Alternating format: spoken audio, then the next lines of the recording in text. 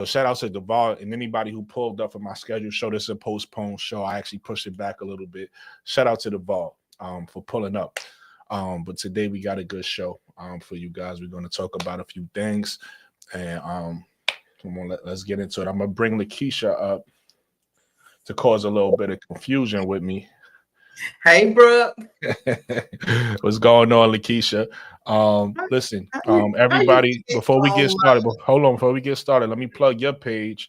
Lakeisha is doing her thing. She killing it right now. You know, she just started her page and she already got videos out. She already got content out for you guys to go watch. Subscribe to Cut the Ish Real Talk Sports. Please. What's going on, Lakeisha? How you feeling? I'm feeling good. I had me a good nap, you know. Okay, you said you got some rest. Yeah, we had jury duty. It was my first Oh time doing jury. yeah, I know how that go. Yeah, I know how that go. yeah, it was a long day, but I'm refreshed. Nice. What you talking about tonight? We're gonna talk about a few things. We're gonna get into free agency a little bit. Camilla did an interview, so I might, we might talk about that. AZ Fudd and Sanaya Rivers and a few other players. You know, I wanted to highlight them too. But you know, there's a few players we could talk about that's really playing well. You already know it's SEC play, so we got to get it. We got to get into SEC play. You already know it's free agency. We got some things to talk about, man. Right. Some things. It's a rival about to start. It's some things happening. So we're gonna get into get into a little bit of we're gonna get into a few things. Okay. Let me shout out to everybody in my panel. WBB Universe. I see you in the chat. ADP, always supporting. Shout out to you, ADP. Shout out to my brother King Pisces. I see you in the chat. You already know, Cut the Ish Real Sports, lovely. So I just, I appreciate all that. And like I said, I appreciate everybody who watched me on the playback. You know, I got a few Caitlin Clark fans that don't really like Grace in the panel, but they avid watchers and supporters in the chat. So, you know, shout out to you guys. You know who you are. I appreciate you guys too, man. You know what I mean? For talking to me in the comments. Bro Claw, what's up, baby? What's up, baby boy? Ain't not much. Listen, Bro Claw is another content creator. You know, he's gonna hit you with 2 or 3 videos a day. You know, I mean, he might scream at you a little bit of it. He entertaining. Well, that's one thing about Broco. He gonna entertain you in his video. Shout out to my brother Steady Servant ENT. Make sure y'all go subscribe to Steady Servant ENT. And also, we got a new member to the family. Like I said, WBB Universe. She just did her second live today, guys, and she killed it. She knocked it out the park. So everybody, go subscribe to WBB Universe. That's absolutely. But I want to get it. Let's get into the first topic. You know what I mean? You know what I mean? So this kind of caught my eye. I know the Aces court Kelsey, but I wasn't personally sold on Kelsey going back to the Aces. Now maybe she stay. That's a possibility. Maybe she does stay. But I think also what could be a possibility, obviously, we got Tyler Marsh from the Aces, right? And I know a lot of people on the Sky is not necessarily high on Kelsey Plum, but she is good at what she do. Regardless of whatever flaws you think is in her game, she's a scorer. She can hit the 3, right? She could get a bucket off the dribble, right? She's good at what she do. Tyler Marsh has history with her, and we want Kennedy back. I always like to start these off with that, right? We want Kennedy back, but if Kennedy doesn't come back, what do you think about Kelsey Plum being a replacement? Not necessarily replacing Kennedy, because we know none of us is going to be happy about that. But I'm just saying a backup plan, right? Like KSAT backup plan is Drew Lloyd. Whatever reason, maybe that doesn't work. Like Kay said earlier, maybe Drew Lloyd end up going to the Aces. What if Kelsey Plum comes to Chicago? You go, Keisha. You muted, Keisha.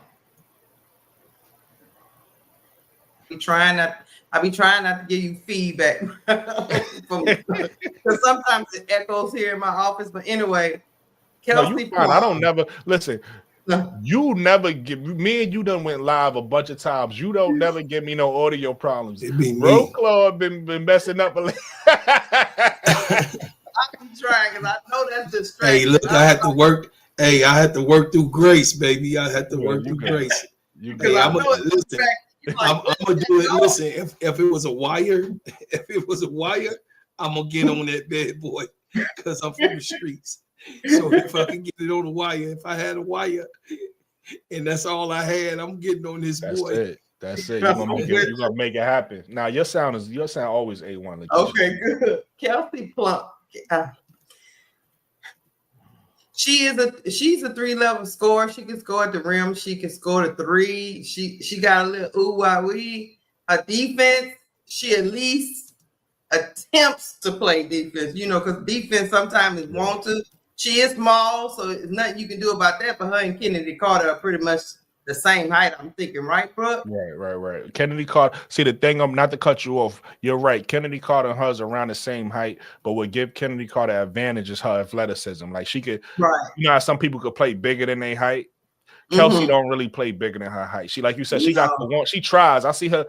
She's not always successful, but I always see her go out there and act like she thinks she one of those players who think the harder she plays, that means she's playing good defense. No, you just playing hard. Like you might be fouling somebody. You might, you know what I mean? She'll go out there but she doesn't really have the skill. But I get what you're saying. Kennedy is more athletic than her, so she can like do things that Kelsey can't do. Right. And that's the thing. I think she can still provide the scoring you need. Yeah.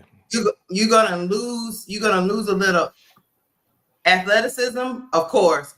And you're gonna lose a little playmaking ability. Facts. Because that's a fact. Because Kelsey does have playmaking ability, but not like to the standard of Kennedy Carter. And on defense, she just trying. It's gonna be a letdown, absolutely. But again, I'm only saying this not because I want us to set our sights on Kelsey Plum. This is again plan A is Kennedy. She out the door. Plan B might be somebody else. We don't get her. I'm just saying, how do people feel about this as one of our backup options? Just to be clear for the chat, I'm not saying that should be our target in free agency, nothing like that. I'm just saying, if all else fails and Kelsey Plum is an option for the Chicago to make a deal to somehow get her from the Aces, that's really because sometimes the chat go off. You ask these questions and the chat go off the board. Oh hell no! I get you. I want Kennedy too, but I'm asking like in a scenario where this is our only option. How does people? Now, what you are going to get to with Kelsey is, even though she's the smallest thing on the court, she got a little dog in her. Yeah, she do.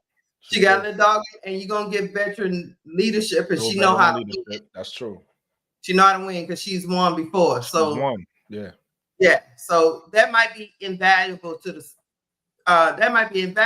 Sky, even though she has some flaws, which all the players have flaws. Yeah, every player is gonna bring a weakness. Yeah. Because sometimes you need somebody to teach you how to win.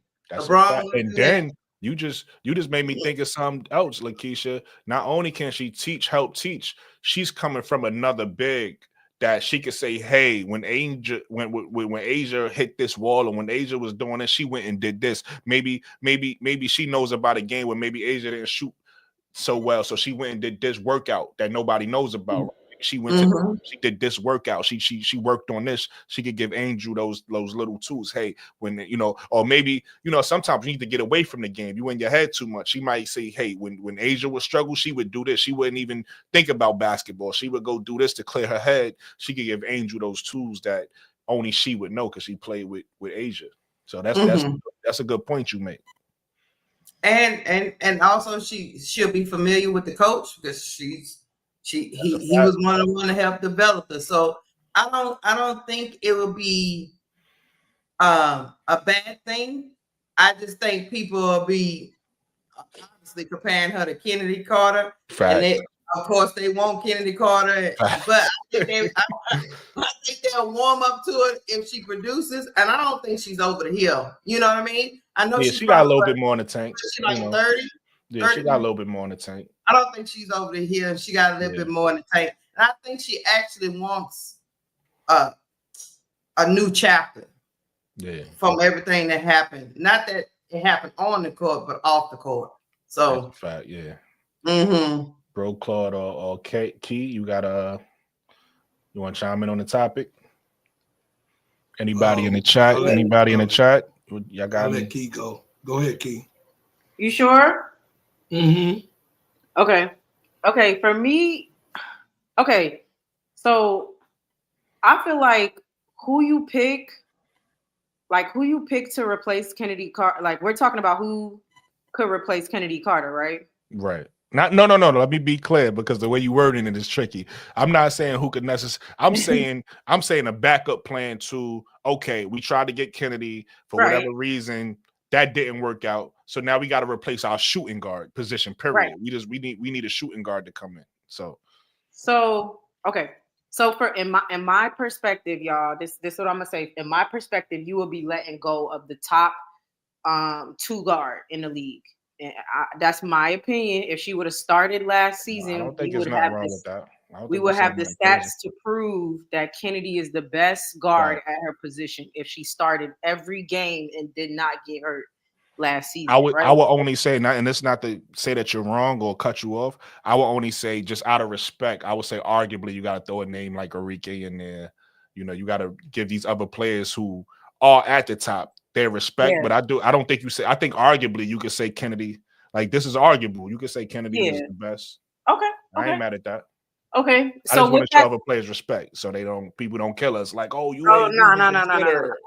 That's not it. But we're right now we doing tunnel vision on Kennedy and who's replacing that. But I definitely agree that you got Arike, you got a lot of people who are amazing athletes. But I just think Kennedy is really at the top of her game right now. And I agree. And so there's just that. You got it, and that's the thing. That's her issue too. People don't give her enough props. So I'm doing that right now. Facts.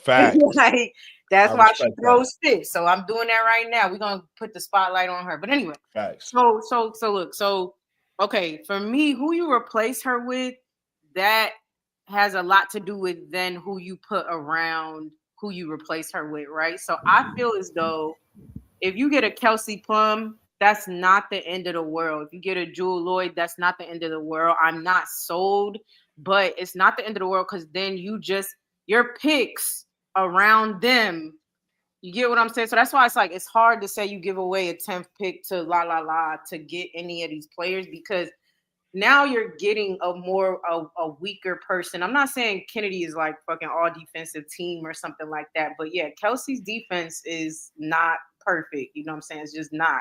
So now you have to put defensive anchors around her because you have this weakness. Now, obviously, the Aces won with Kelsey, right? They won with Kelsey at the 2. So it can happen.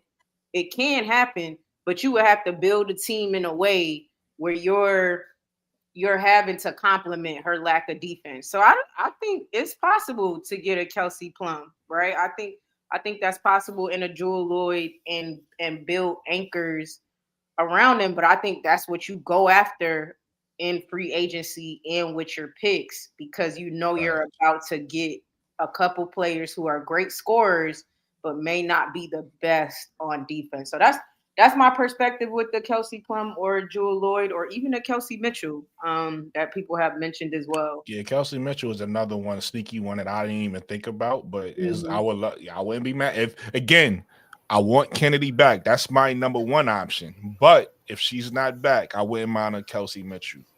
Me neither. Absolutely. I almost if we all right. If KP, Jewel Lloyd, and Kelsey Mitchell, I don't know. I almost like Kelsey Mitchell the most. Something about Jewel Lloyd stank to me, y'all. I'm sorry. Something about it don't. It stank. I ain't mad at that. Oh, KT. I mean, we like what we like, you know. Yeah, that's not, you can't, your opinion is valid. Like if you, out of those three, I could especially with the season Kelsey Mitchell had last year, she probably had the best season out of all of them anyway. So it's like I that's definitely not a far-fetched take saying that you prefer Kelsey. Like I think most people would after, especially after the season after last year. So, but you know, Yep, and whoever, with the if somebody like trajectory. Drew, you know, K-Sap like Drew Lloyd, I'm not mad at him. If most people don't like, I ain't hear one player say they like Kelsey Plum yet. So most people don't even like her. But again, we talking about options, you know, based off how the dominoes fall. You never know. She might be our option, especially having a relationship with Tyler Marsh. You never know. So I don't, like you said, she's one. So if she's an option, I don't think that's a bad option, especially because everybody, if the worst thing you could say about her is her defense, but we're gonna have a defensive team, right? We already know what Camilla could do at the rim. We already know what Andrew could do. And if we bring in the right small forward, to your point, Key, Dejanay Carrington or somebody like that, her defense isn't so bad now. It's like we can make up for that. Right. You get what I'm saying? Because we're gonna have a defensive team out there anyway. Plus, we're gonna have the defenders. You know, Michaela on your way is coming off the bench, so we're gonna have pieces to fix that. Plus, like I said, her job, what we need her to do, she does it well. She won a championship doing it, so we know she could knock down threes and you know and be in the right spots at the right time and be that veteran leader. So, you know. And Brooke, who's playing the best defense out of those three you mentioned? Out of those three, the best defense will probably be. You want to know what's funny? No. Listen. Sometimes you got to trust the players on the floor because I'm not saying it's based off my opinion. I'm saying it's based off what I heard players say. I didn't look at Kelsey Mitchell as a defender, but I guess because of her speed, I heard players say that her defense wasn't that bad. You get what I'm saying? We look at her size and we look at, you know, her not, because just because you're not a lockdown defender, don't mean you ain't play defense. Everybody is not Jackie Young or somebody like that. Everybody is not going to lock you up, but you can still play solid defense. From what I heard players say, I never heard nobody ever mention Kelsey Plum's defense, and I never heard nobody mention Drew Lloyd's defense, but I've heard players talk about Kelsey Mitchell's defense. So when I see her, it didn't look like she was playing great defense. But so I would have to answer your question. I would have to say Kelsey Mitchell based off what I heard players say. But I will also, if I want to see for myself, I would have to go look up, you know, their numbers from the last season and see what they did when they was on plays. I haven't looked that up, so I don't know. But from what I heard players say, they said Kelsey Mitchell defense wasn't that bad. Because we all know Jewel Lloyd is the bigger she guard. She got the bigger size, But I just wondered, now when I watched Jewel Lloyd play, I didn't see her being a defensive liability like a Kelsey Plum. Yeah, I don't know if she is or not. You would have to tell me because you have more eye test. You have more watching her more. So you would have to tell me how good Drew Lloyd is. I know Drew Lloyd for her offense. I don't know if she's a defender. I'm not saying she's not or she is. I think Drew Lloyd is better on defense. Kelsey Mitchell is playing decent defense too. It's just that sometimes she has lapses. Yeah. I mean, she's small. She tries. Like Kelsey tries, but it's she only could do but so much with what her body allows her to, right? It's just sometimes you be like, okay, just slide your feet, you know, those things. You know, you know, and sometimes she just let them go by, or she has a lapse and then she'll come back and she'll have a good play. So it's inconsistent. Now, Jewel Lloyd is probably the better out of the three to me. That's just my opinion. She's bigger. Ain't nothing wrong with that. That's your opinion. In front, she, you know, all those things, and plus go score. So that's the thing. It depends on what you want. Now, Kelsey Mitchell is gonna give you that same speed like Kennedy Carter was running Kelsey around. Mitchell. That's a fact. Yeah, and she's gonna give you the three with the. So speed. it depends on what you want. Yeah. What you got, bro? What you got? Gingerbread man, talk to me. Okay, so it's only part of the question, by the way. I got another part after we done. Okay. The better guards. To me, I'm with Key. It's not it's not who we replace her with, it's who we replacing.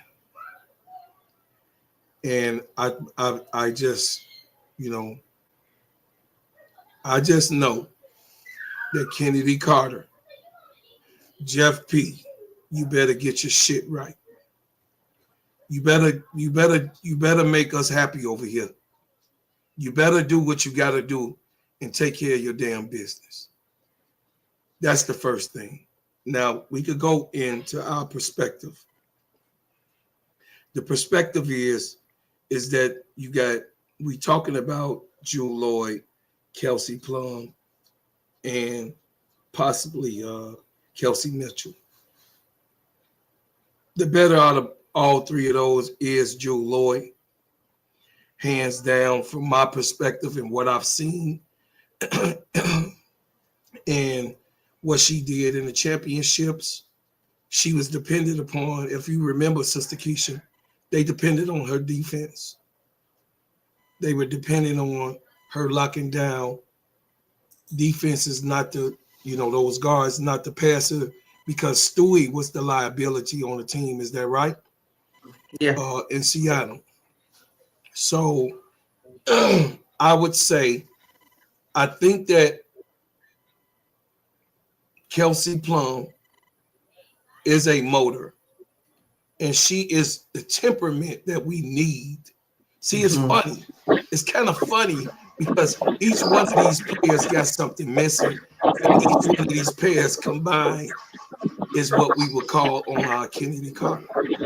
Okay. What's going on, Brother Nate? What's happening? So, Kelsey Plum is an angry fighter when it comes to her playing on the court. She's tenacious. She knows what she's doing. She gets in her spots.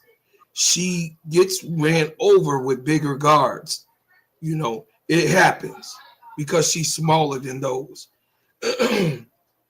So defense, we're going to lose a little bit, just a little bit, not too much. But Kelsey Plum will be beautiful to come to Chicago with the championship experience. Jewel Lloyd is definitely, y'all know that's my pick. That's my home girl. Excuse me, y'all. I took some CMOS. That's my home girl. My home girl is going to play better at home, and she wants to retire here.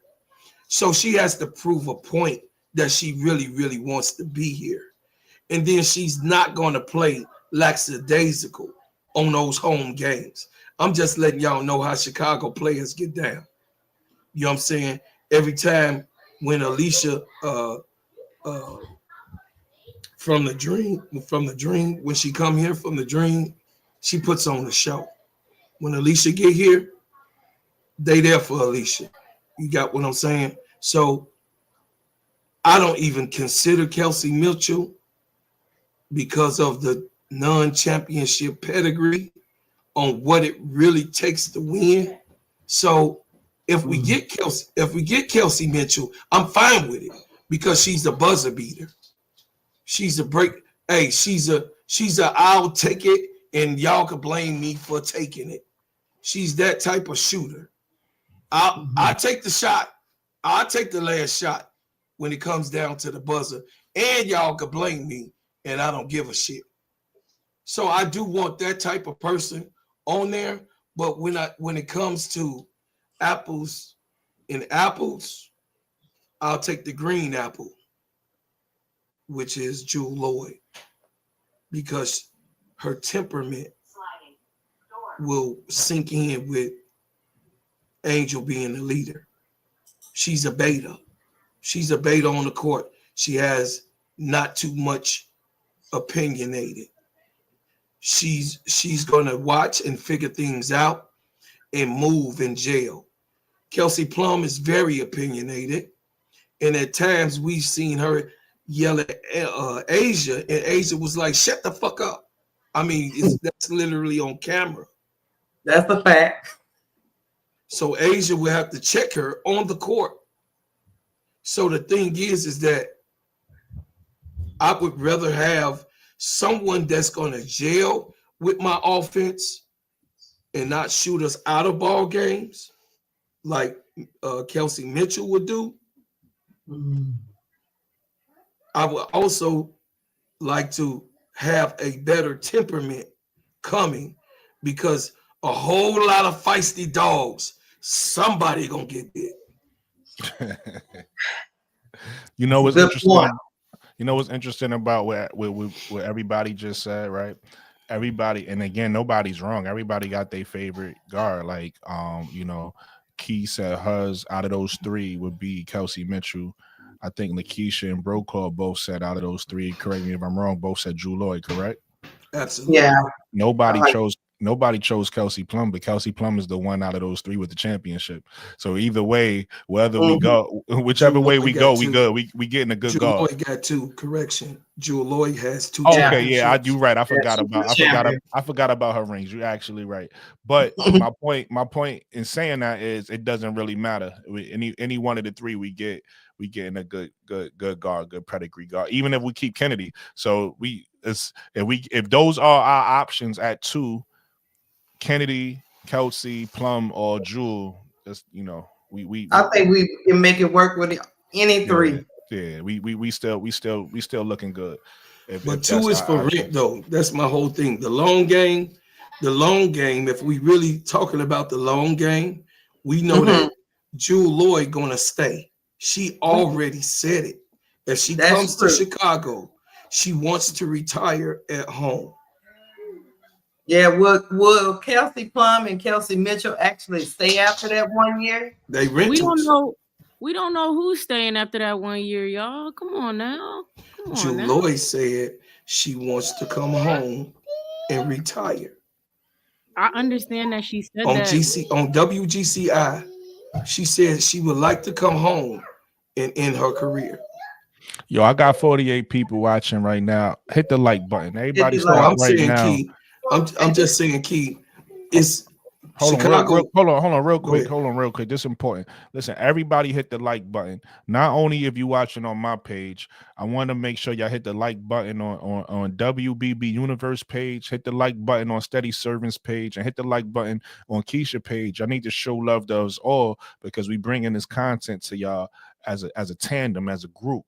Right, we come together and we do it, and we bring the content to y'all together, and then we drop individually on our chat. You need to understand that when you follow us one, you following us all. You get what I'm saying? And like my brother, Steady Servant, Bro Claude always say, this is brought to you by my big brother KSAP, Simply Ball Dropping, trying to provide some good content for y'all, alternative to what you get on ESPN or FS1. And these guys, if you want to hear some different takes, some unique takes, you're in the right place. So make sure you support us. The way you support us is hitting that like button. Like I said, you can also hit my Cash App if you want. That's just optional. That's up to you. It's right there on the bottom. It's looking at you in the face. That's right. You're trying to look away, but every time you look back, it's staring you in the face. $80s, baby. If you want to send a little something, I appreciate it. But if you don't, guess what? The like button is free. You understand what I'm saying? Holla at me in the comments, because if you talk to me, I talk back. And I gotta keep reminding them, Bro Claude, because they get lazy and they forget to hit the like. I do it too. I'll be in people chats like, oh shit, I ain't hit the like button. So you gotta remind them, hit the like button. It's free. It's free. Go ahead, Bro Claude. So there's not too much of a reason why those guards couldn't be picked for us, right? There's not a real reason. But if you have your pick, what's up, so if you have your pick of what you need to have happen for your team, and you looking for the long game, Sister Key, Chicago, this is the thing with Derrick Rose. You saw him literally cry on his jersey retirement on his jersey, putting in the rafters on the Chicago Bulls. One thing, we take pride in that. But he also was crying because he didn't get to come home when John Paxson promised him that he would be able to come home no matter what, even if he was hurt. He got waived before he was able to come home and retire. But we take pride in repping our city like New Yorkers do, and particularly Brooklyn.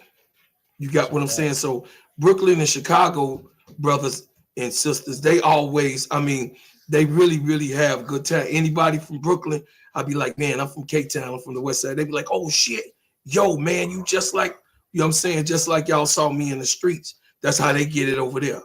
You feel me? So my whole thing is that she wants to come home. I gotta pause right there because you just actually, that was a good point you just did. Everybody that's watching this, because I don't know where my viewers is from. You know, I had somebody from Africa jump in one day and cause confusion. So wherever you from, I want you to if you watching this on the playback, just write it in the comments for me. If you up to this point and you hear us talking, you hear my brother Bro Card breaking down what he's breaking down. Wherever you from, right where you from in a comment section for me, just so I could see where you at with it. So Keith, you know, if you know anything about Chicago, we're very prideful people when it comes down to this ball. You know what I'm saying? When it come down to this ball and we really ballers, we very prideful when we want to come home. Like Nisha Mero, you can see Parker. All over Candace Parker. When Candace came home, what was her first thing she said? She want to bring a championship to the house. Derrick Rose, another one. Dwayne Wade, another one. He didn't want to retire without putting on a Chicago Bulls jersey. Same thing with Candace Parker. She ain't want to retire without putting on that Sky jersey. That Chicago Sky. So but they didn't stay though. They didn't stay, Bro Club. No, they did not stay. Okay. What I'm saying is, Jewel Lloyd said that she wants to retire. God damn it, that was a good ass point. You getting on my nerves. No, that's true. No, that's facts. That's facts. Guarantee that any of them must stay. He's slick. You gotta watch what I'm saying. That's all I'm saying. I'm not saying we don't take her. I know you don't trust her. I get it, sister. No, not even that. None of them may not. This is a 1-year contract. None of them may not stay. Before the CBA. Kelsey Plum may not stay. Kelsey Mitchell, you know, depending on what Kennedy Carter's deal looks like, she might not stay. I'm not even like, that's not my point.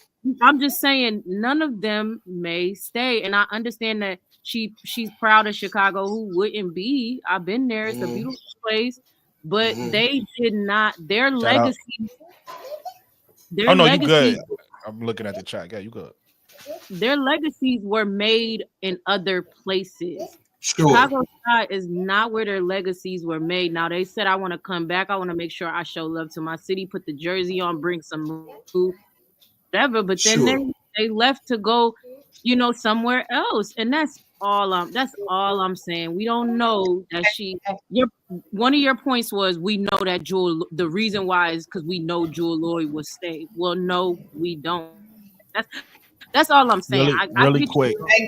Really quick. Shout out to the DMV. Shout out to the DMV area, Northern Virginia. Shout out to you, Shell. Shout out to Phil Nadera repping Philly. Shout out to Lovely repping PA. I see you. I see y'all in the chat. Shout out to you guys. Go ahead. Take it away, Big. You know I call you Big LSU. That's your name now. Big LSU. Here's the other thing. Yes, here's the other thing. If say like in this scenario, Kennedy Carter is out there on the open market and she don't get an offer and she comes back to the Chicago Sky. Guess what, Bro Clark? A bad taste is in her mouth now. She probably won't stay, even if she finish out this upcoming season. She probably won't stay with the Sky after this year. I was just finna say that. She getting up out of here the way Sister Key, they didn't rub her the wrong way. But I agree with that, and I'm not disagreeing with y'all. I think we might. I think Kennedy. I'm saying any of them. This next year for a lot of people is like, let me see if I fuck with this team, right? Like if if we get over a hump, right? I'm sure Jackie Williams. I'm bugging. Jackie Jewel Young? Lloyd, if they Jewel do Lloyd, okay. win with her, she stays, right? I don't care what y'all say. Jewel Lloyd is spoiled. She's a spoiled person. You could tell. Her mama spoils her. It's okay. There's nothing wrong with being spoiled, but she's spoiled. So if she comes here and she gets out of the experience, she stays. If she does not, I absolutely could see her leaving. And I see that with anybody though. Like they may come Kennedy too. You know what I'm saying? I'm not saying Kennedy's gonna stay or whatever, but we're trying to get every edge we need to get over the hump. So I'm trying to see who is going to get the Chicago Sky over the hump with and how much of an edge they have. And so that. Yeah, that's I appreciate that. Let's tell the Sky fans, even if Kennedy Carter comes back, Sky fans, and has a phenomenal season, she not staying with y'all. And you're probably right. And that would be smart for her. To me, that's smart. I'm gonna be completely honest. She come back, she pretends that she has temperament and balls the hell out and then leaves, right? That would be smart for her if you ask me. So I think that's because y'all management. Shout out to Jamaica. Shout out to Central PA. Sky management has completely screwed this up.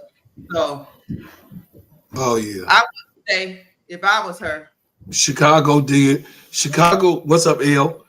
Zoe, what's up? Chicago shit teams do Chicago shit things.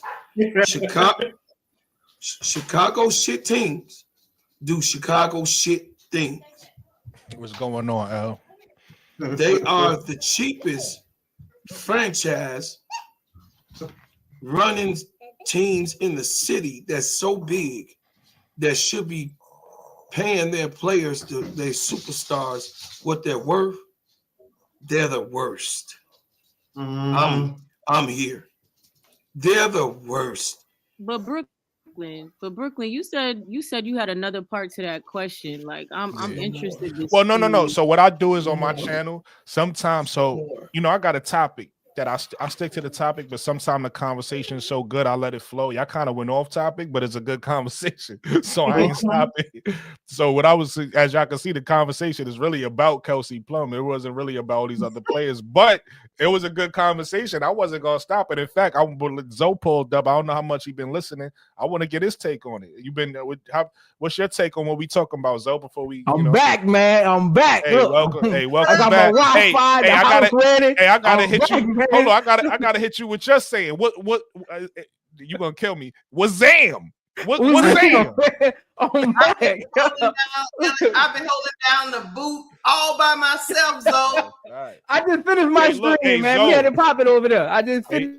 Hey, Zoe, you got a partner with the live stream game now. Lakeisha do the live stream now, so y'all can, you know what I mean?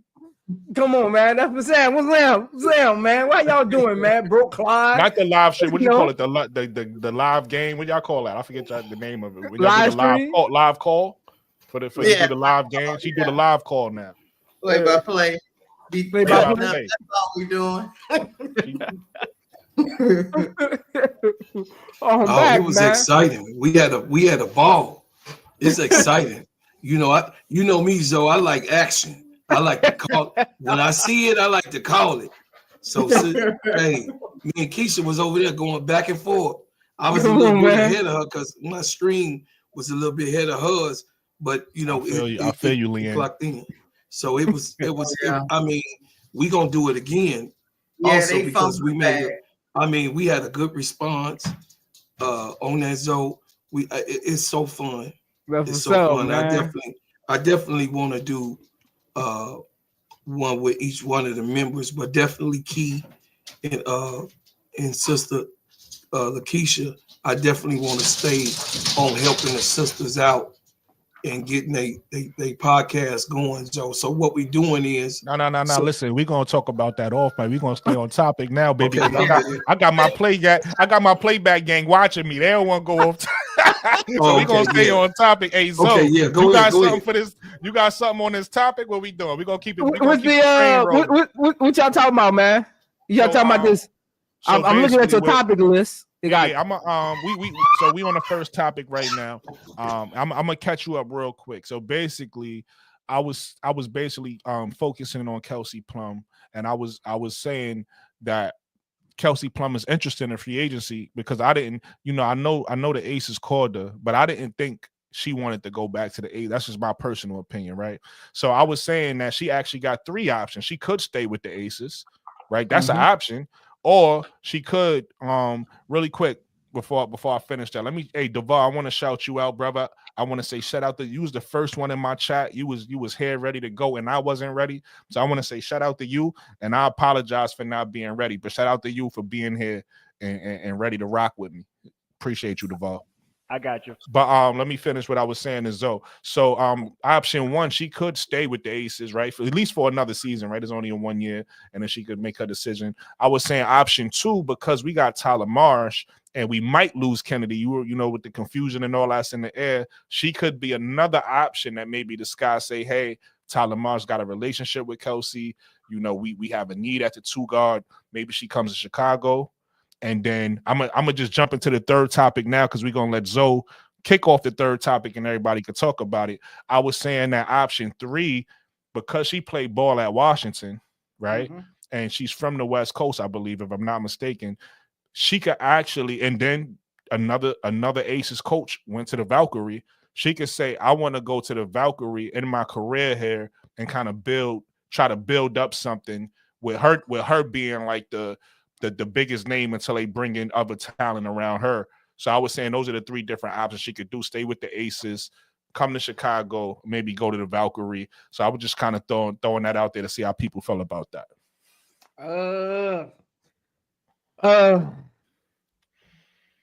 This is how I feel about And Kelsey then wait, Plum. let me add this in because you could chime in on this too. That was my question. The chat actually, the panel gonna make magic. The panel actually started talking about some other things that was pretty interesting too. They do when we was talking about Chicago, they do some other names that maybe Chicago could look at, which was they threw Jewel Lloyd's name in there, they threw Kelsey Mitchell's name in there. As far as possible replace, we all want Kennedy back, so that's option number 1. But we saying if Kennedy is gone, we was looking at some backup options that could possibly be that too for Tyler Marsh and the offense that they trying to run going forward. Okay.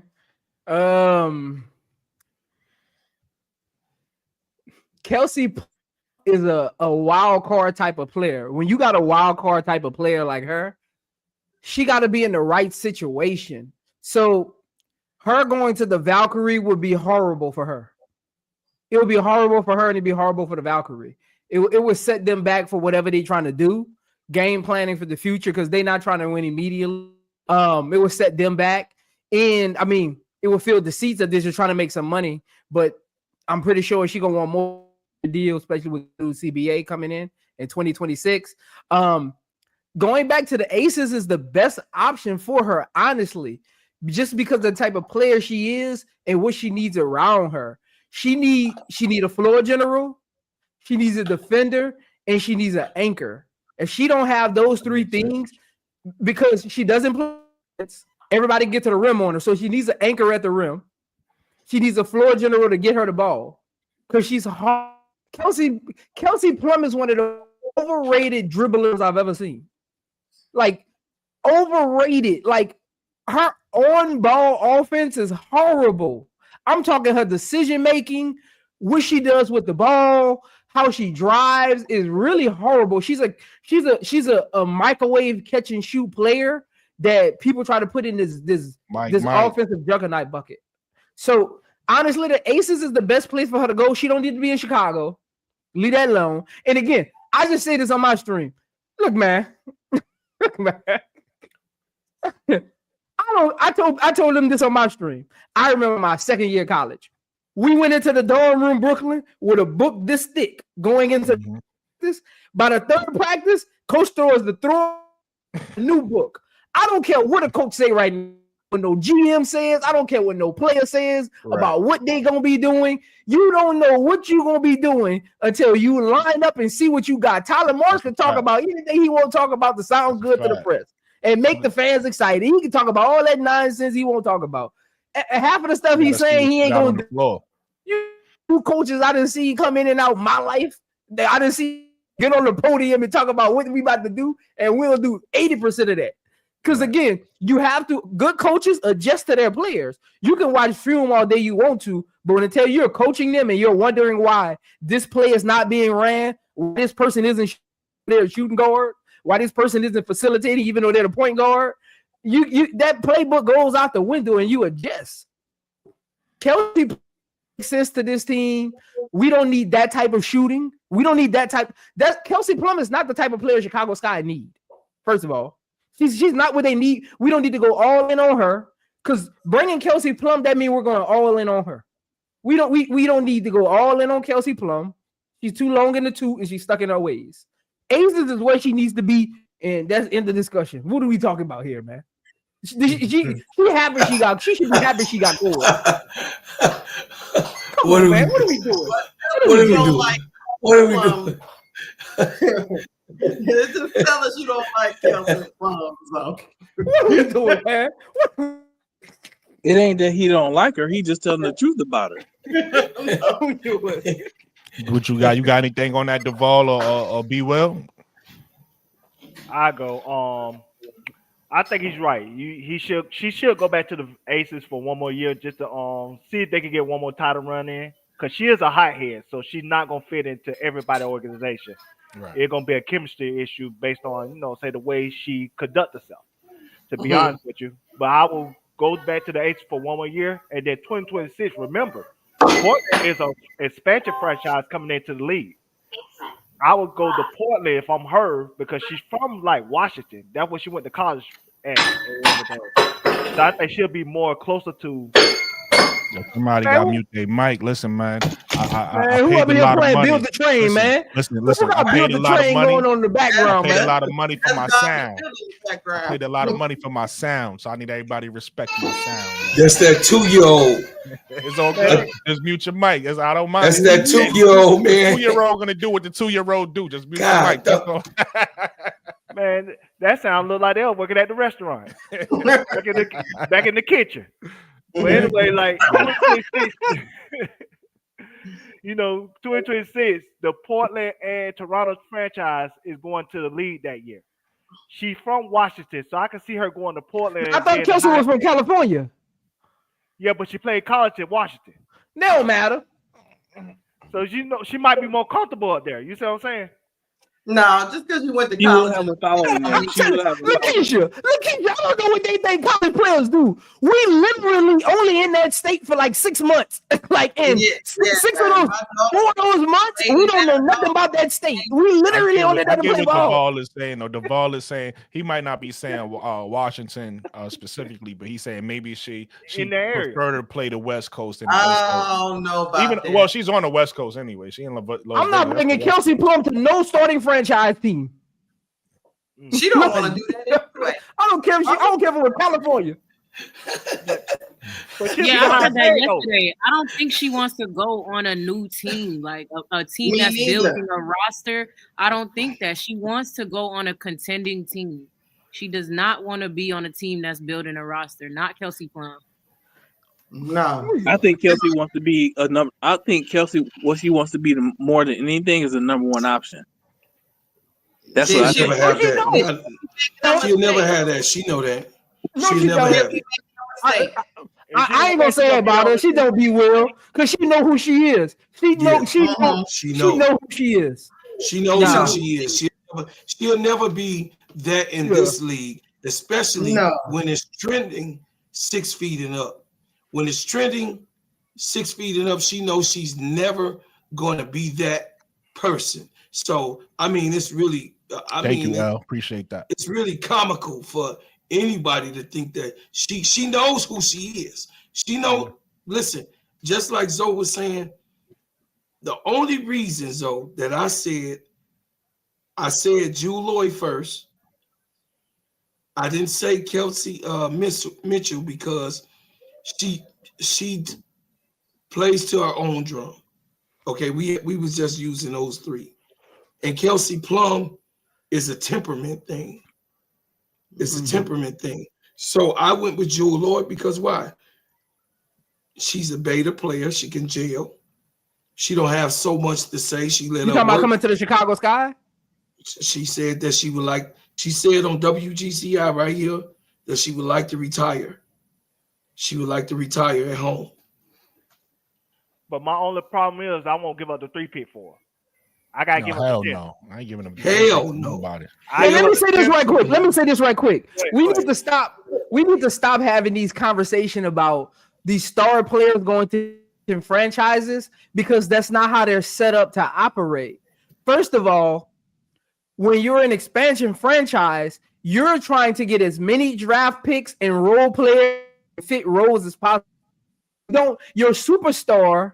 You don't even know what kind of superstar you need because your team is still being built. I'm trying to get draft picks, suitable role, and get me by. When I get comparable role players and I got let's say I got a generational talent as a draft pick, then I can pair a superstar with them. None of these teams are going to be looking for superstars until they figure out what kind of organization they have. Because you don't want to bring the wrong superstar in and now you can't get the next superstar. Again, you gotta really think about that with these expansion franchises. These Who's are the not teams superstar? that just traded everybody away and now they're trying to rebuild. Ain't none of these These players we mentioned. Teams Maybe are some of them trying the to figure stars. out what they have. Why do y'all? So let me ask this question. Since we were talking about Kelsey Plum, why do you all think that Kelsey Plum wants to leave the Aces? Oh, I don't think she again. That was my personal. Like I said, that was my personal opinion. I just from different things that I've saw. One of the things being, again, this is just my personal opinion. I might be reading too much into it, whatever. From when when that thing came out in the media, where Asia Wilson was teaching her about black, whatever. Man, you gotta stop it, man. That was one. That was one. It was just a couple things where I felt like once Kelsey become a free agent, she might want to leave. Not that she's unhappy or she will. I just felt it was a possibility. So that was just something I felt.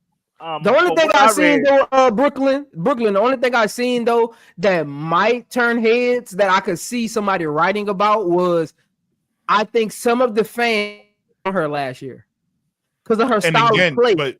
But play was so detrimental sometimes. She was so hot and cold. I feel so some of the fans turned on her. Prince and B. Will. I'm not saying that I felt like she definitely wanted to leave. I was just saying like I felt like it's a possibility. Like I get what you were saying. Yeah. I wasn't saying like she won out. I wasn't saying that. You wasn't the only one. Yeah, I just had a feeling that she might have. And again, I also even with that same feeling, I do understand her saying like what Zoe said. Well, let me go back and play one more season, or even if she still want to leave, or maybe she's happy and we don't know. Like we don't know. It's just all speculation. But I had a feeling she might want to leave. I can tell you a couple of things that I read when it came to her situation. Is part of it is ownership want to cut down on money, and so they don't want to pay all 4 of those players. So one of them gonna have to go, and they feel like she gonna be the one that gonna be the odd man out. And then also when it comes to Kelsey Plum, she is bumping heads with Becky Hammond. That was another thing too. You just reminded me again. I don't want to cut you off. I'm gonna say something after you finish. No, it was just little things you saw. But I saw something specific. That's a couple of things that I read because I read up on it. Like ownership want to cut down on money, so they don't want to pay all 4 of them. So Asia gonna get paid. Chelsea gonna get paid, and I get they choose between Jackie Young and her. So I think they like Jackie Young better. And so I think she's gonna be the odd man out. And then also, like I said again, her and Becky Hammond is bumping heads. That's the thing. So I think that could be detrimental where 2 people just want just a break from each other. But I know her and Edge close. Her and Edge close. So the one thing, another thing that I saw. Hold on, let me say this real quick, B. Will. Another thing that I saw that kind of raised my eyebrow. Listen, I know petty when I see it. Right. It was a post-game interview, and Becky Hammond wasn't out there yet. One of the reporters asked Kelsey Plum a question about, I forgot what it was specifically, but when Becky Hammond walked out there, I think it was something that, I think they asked her a question about something Becky said. And when Becky walked out there, she turned, and this is footage online. This is something you could pull up. She turned to Becky and said, you know, was you talking about me? Something like that. She addressed Becky, and Becky said, nah, that ain't had nothing to do with you. And she was like, oh, I think it was something about what Becky said, something the team was doing. And Kelsey Plum took it personal as if, oh, she's talking about me. And Becky was like, nah, they ain't got nothing. So when I just seen that exchange, I see a little bit of frustration. So I'm like, okay, maybe, you know, when teams play together for a certain amount of time, sometimes you do say, hey, all right, they don't won together already. It happens. We done seen it with the best. So again, these are things that I saw that made me say, okay, maybe somebody want to move on and do something different, but not something I saw like, oh, they can't stand each other. They definitely want to. I wasn't nothing like that. But again, that's why I raised the question, because I'm looking at this, and when I look at her, I do see, I disagree a little bit with Zoe. I understand what Zoe was saying, but I do disagree a little bit, because I do see a player like her who's accomplished what she accomplished, and a type of player she is, to say, I want to go show people I could do it again someplace else. Right. I want to go show people that I could go to a team like a Valkyrie that's building up.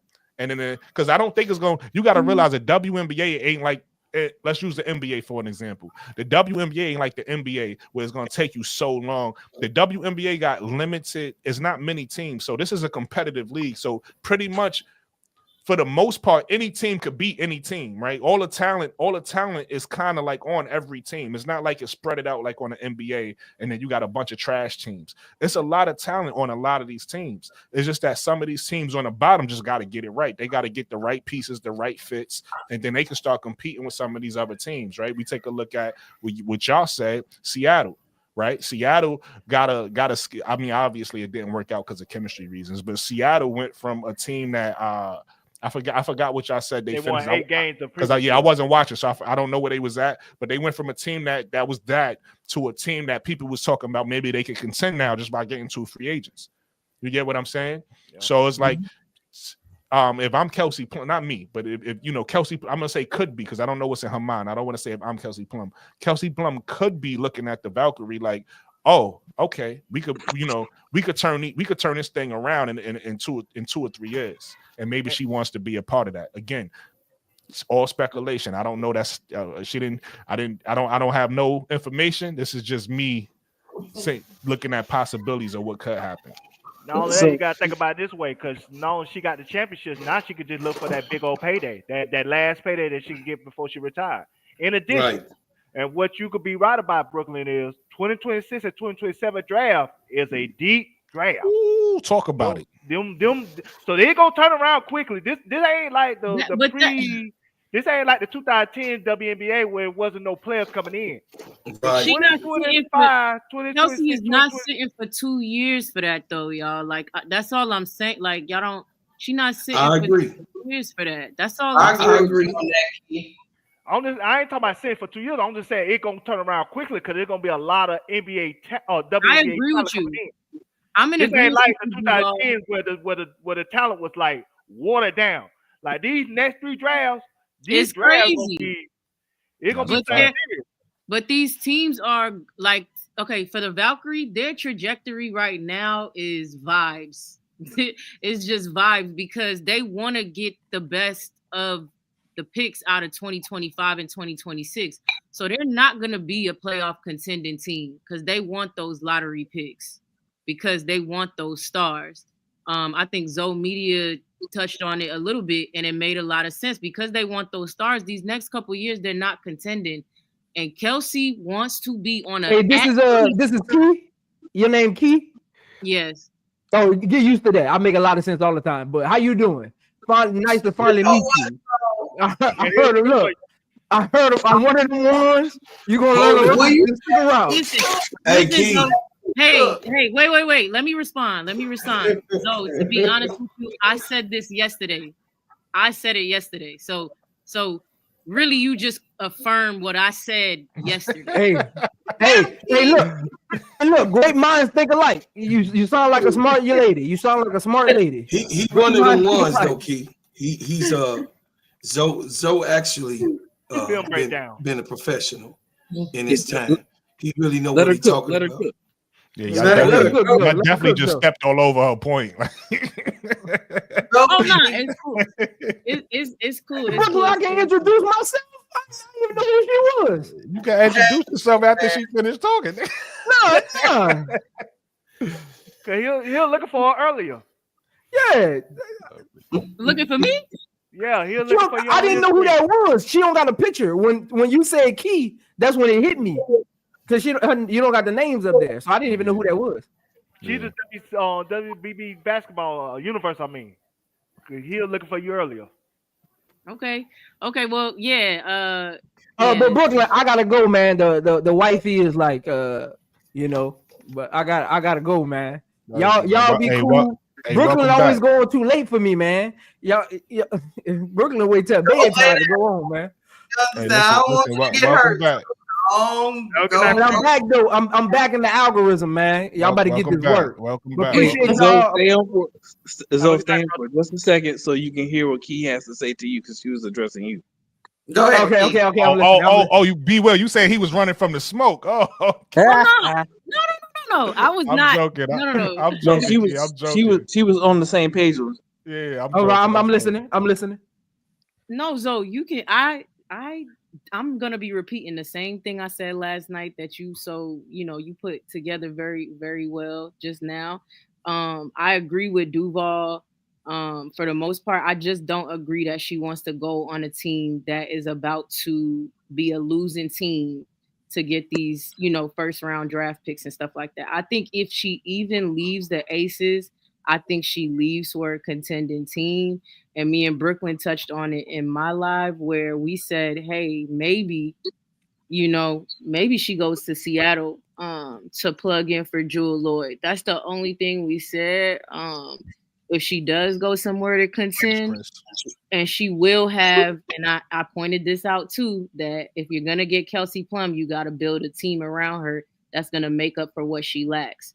So you'll have your Gabby Williams with defense, Ezzy at the rim, things like that, and you have Skylar Diggins as a point guard. So Kelsey Plum will fit in Seattle. She honestly will fit in Seattle. It will be odd. It will be, we already said it will be like seeing maybe this is a stretch. I'm not comparing her to him, but seeing Klay Thompson in the Mavericks jersey, you're so used to seeing Kelsey with the Aces. It would be weird to see her with Seattle.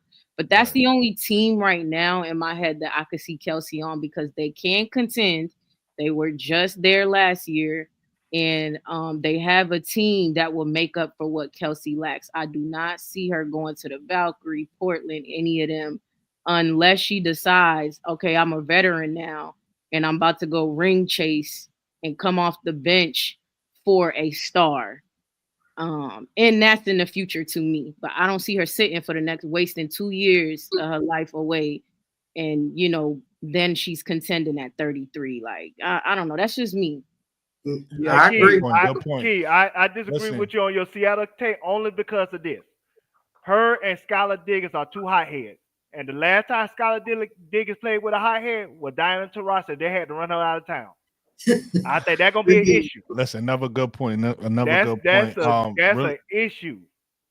Go ahead. Really quick. I just want to say, everybody, shout out to my man, I Am Zoe Media. If you haven't subscribed to his page, make sure y'all go. Yeah, man. I'm at 900, man. Look, nice. I need to get to 1,000 by my birthday, man. I get to 1,000 subscribers by my birthday, man. Listen, go subscribe to my brother, I Am Zoe Media. He's gonna give you the gospel.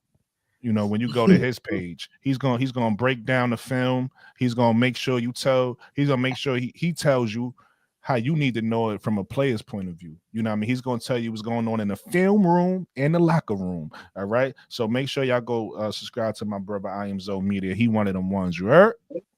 Man, appreciate that, man. But I'm about to head out, but appreciate y'all knowledge, man. Y'all the real ones, man. Look, love you, man. Honestly, I would have been up here earlier, but my Wi-Fi got connected like super late in the day, so I had to start my stream. Look, you know we gonna link up. I'm gonna always send. We Yeah. got it in the I had IG. seen it in my Instagram. Yeah. After I asked, That's I why went to when my you had Instagram asked me, I'm like, you already got, but I still I didn't posted go to it. my I Instagram still 'cause I was on posted it live. anyway. I'm like so crazy. I'm like so crazy. As Hey, hell. but didn't I Asking tell me you? if I told you I was gonna be back this week, though. I told you I waited for my Wi-Fi stuff. That's why I sent it to you. Yeah. And Zoe gonna forget before he leaves. So I'm gonna tell you, even if he leave, Zoe gonna be live tomorrow at 4:30. I will forget. I'm gonna be live tomorrow too. Probably more than likely. I will forget. But man, look. Matter of fact, I was just before I leave. I know y'all was talking about like live streaming games earlier. I was just on my live stream. I was telling them I want to start doing like live play-by-play, like color analysts for the game. So I don't want to do the play-by-play. I want to do the color analyst because y'all know I break down. I can tell you why a play was ran, why a person didn't shoot. So I really want to be like a color analyst with like play-by-play. No, but that's what I was telling you. I mean, y'all adults, y'all figure out what y'all want to do. But that's what I was telling you. Lakeisha is in that game now. You know what I mean? So, y'all could probably link up and do that. That's I'm gonna be honest with you. That's not really my thing to do. I'll do it if you guys like, we a family. So if you guys need help and y'all call me like, yo, Brooklyn, I need you, I'm gonna show up, right? But that's not really what I like to do. I'm not a play-by-play, or I don't want to do that. But I love it. Yeah, that's what I'm saying. So for the people, there you go. For the people who love it, I'm just letting y'all know. Hey, you guys, Zoe been doing that. So now that Lakeisha's doing it and Bro, I'm tired of doing it. I'm tired of doing the ball codes up the court. I don't like doing it. I'd rather do the pregame or postgame. I talk about, like, I don't want to do I don't want to really talk during the game. I'd rather lock in and watch. That's me. But for the people who like to do the live call, I'm letting y'all know. Y'all can link up. So like, I gotta get with somebody that I could just color analyst off of. I could just that's what I'm saying. Y'all can make magic. I'm tired of doing. Oh yeah, so just tell me what game you want to cover, and then we gonna cover. Man, big LSU too. Don't I gotta look. Big LSU. Yeah, I'm gonna have to, when LSU play South Carolina, we definitely could do that game. When they play South Carolina, when the tournament start, we definitely could do that game. Okay, for sure. But I don't know how the tournaments are going to be kind of like set up, but if any of those, I know the conferences are kind of like spread for college, because like you'll have like Notre Dame, them who's in their conference while they're in their tournament, like it'll probably be until March Madness outside of the SEC. The other teams, the other conferences don't got like really strong teams in them. And I'm thinking, so what I've been doing is the top 25 matchups. Yeah, that's what I'm saying. Like, I don't know if the other conferences. Brooklyn, what conference is UConn in? UConn, Big East. They Big East. Big East. Big East. Yeah. Who else in the Big East? I don't think as many people. Nobody. Yeah, that's what I'm saying. Like before March Madness, other than that South Carolina LSU game in the conference. Yeah. I think the conference. They get there. I think the conferences with competition is probably ACC, SEC, and maybe in the Big Ten. Those are probably the three conferences that got the competition. Because Big Ten got USC, Maryland, and all of those teams. Oregon. USC. ACC got Notre Dame and NC State and all of those teams. And then Notre Dame gonna wipe all them out. They right. And then you already know who in the SEC. So I'm not trying to do Brooklyn, let's be real when I'm doing these games now. I'm not trying to do a game just because the team is ranked number 20 and the team is ranked number 3. We know why they're ranked number 20 because ain't nobody else in that conference. You want to do top 5. You want to do the top 5 matchup. It don't even got to be top 5. You just got to be realistic. Notre Dame gonna blow NC State out. You know what I'm saying? Like, even though they're ranked, I know they're gonna blow them out. Right. For me, the other team has to have some stars. By the fourth quarter, they get boring. Yeah. We know the teams we want to see. They coming up though. Some games coming up. Because by the fourth quarter, those games get boring, man. Especially when you're doing the play-by-play. It's a 20-point game, and I still got to say, ball coming down court, she shoots. Facts. So I try to avoid those. Unfortunately for me, my LSU Tigers have come down to the wire in each one of these games. So Lakeisha, you already know we doing that one. You don't even got to worry. You know I'm pulling up for that one. You know we doing that one. We ain't got to worry about that. Brooklyn them gonna be hating. We already know what LSU about. We You already know. hating for what? Yeah, What- well, We I'm already know. already. Who they playing? Hey, look, Who they I'm playing? already It over depends there. who they playing. Because listen, I was rooting against Lakeisha the other day. She know I that. know. She I sure heard about was. you. I heard Vanderbilt. about you. That's what My I'm talking about. I heard my about you. Vanderbilt Commodores almost got one. They Hey, look, I was in the comments. Flash got the ball. Flash got the ball. Oh, it's a layup. Oh, easy work. Easy work. It depends Hey, who they playing. LSU I might be with y'all against y'all. If I like players on the other team, I might be. But if I like, you know what I mean? Because I like LSU. Hey, Brooklyn was trolling over there. He was like, Vanderbilt, oh yeah, Listen, they got a Keisha. I didn't know. Listen, I didn't know I like Vanderbilt until one of these Instagram pages told me about how Camille Pierre impressed me. She in the law, she looked good. Michaela Camille Blake played, she looked like a freshman. She played as a bad Yeah, game. but But I'm Michaela not worried Blake- about it because she's a freshman. Right. Yeah. You need But to have still games right. like that shit because she's been playing well all season. It's probably the best this either the best or one of the best teams she's seen. So this is, you Mhm. know, you're gonna play Easily bad the like that. So she's gonna learn from that. I ain't worried about her. But again, Vanderbilt, I even learned some new players in that watching that game. I'm like, oh, I kind of Yes. I didn't know I like Vanderbilt. Like I like Pierre. Vanderbilt. Mhm. Hey, It is. LSU gonna be fine. Time. So what, LSU gonna be fine, but as Cess Talk Sports says, until us. Right. I can't wait. I told Seth, Until I they- can't wait. We gonna see what LSU about. We gonna see what LSU about when they hit. Yeah, I don't know. Listen, South Carolina. South Carolina That's my impressed team. me. South Carolina impressed me in their last game. I can admit when I'm wrong. And I was wrong Mhm. about South Carolina, right? Like South Carolina is a contender. They definitely a contender. I thought this year, I thought losing Camilla was a big blow for them because of how they Absolutely ran their not. offense. But No, they got a farm over there. yeah, just- Watkins the is way strong. they They got play a baker's together, dozen. the way they play together, and then with Tahina Pow doing her part, I think I respect what Hey, they're doing. hey, without Lakeisha, Camilla. on the 23rd, we got LSU SC, man. I'm gonna make the thumbnail, man. We doing that one on the 23rd. All right. On the I'm with 23rd, and we go, Lakeisha, and we going in their house. And tell Seth we coming in their house. We putting our Yeah. feet on the coffee table with our shoes on. We going in the ice box. Shout out to and my bringing big out the sis. carton. Hey, listen, shout out to my big sis, Sess Talk Sports. Let's put some respect on her name. Shout out to Sess Talk Sports. But yeah, that's gonna be a good one. Until Tell her we us. coming in her house, it's putting going our down. feet on the coffee table and bringing out the milk carton. It's going down. Until us. That's funny. Until us. She said, "Until us," that's what she said. Okay, Listen, y'all know my I told team, this though. story on one of my other podcasts. I'm gonna tell it again. Shout out to Sess Talk Sports. You know you love your team when you she was in there. I was watching her live and they had just beat somebody. So she like, yeah, what they gonna say about us now? We on a winning streak. We done beat a certain, I forgot how many, probably 2 or 3. She said we done beat a certain amount of ranked teams, and then that was a game where what's her name? Malaysia for Wally. She had a decent game. So I'm like, yeah, Malaysia had a decent game. I'm like, yeah, she need to be starting. Sess was like, Malaysia is exactly where she Hey, needs Brooklyn, who is Pierre? Brooklyn. That's right. We Brooklyn, who is visit Pierre? over here. He's Camille on, Camille Vanderbilt. Pierre. Yeah. Camille Yeah, Pierre. she She's cold on. now. She's a fall for Vanderbilt. Look her up, bro. She cold. Okay, I'm gonna check out. Even Cause in I'm that about to do game, my, look at her highlights in that game versus my LSU. number 10 pick series starts end of January. So I'm gonna start doing my number 10 pick into January. No. She a sophomore, bro. She doing this as a sophomore. Yeah, she young. She not even ready for to be drafted. But go look at her Right. highlights All versus this- I'm LSU. gonna check out.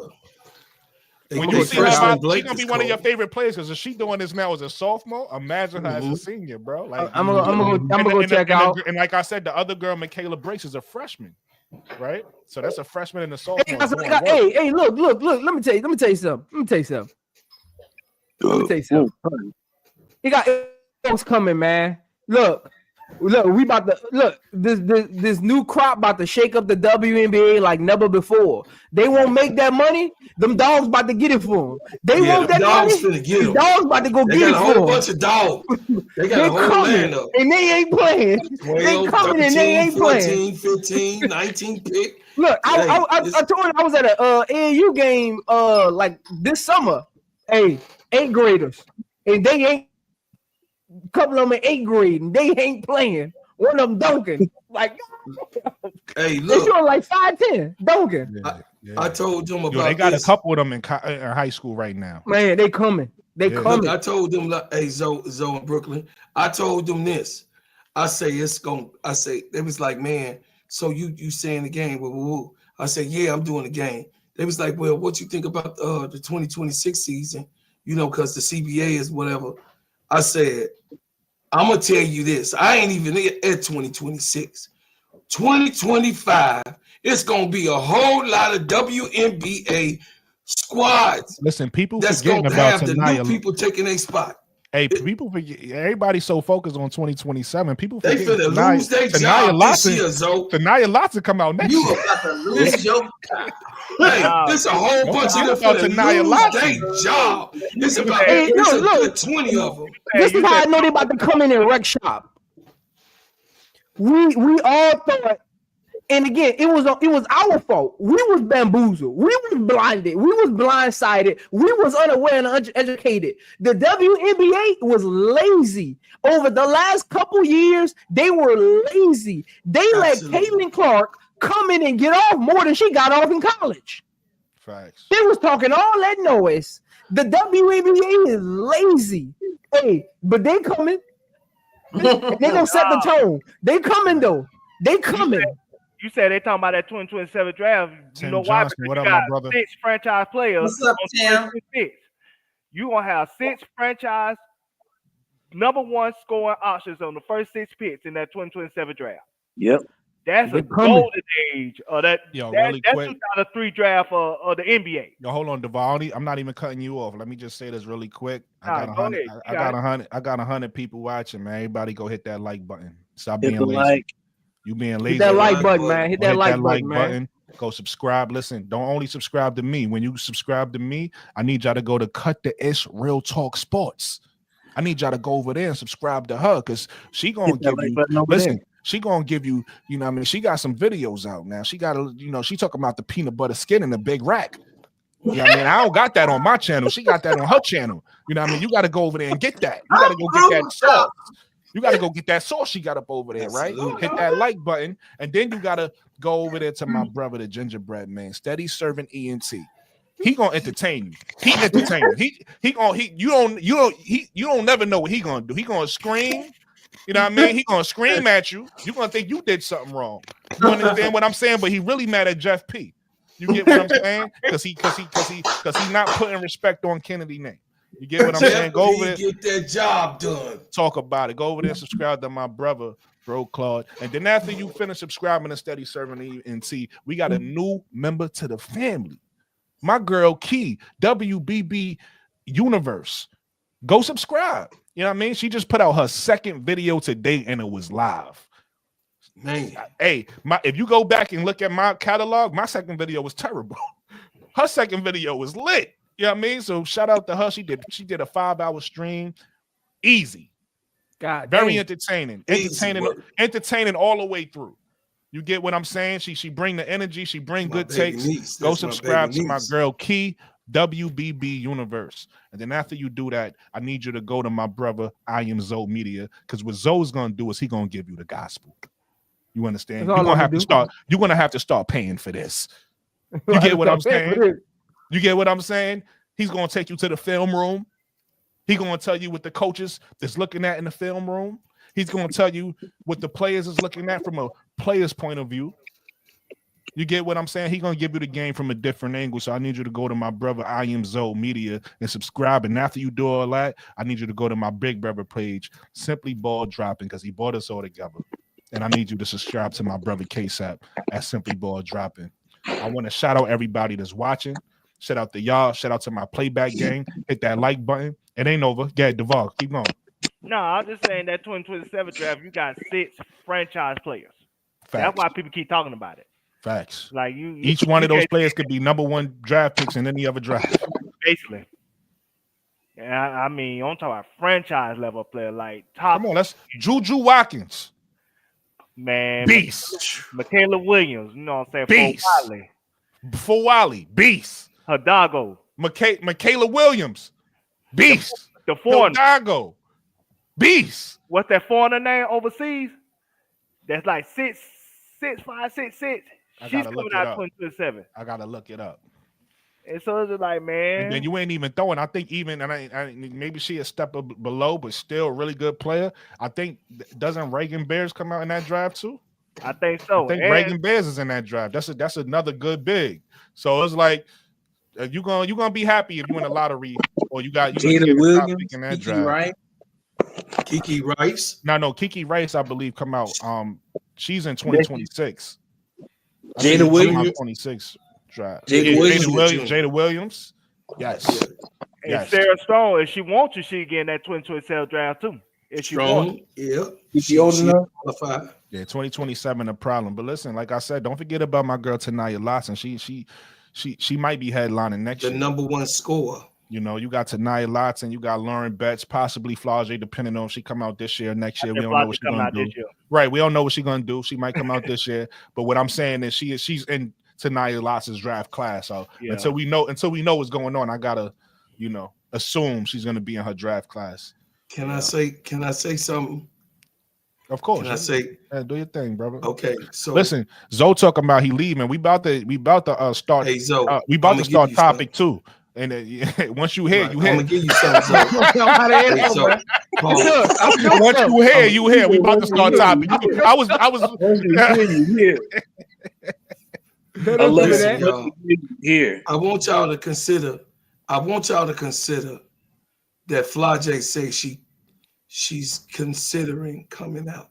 She told it to Master P. She discussed it with her stepfather, and she didn't put it twice in the airways. So I want, this is something for you, Brooklyn. So if Flage come out, do Chicago Sky pick her? No. Nah, I think Olivia Miles is the pick. Flage ain't Olivia gonna- Miles, they saying unless she's gonna be Olivia's going in gone. number 2. Yeah, They gonna say she's gonna be gone. if Olivia's gone, then yeah, I could see you picking. I could see Flage being an No. option at 3. I could see that. Not at But all. I think Sonia Citron. I think Sonia Citron and Olivia is the options for They'll Chicago. trade out before But that happen. Like I said, Andrew Reese is still management. She ain't gonna want Flage on her team. I don't But think Flage it's ain't that gonna go serious past 2. between them. No, It's not that we do know. serious. Yeah, we do know they have an Allegedly. issue. Listen, they not gonna be best friends. It is what it is. But if Flage can help Angel win a championship, Angel ain't gonna, she ain't gonna fight against that. I Why think they Flage ain't beefing gonna go anyway? past 2. So they moms got into it, and then mom said something crazy, and then and then we don't know what happened behind the scenes. How sometimes it is though. Maybe we brothers, but then somebody else, and then we might have had said something to each other where we could forgive, but now it still got messy. Where it's like we gonna leave it alone, but it ain't the same type of shit. So it's like that between Angel and Flage. It's like they don't hate each other, but it ain't. They used to be like this. They not like that no more. It is what it is. You got to accept it. Well, first it was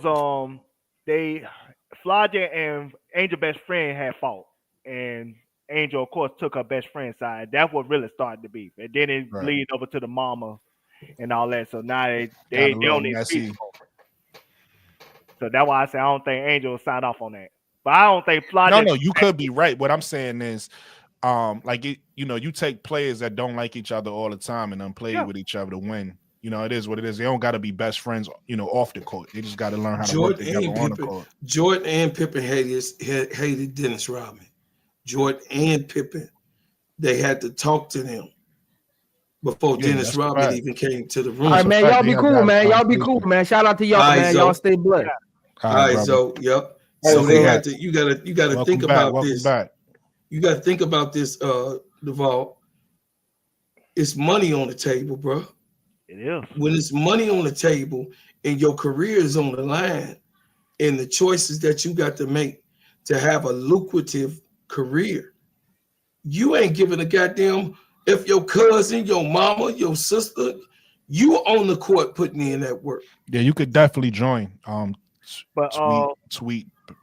You probably, I don't know. I feel like that's a troll account, but Go ahead. listen, you could definitely join. They would have to post my, just to let y'all know, for everybody that's streaming on y'all would have to post my link in y'all chat, I think, in order for them to join the panel, because that's somebody in a different chat. They not in my chat. Whoever Tweet Saint Bathroom is, I think that's a troll account anyway. But get it. But anybody who want to join and join the conversation, y'all could definitely. Ain't nobody over here on me. Y'all could definitely join the conversation if y'all want. Well, my counterpoint is Brooklyn. Yes, you know what I'm saying. The difference when it comes to Angel making money, she could do that anywhere. She could do that on any team. It's not a team in the league won't give her the match. Like I said, she need her piece. And she feel like Flage and her mama ain't gonna give her piece. She not gonna sign off on that. First of all, I don't think Flage go wrong. I'm not saying you're no, wrong. I'm talking about Bro Clark. Okay. First of all, I don't even think she go past 2. Because like I said, I don't think the Lakers would pass on that star power potential. Yeah, I think she goes to the Lakers as well. I mean, Lakers. You got me saying the Lakers, the Sparks. The Sparks. Worst case scenario, I can see this is why I can see the scenario that happened, because her and what's the girl name? Paige Beckers are real good friends. I can see Paige telling Dallas, "Hey, I don't want to go there," but Flage is willing to go there. So I don't think Flage willing to go to Dallas. You talking about Dallas? Yeah. So Flage not going to Dallas. I can see her going to Dallas. The reason why, not to cut you off and continue your point, but I'm gonna just say the reason why. You got to take into account Flage's career is her music career is very important to her. Yes. So I don't think Dallas is the right spot for that. If it was just basketball purposes, who knows? But the fact that she's more than just basketball, she's a brand too. She's one of those brand players that's coming into the WNBA. She needs to be in a city she needs to be in a California, a New York, a Chicago, Atlanta. She needs to be in one of them cities. And she even said her picks would be Atlanta, LA. I think Atlanta, LA. I'm not sure if it was the third one, but definitely Atlanta, LA. And the other thing with that, other thing about that, why in the ham sandwich? Yes, Flage and Paige are good friends, but why in the ham sandwich with Flage do what's best for her friend over what's best for her? That don't make no sense. That's a fact. That don't make no sense. I'm not digging at you. Well, you know you do. You know you're my man. I ain't digging at you. No. That's I'm what going to break it down exactly what I'm talking about. The reason why I say that is because of this. I think Flage will be just as happy being the number 1 overall pick. I think that means something. No. Nah, not and in addition, Dallas is not Atlanta when it comes to music scene, but Dallas do have some music roots to them. And so at the end of the day, I don't think she'll be more against Dallas like y'all think she would. But I think she ideally will want to be in LA. That's why I think she's coming out this year. Yeah, because there's no assurance that in 2026 that a team like LA would be high enough for her to even go to that particular place. Yeah. I think that she can strike while the iron's hot right now. I agree with that. I just don't agree with you talking about her and Flage flipping to Dallas for Paige. That don't make no sense. But I'm saying I know Paige don't want to go to Dallas. But I'm saying Flage don't mind going to Dallas. I believe Flage wouldn't mind going to Dallas. I believe Flage could get her music career jumped off in Dallas just like she could in LA. I posted the link in the chat, Woody Mac. Yes, it's serious. You know, I don't believe that. I believe that Flage got more reason to go to LA than Paige does. Okay. I just don't look. Paige don't want to go to Dallas because she don't want to go to Dallas. Nah, she don't want to go to Dallas. Not because there's some exponential benefit to her brand by going to LA. Flage has that. Yeah. The difference between Flage going to Dallas and LA is huge. Huge in terms of her other activities. Huge. But there's a music scene. There's a music presence in Dallas too. Like you got to understand, Erica Banks and all of them came from Dallas. Duval, are you going to sit here and try to say that there's a bigger opportunity? No, I'm not saying big. Flage in Dallas for her music than there is in LA. No, not at all. 100%. That's all I'm thinking. I could tell you if she go to LA, I could tell you somebody like Magic could get her a favorable music deal because he is the biggest probably person in in LA history when it comes to what I'm saying, famous people.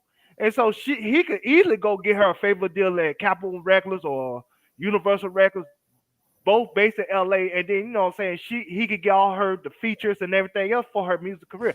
LA is a better situation for her y'all both music made wise. y'all point. Let's let my brother Wody Mac. Okay, go ahead. Wody Mac. Wody Mac, what's up?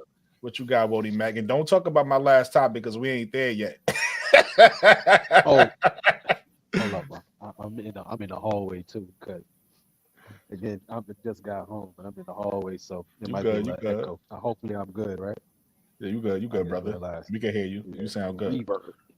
Actually, you so sound I'm good. a little late to the conversation, and as I pull up, all I saw was the title, but I'm seeing now what y'all speaking on. So, if you would be so kind, because it seems like y'all talking about the prospects of Flage ending up in where again?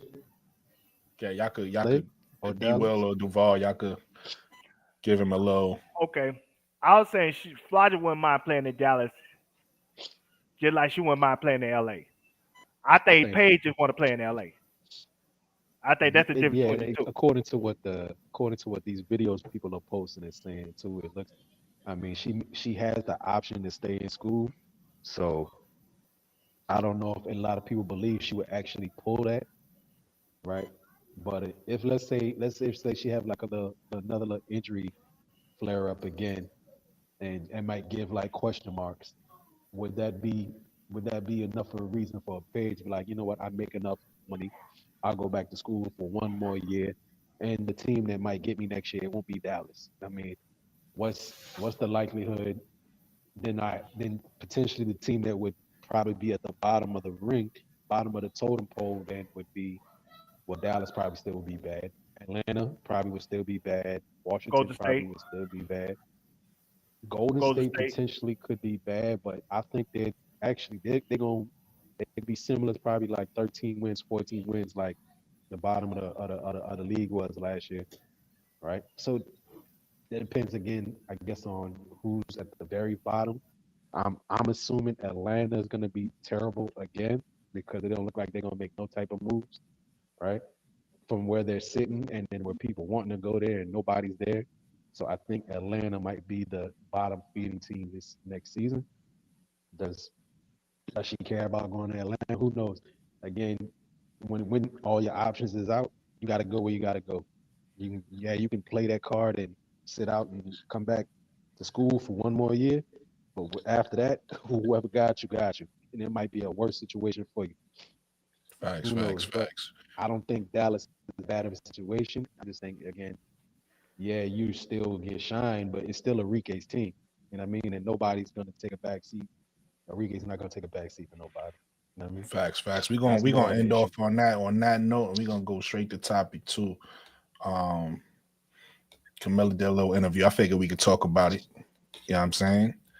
We haven't heard much from Camilla since she's been in China. So it's 2-minute interview. Let's see what Camilla had to say. Camila Cardoso speaks. Y'all can hear that, right?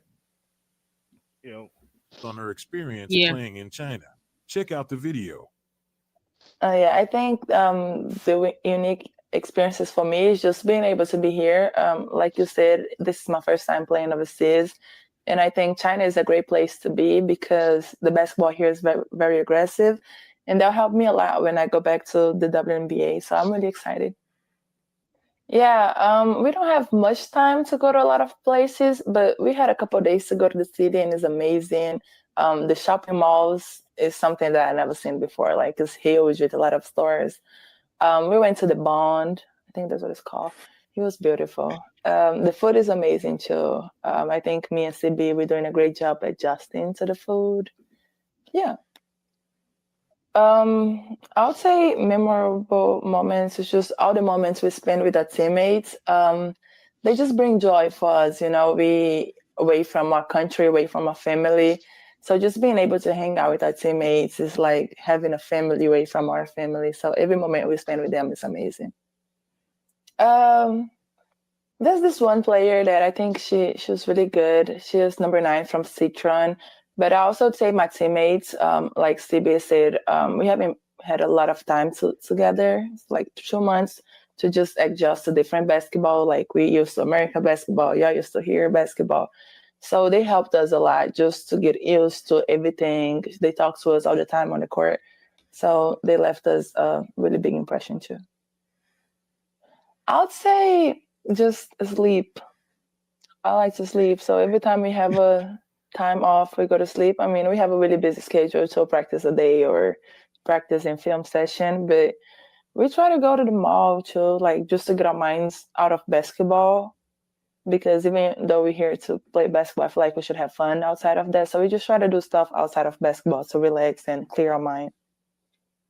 No, it's actually pretty easy. I've been doing this my whole life. I feel like since I was a kid, my mama always dressed me up, did my hair. So for me, like we have this saying in America, which is when you look good, you feel good, and you play good. So I feel like doing my makeup, doing my hair makes me look good and I feel good. So I'm gonna play good. Just thank you for the love and support. It's amazing being from a whole other country and coming here and seeing how much the fans love us and how much they support us. I have a lot of them that text me on Instagram. So it's just really nice and exciting to see that they received us with open arms. Be sure to like, comment, and subscribe. See you in the next video, Hoop. All right, so I just wanted to play that video, so we could get a little. We always talk about Angel and we always talk about Kennedy. We sometimes we forget about Camilla. But my question to you guys is, with Camilla having, obviously her first season under her belt and now playing in China and getting China experience, what Camilla do y'all think y'all getting in year 2?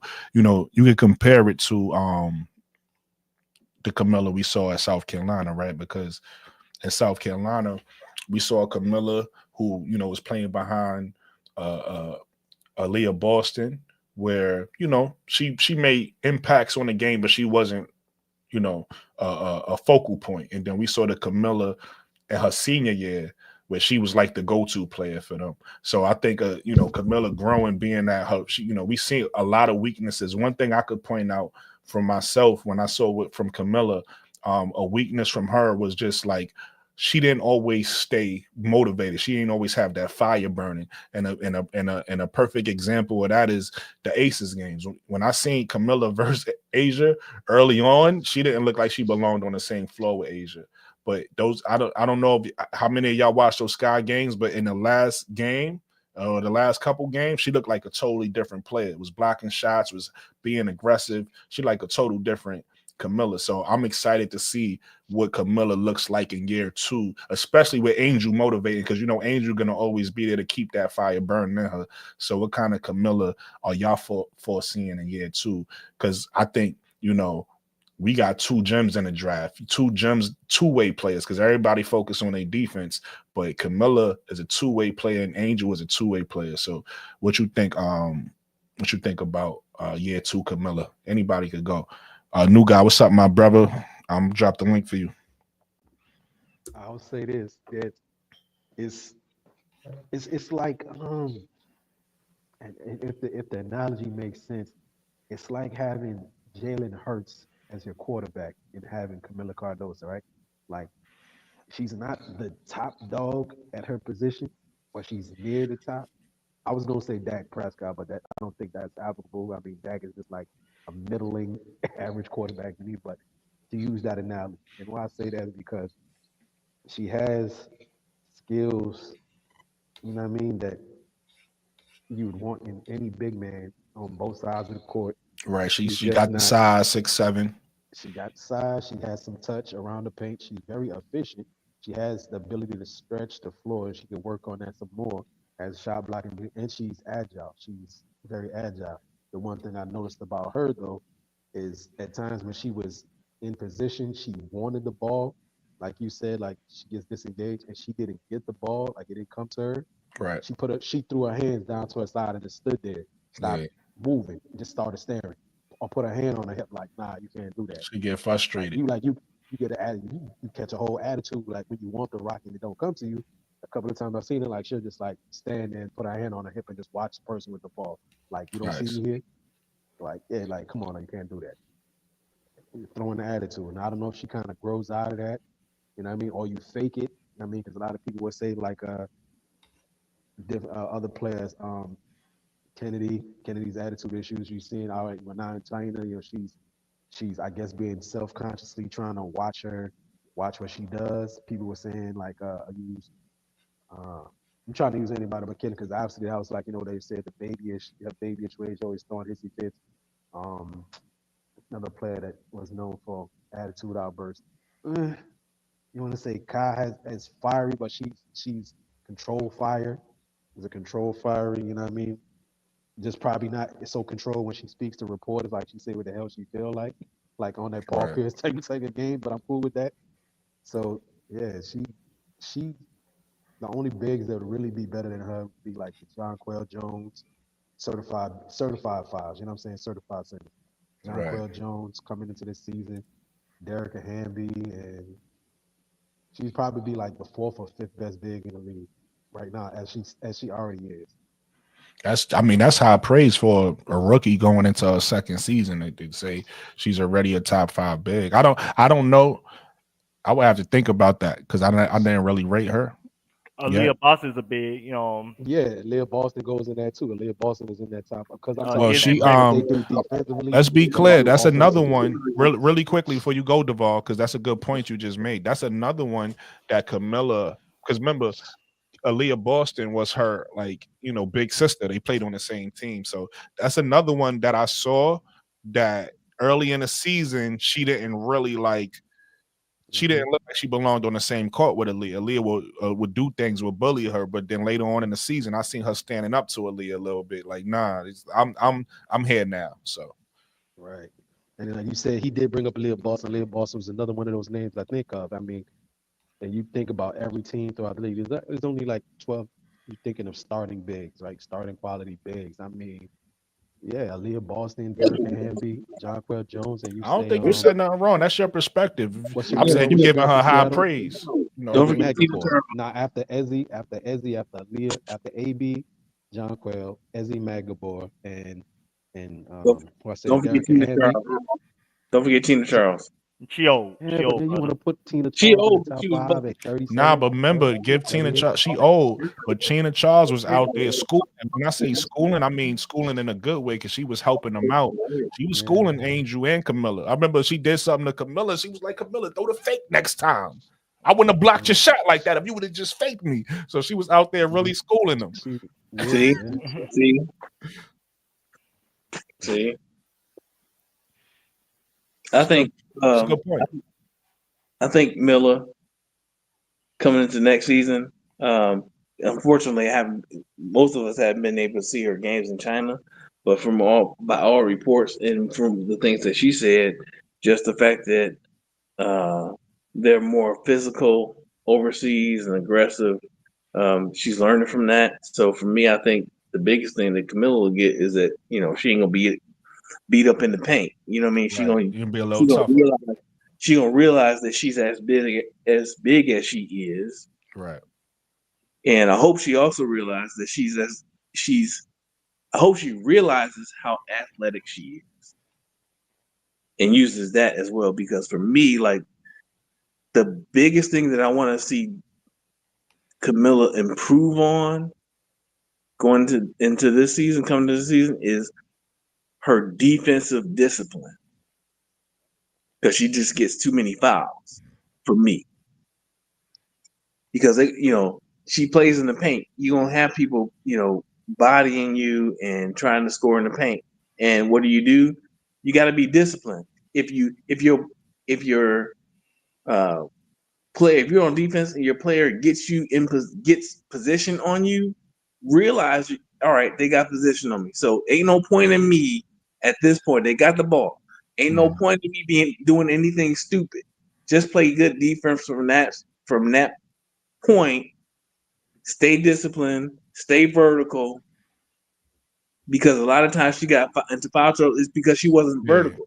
She was there. You said the right word. She was undisciplined a lot of times on defense. Yeah. So that's what I really want to see her change, and that's really all. I say this as a question too, because we will probably see a time where a lot more stretch or hybrid type bigs are becoming a thing because you know as so is trends, you know what I mean? The three ball revolution. So a lot of bigs that can stretch the floor like that are also in the mold of say like I use my girl from the Liberty. Damn, I can't think of her name right. You know Jacqueline what I'm Jones. talking about. Not John Quill. John Quill The 6'5". Breonna Jones. Breonna Not, Stewart. no, the one that's the first year, second year player. They don't talk about it too much. Lee 6'4", but Feebich. Feebich, yes, Leonie Feebich type of players. Them Eurocentric, like because then you got like Asia Sikfa and Janelle Salone. Well, they're getting much of attention, and even like Dominique Malonga work out. Oh Lord, like those type of players, those hybrid type of bigs. Do you think Camilla will be able to sit in the chair and guard more of the hybrid type of big coming in the coming years? I know a lot of people got high praise of, but you see that in like a pick and roll switch? You ever seen her get switched in a pick and roll? Do you think she has the ability to move her feet, shuffle her feet on the Not at perimeter? the moment. Last year she couldn't do it. They had to put Angel in all the high profile bids when it comes to guarding. She had to guard Nafisa Collier, say Brianna Stewart, like I said, Jacqueline Jones. She had to guard all the best bids on the other team because she's one person that can guard the perimeter, move her feet, go on switches, go and pick a roll. That's something Camilla can't do, at least as of last year. But what's a good sign for Camilla is she looks skinnier. So now she looks in shape. So that's good. And so I mean, she wasn't eating out there in China, she not. I guess she ain't eating enough rice. So that's saying she got that starch. But that's good. So like You stupid for that. they got cricket rice. I heard of cricket rice. I know I'm mad sidetrack. You heard of cricket rice? They be Nah, I taking never like heard of that. insects and they be taking insects and mashing them into like pastes. I know I'm sounding crazy. Oh yeah, Walter Mac. Yeah, let's not go down that road with these crickets. He causing confusion. Keep the main thing. Keep the main thing the main thing. I don't want to think about them crickets now. Well, going back to Camilla coming into this season, one, she need to do better in like her perimeter defense, most importantly, so she could have more range when it comes to defensive assignments. And then, secondly, on the offensive end, she need to learn how to move without the basketball and have that fire to go aggressively after the ball and rebound their abilities, even when the game is not going her way at the moment. Sometimes you got to make opportunities for yourself and not hope for opportunities to come to you. And so she needs to like change her mentality. I think that's the biggest thing. Somebody shouldn't have to motivate you. You should always motivate yourself, regardless of the situation. You should always have that fire in you to want to be your best and want to, be the last person standing, regardless of who else out there. And so that's something that she needs to accomplish and work on. That's comes with maturity as well. So.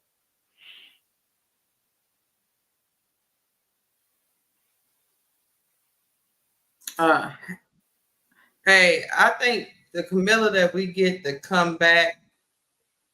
I watched that game that they had in China against the team that had Liz Cambridge on it, and I will also say Camilla, like you said, Duvall, nobody should have to motivate her to get going. She needs to come back already knowing that she's the biggest person on the court. She has to pull out that dog and dog people in the paint that can't handle her. That I want to see her improve upon. Also true, the discipline, because some of them fouls she was getting, it was just frustration fouls. She just thinks she can just push people. You can't do that. So I agree. She needs to have more discipline, and also she needs to be a little bit more aggressive when she's in the paint and she's established position. Ask for that ball. Don't let your teammates continue to pass you up. And you can't be passive, Camilla. I understand that you want to be a great teammate, but I would like to see her when she got that position on that play that she got in the paint. She called for that ball and make and make that play. So those are things I want to see her improve upon. And also, like Rody Mack said, that standing around because you're mad, I don't like that either. She needs to once she gets her, I don't want to say confidence, because I think she knows she's there. I don't know if she know how to pull it out of herself right at this moment, but I definitely want to see her when she establishes herself in the paint and she has people seal off, she needs to call for that ball. That's what I would say. Yo, Say really effort quick, and I just want maturity. to I want to introduce two people to the chat. My brother Mo3, shout out Mo3, and this my big brother, y'all. Mark with the jump shot. This is somebody I grew up with in my neighborhood. This is actually somebody who taught me how to shoot better. And this my big bro. Y'all just want to let y'all know my big bro on the panel. So Mark, what's going on, baby? Mo3, what's going on? Yo. I thought that was a troll. Welcome. Thank you. But Gad, I don't know who was talking. I think Deval, I think Wody Matt, Lakeisha. I think one of y'all, whoever I cut off, y'all could finish our statement. I just wanted all to. I was saying was when she was Keisha was looking for the word, I was like, yeah, it seems like you're saying effort and maturity. The maturity when you're not getting the ball and not sit there and throw a hissy fit and to give that type of effort, which I mean that's I don't know if you could teach really effort, because the effort you see somebody like Angel gives, the effort you see players like, players like that who just don't cheat the game, the Russell Westbrooks, they always give you effort no matter what. They're not going to cheat you night in and night out. I don't know if that's enough to teach people, but at least, you could be mature enough the way you do your job. Facts. And one last thing I want to add really quick before you do that, hold that thought, because I want you to go. I just want to say, hey, I appreciate everybody that's watching me. I appreciate everybody tuning in, everybody showing their support. We going into hour 2. If you haven't done it already, everybody, please just hit that like button. If you're watching me on the playback gang, I appreciate you. Just hit me in the comments. You already know. I talk back. Tell me what you agree with, what you don't agree with, who you agree with on the panel. I mean, I appreciate all the interaction, all the engagement, all the support. If you want to send your boy your donation, you can hit the Cash App. But if you don't want to hit the Cash App, hitting the like button is free. Got Duval. My thing is, I think this is the biggest thing I want to see from Camilla. Like, she needs to show a big game. What I mean by that is like, facts. Somebody like Brittany Griner shouldn't be rad dogging her every time she played them. That was intimidation, because not to cut you off, but Camilla don't see too many people bigger than her. You get what I'm saying? That was more like, okay, I'm not the biggest one out here, but yeah, I agree with you though. She rad dogged her every single time. It shouldn't be Angel shouldn't be the one shutting her down, and then Camilla again putting in chokehold. And that's not the only time that happened. Even Asia, when she had a good game against Asia at game 3, but game 2 and 4, Asia did the same thing, put her in a chokehold. It's just like you got to show up for these big games against the people that, is your peers that you feel like, present you a challenge offensively. Facts. That's what, that's her next step. Like, go to that level when it comes to defensively. Like, we should be able to have those conversations with Camilla about Camilla shut this person down. Camilla shut this person down. We shouldn't only have that conversation by Angel doing that. It should be both of them having that conversation by shutting people down and getting the worst games out of their opponent when it comes to the people that they defend against. Well, and I feel like I'm jumping into my pardon me. I said, this is an open discussion, brother. Anybody jump in. This is it ain't you talk too much. If you adding in quality to the conversation, keep adding it. Do your thing, bro. I'll just say, like, I think also too, what they both do defensively important. Again, like I said, I'm in the lobby. What they both do. Nah, your sound is good. You good money, brother. Yeah, what they do defensively differs. What Angel is able to guard wings and guards. Like, I remember the game, I keep bringing it up, where she was given the assignment of guarding Sabrina Ionesco. Sabrina still had a decent night, but she shot an inefficient night. That was like, she was like for 19, right? They gave Angel the primary assignment of running around with Sabrina that night, right? Now, and she still does pretty good guarding those hybrid forwards, right? But DeWanna Bonner and all of them. Yeah, and Stewie's and so on and so forth, right? There's really no. I mean, if she had to guard Liz Cambridge, she might give an effort, but like she probably would get cooked if like Liz Cambridge was doing a thing, or a Tina, like those real crafty real inside presences, right? But that's where you got Camilla, who supposed to be the person who can stop a AB, a Jonquel, and so on and so forth. Those players that want to be around the rim, you know what I mean? So they would be a supplement for each other. You got your lockdown, which is weird, maybe not to some people. When you got a power forward who's a good perimeter defender, I like in the Angel, right, and can handle some that are about her size, and then you got your potential lockdown in the paint. So they do complement each other that way.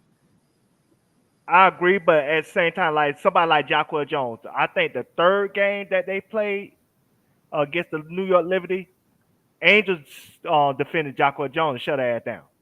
And so keep in mind, Angel could do both. Jonquel is a weird one. She's 6'6", and she played like a lesser version of James Harden, if that makes sense. Like she do a lot of dribbling at the perimeter. She get down in the stands, tween, and pull up on you. You know what I mean? But she still got post. But she used to be a point guard. She used to be a point guard, and then she grew. Yeah, she play like a dude who sits on the end of the bench in the NBA at her height. Like I think she figured that I'm 6'6" and dudes my height play guard, so I want to be a guard. But she I just think the bigger thing with Camilla, it got to be the mentality got to change. Like I say again, like even like somebody like the Nafisa. Nafisa had her 2 worst games of the season. She had against Angel, because Angel loved guarding the bigs that she feel like better than her in the biggest game. And that's the thing that Camilla got to change. She got to get to that point where when she see Brittany Griner, she gonna feel like I'm gonna shut Brittany Griner down and sit her ass down. She got to get to that point where, you know what I'm saying, where she is, pursuing her will against her opponent and not the other way around. Facts. I agree with that 1000%.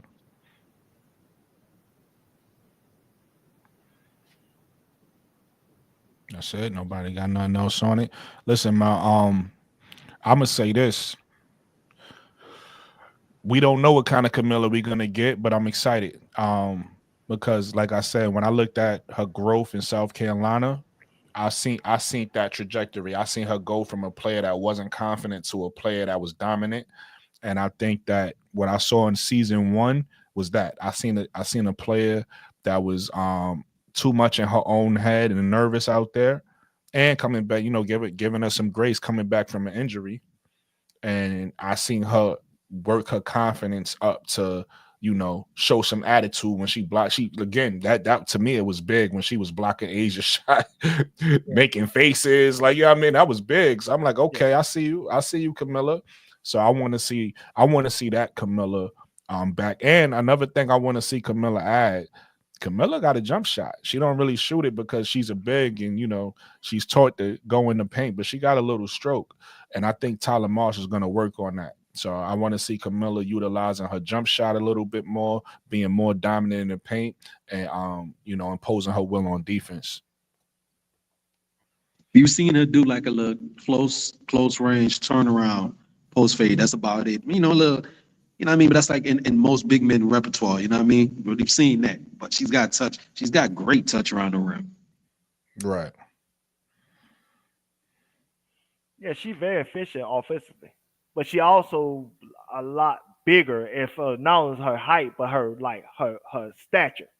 Yeah. So she could fight through contact easier than somebody like Angel, who need to put more weight on her body. Well, she need to learn how to fight through contact when she goes up, try to create a shot. That way her efficiency will get better under that scenario.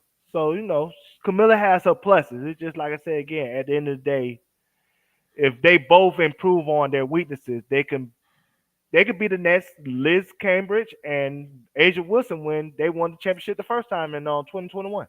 Mm-hmm. Or even these names are less sexy, but they won championships. So you look at Sylvia Fowles and I think about Rebecca Brunson. Yes, I You think know what I right. mean? Obviously, I think Angel is better than, no disrespect to Rebecca. I think Angel is better than Rebecca. I think Camilla is better than Sylvia. But these are the reason why I use those two. My Sylvia opinion, Miles, in my Sylvia Sylvia Fowles, Fowles. Sylvia Cat. Fowles, in she my was something opinion, different. in my opinion. But the reason why I say that though is this. The reason why I compare them is, if you know, again, I'm a new WNBA fan, so I did, this is just me doing a little bit of research. But if you know anything about Rebecca Brunson, she was one of the best rebounders herself at her size, 6'2". You get what I'm saying? And then you Sylvia Fowles, 6'6", dominant. You get what I'm And saying? Sylvia So Fowles was a load. Like she was one of those. She never cheated the game she when was she one of the played. ones. She was She one of the never ones. cheated the And game. I look at my girl Key favorite word, the trajectory. I look at the trajectory and the upside of Angel and Camilla, and I just feel like they could be special, right? Because everybody, what they bring on the defensive end is so special. That's easy to them. That's natural, right? They're gonna defend, they're gonna rebound, they're gonna block shot. Well, Camilla's gonna block shots, but they're raw on the offensive side, and they got an offensive ability that's there that just need to be unlocked. And we got the right coaches to unlock that. So once we get the two-way ability out of both of those players that is already elite on defense, I just feel like we're gonna have a special team, especially if they're smart with how they build out the rest of that team and the bench, the perimeter and the bench. If I'm being completely honest with you, I think already what Camilla is good at offensively, I wouldn't say it's good enough, but if you give her the opportunity, she can still thrive. Like I said, she has good touch around the rim, so that means that you have to be feeding her, giving her the opportunities. You know what I mean? To get into her bag or to get off what she need to get off. She's had a couple of games last season where she was very efficient, like 7 of 10 and stuff like that, like 60%, 70%. You know what I mean? Just on the attempts that she's getting. You know what I mean? Around the rim, and yeah, it's all around the basket. But for the most part, I mean, hey, if they can't stop you, keep doing what you're doing. And if you want to expand, like you're saying, all right, start bringing in that little that jump shot that I know I'm dating myself here, like that Jermaine O'Neal, that you know what I mean, that Kevin Garnett, you know what I mean, that elbow, that Chris Webber, you know what I mean, bringing that to the bag. So, hey, if you dating yourself, you dating me too, because I love Jermaine O'Neal's game. Yeah. You know what I'm saying? Jermaine O'Neal was one of them ones. Yeah. That's 6'11". You know Showing my lack of knowledge, but like, yeah, shit, Jermaine O'Neal was one of the best power forwards I ever seen. Like, wait, how old are you, nigga?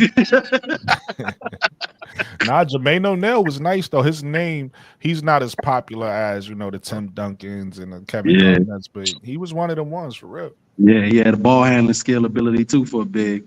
You know, I say like LO, I like Lamar Odom myself.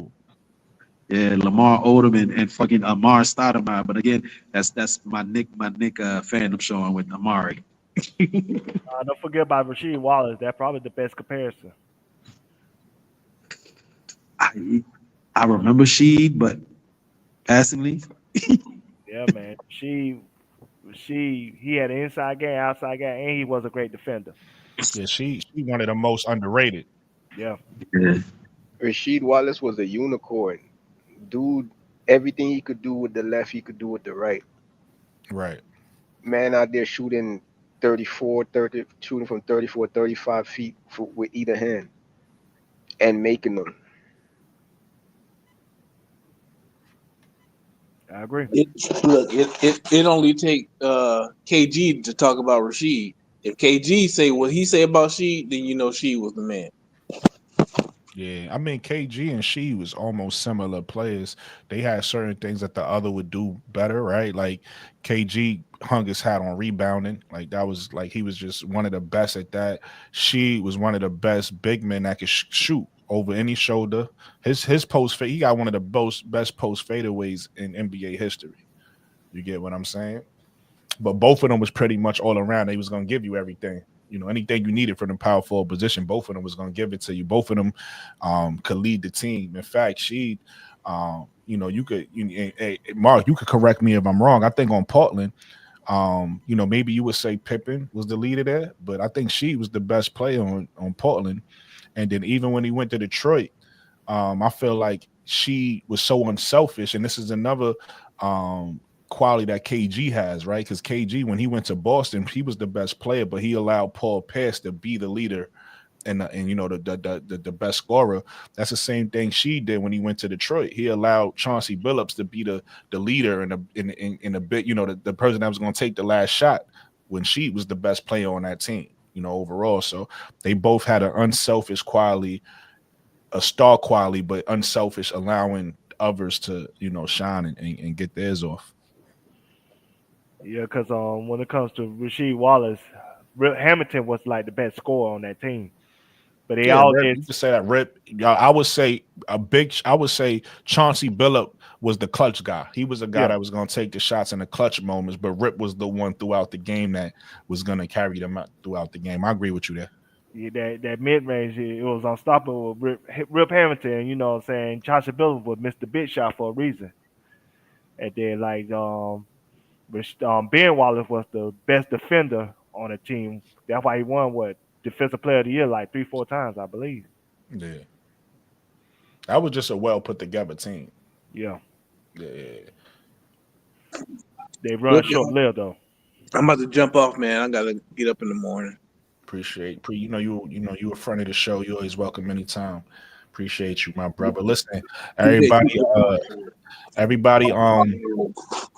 shout out to my brother B Will. I would shout out a page, but he don't got a page. But shout out to my brother B Will for always, coming down and holding us down, regardless who live.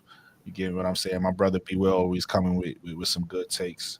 And listen, everybody, hit that like button, subscribe. We got a bunch of people watching us, and I know a lot of people watching us gonna watch this on the playback. So make sure y'all subscribe and hit that like button.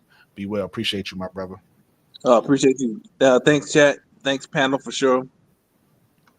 And Key, keep on doing. I don't know if Key sleeps. She ain't said nothing in a while, but keep doing what you're doing. And Rocard, you my guy. Y'all be cool. Keisha. All right. Be good, be well. Be good, be well. That's funny. Hey, but Brooklyn.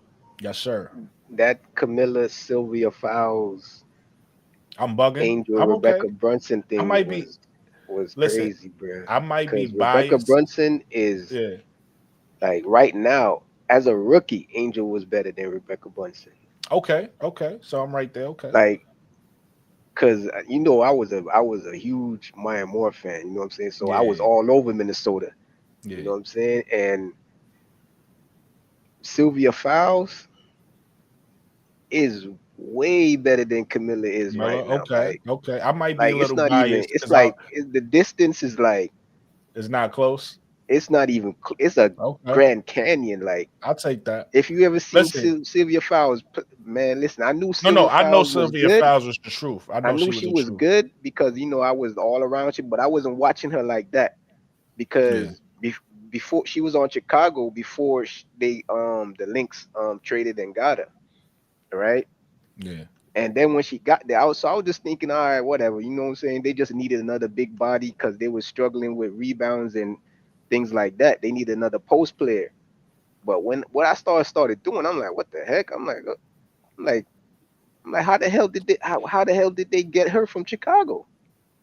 Like, she is her skill level is way above Camilla right now. Like, Camilla got potential to catch her. Okay, Camilla got potential to catch her. And that's what I was saying. I think, and I was talking about Angel and Camilla as finished products. I wasn't saying that Camilla is better than Sylvia. As finished, she could probably get to her, but Sylvia Fowles was I'm okay. Good. I'm also okay being wrong about that. Maybe she won't be better than because that's just my opinion. You know that double record that Angel broke, that was Sylvia Fowles' record, right? Yeah. So you know what I'm saying? Like Sylvia Fowles, if you could, I don't know how you could because it's WNBA, like they wasn't like getting televised like that, like. But I don't even remember how I used to watch the games. I just know I used to watch them. Like for real. You know what I'm saying? But Facts. Yeah, Listen, we can move when I on to the actually next. saw If Sylvia nobody Fowles got, playing, I was like, man, this girl is if like, nobody I'm like, got, yo, she's unstoppable. yeah, Like, I'm surprised that they didn't like. Well, they could have, but they did get robbed. Cheryl Reeves talks about it all the time. How they got robbed playing LA. Why they didn't 3P. right. Y'all still with me? Yeah, my panel quiet. My panel fell asleep. Gingerbread man. No, That's why I said I tried to fall back because I feel like everybody being quiet. I'm chatting oh, no, I'm here. I'm just eating me some tang right quick. Gotcha. Somebody talk while I pull this next topic up. Yeah, I was listening. I was listening to Duval talk about Sylvia Fowles. I was just listening. That's not Duval. That's Mo. Yeah, Is that Mo? I say this with the I Sylvia can't Fowles see for comparison. the. I can't see for the comment. All right, so if we wanna look at the skill set that Camilla has currently show what she's put on display for people, even in short spurts. All right, she's more, I think, right now finesse around that painted area. But when it came to Sylvia, with more difference, I don't know what depends on what you value. You say like a finesse finisher around the rim, but you still finish. Okay, it was finesse, it was sweet, it was soft, you avoided contact, cool, right? Whereas somebody like, say, an Angel, she seemed like she tried to go through people, or like Sylvia Fowles, she would go through you or over you. She didn't, or even say like an Asia Wilson, those aggressive, aggressive finish through contact type of finishes, like Carmelo Anthony type of finishes. Absorb contact, go through it, take it. You know what I mean? Camilla seems like she's more on the finesse side of the game when it comes down there, and also probably being used to being taller than people. You know what I'm saying? But she don't she'll throw the shoulder at you like on some Shaquille O'Neal, throw the shoulder at you, bump you off, and then hit you with the jump hook type stuff. Not yet. I don't know if that's ever due to come. And then generally, again, with some of those things, people take like 2 to 3 years to develop it, keep training it, trying stuff, and then when they add it to their bag, and I'm not throwing no aspersions, no way to anybody, what their game could be, because I know people can change. Just some things take time. It's not a 1 season thing necessarily for some people. Sometimes, like I said again, it's like 2 to 3 seasons, really, to make it habitual. Unless you're one of those people who's obsessive compulsive, where you just gonna focus all your time on doing something. You know what I mean? The potential is there, and she's being taller than most people. But unfortunately, I did say again, yes, I see it's like top 5 right now, was constituted in the dub. But what might be coming out of college, there may be people coming out of college that would, like, I think Lauren Betts coming in would be better than Camilla. And don't forget about Alana Smith. You forgot about Alana Smith out of Minnesota. She's a 5'2". Lauren Betts, when she does touch the dub, I think would have a better first year and probably the first couple of years than Camilla. She's more polished. We part a little bit there. Lauren Betts is finesse too. She's not really. Sometimes she don't play up to her size either.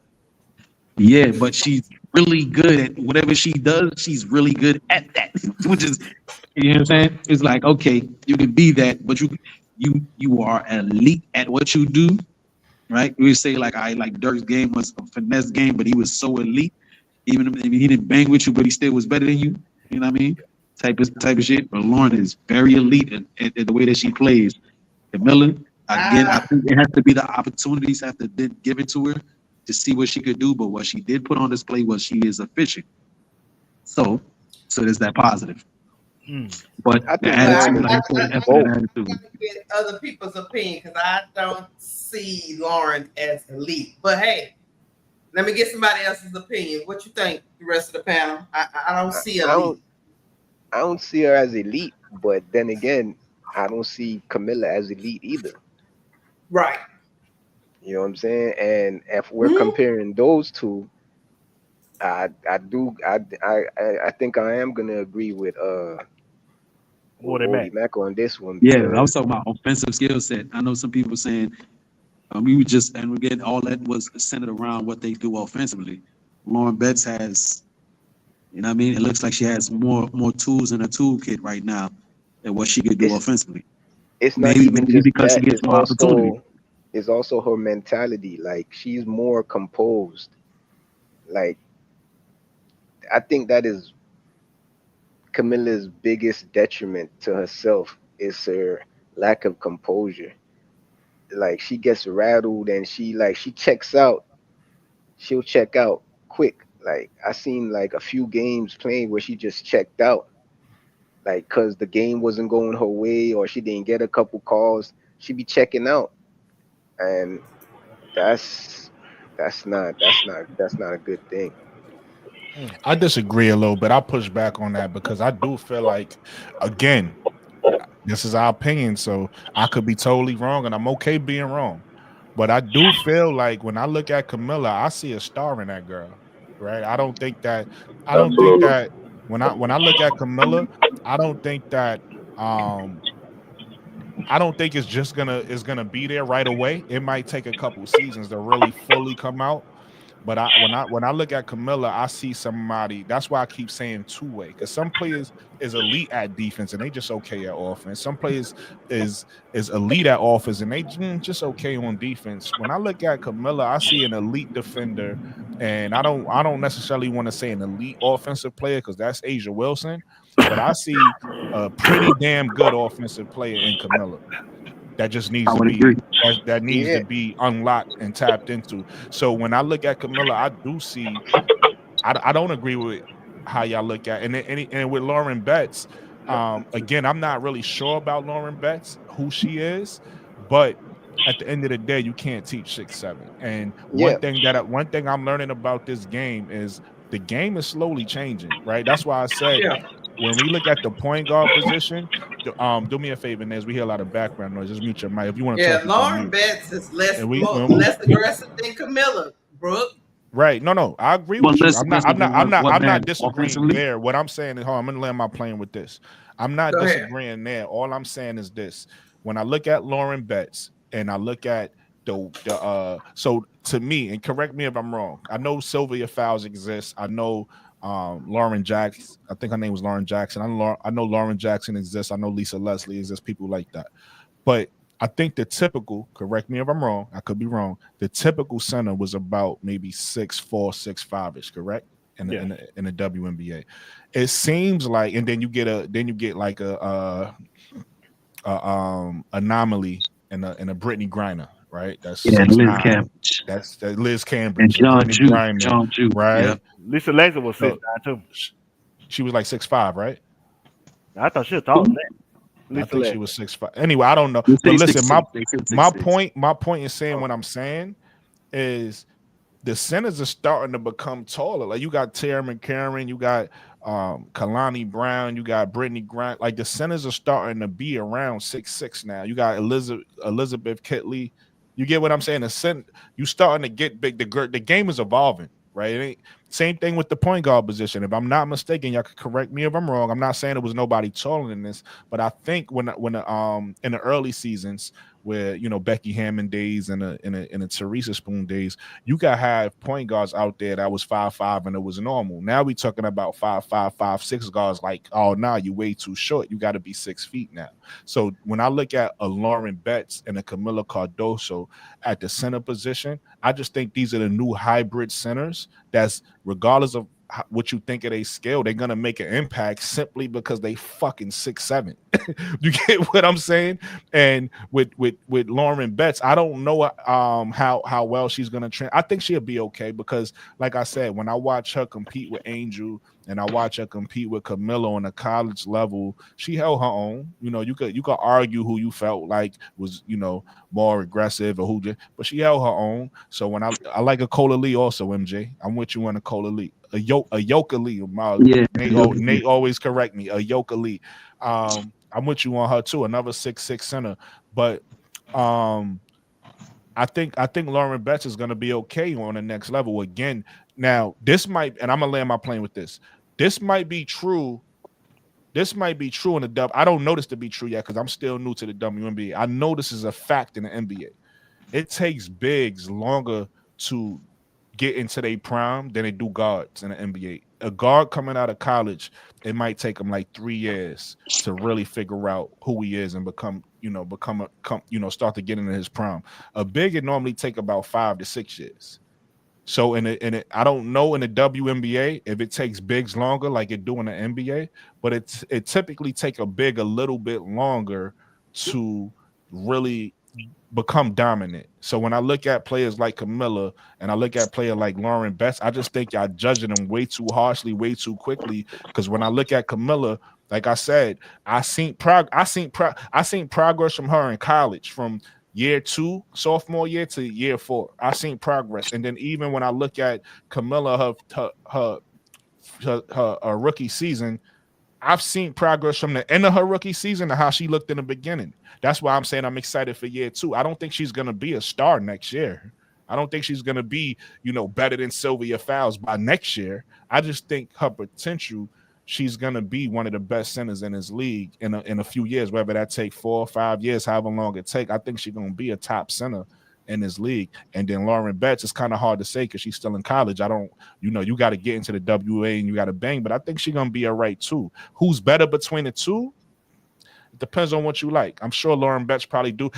Listen. And I know I keep saying it. I'm really landing my plane with this. You can have great bigs. We just finished talking about Jermaine O'Neal, Rasheed Wallace, and Kevin Garnett, who was all great bigs, but did it differently. So you can have great players that play the same position, and this player is better than you at this, and that player is better than you at that. You know what I mean? Camilla, one thing that really stands out with her is rebounding and shot blocking.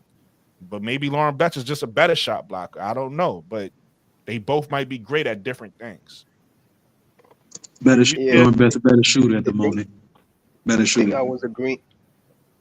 thing I was agreeing with Wody on was the now factor, not the potential.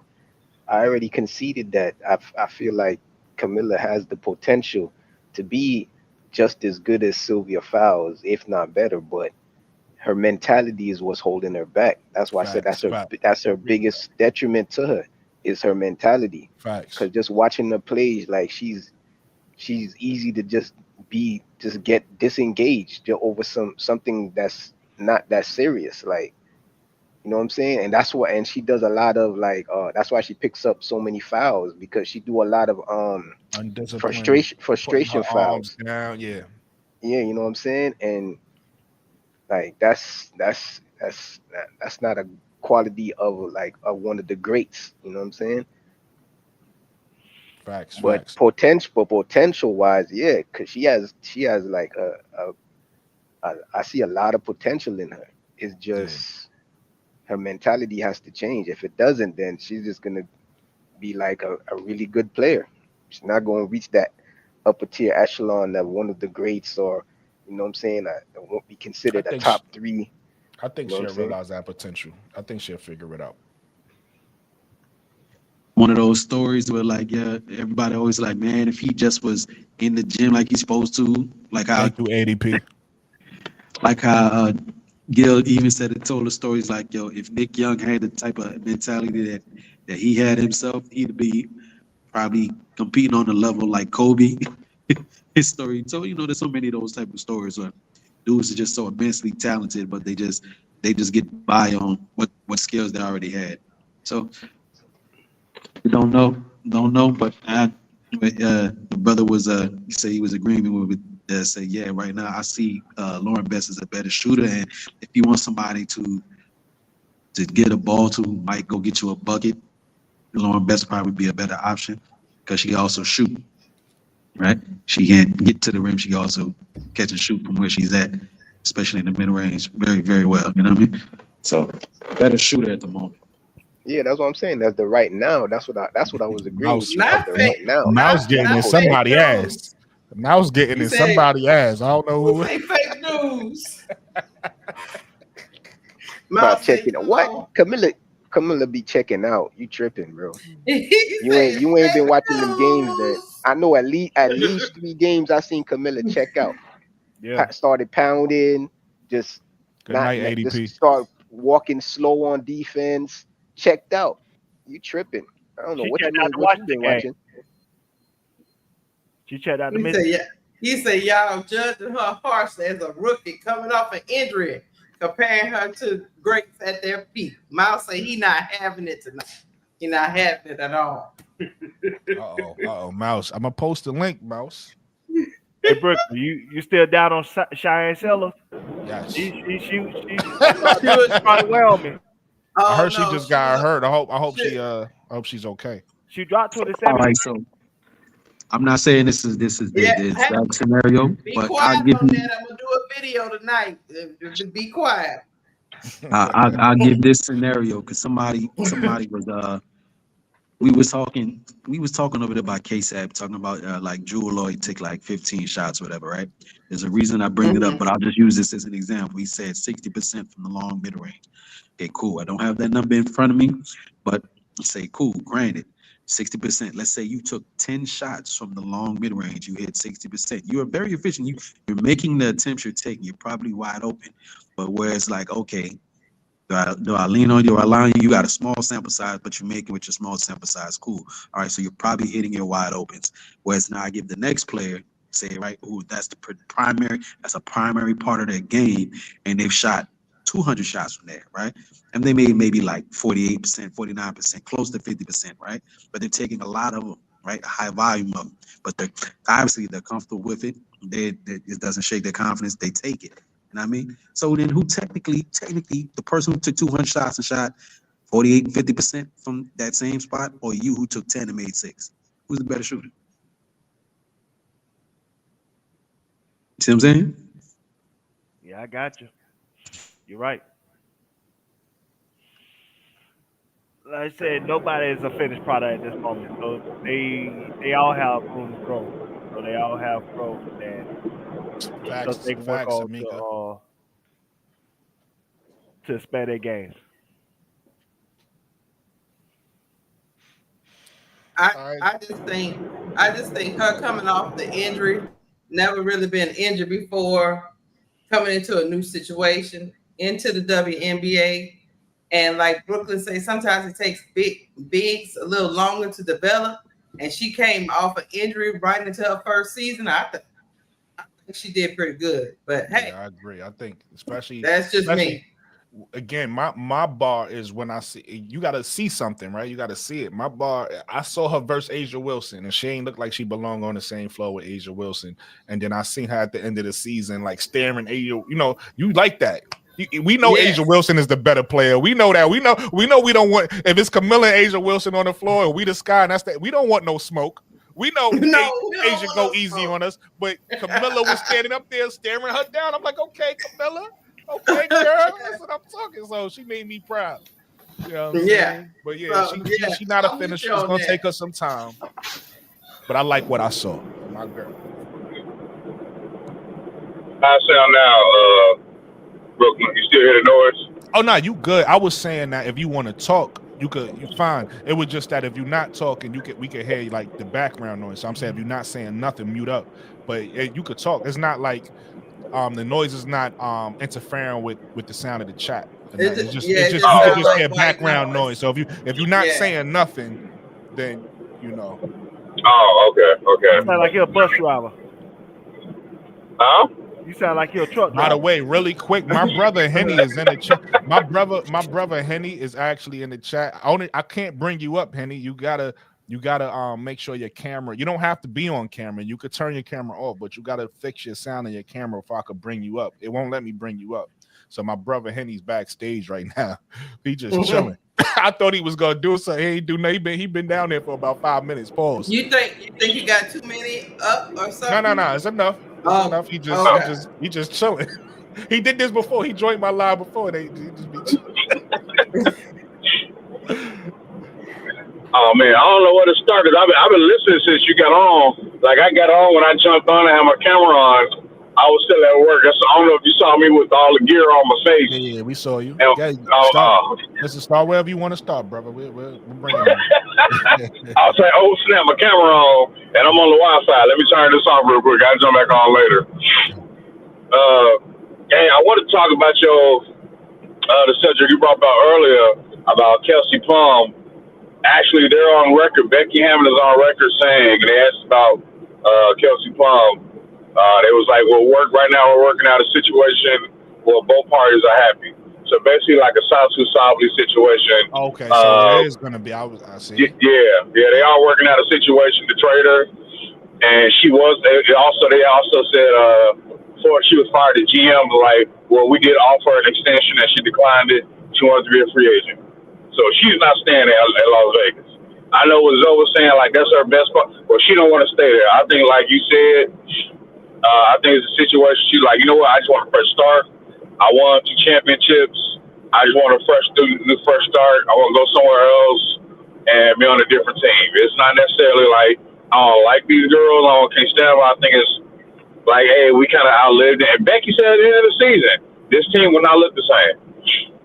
And sometimes it's the pride thing. That's why I could understand why people looking at her age and saying she don't want to do that. But if you take a look at certain players who feel like, no, I'm good enough. Like, all right, boom, perfect example. Look at the disrespect we put on Kelsey Plum name today. None of us really picked her. She was our third, so she could really be like, I'm gonna show people how good I really am because y'all not really respecting the dog I really am. That could be in her head. We don't know.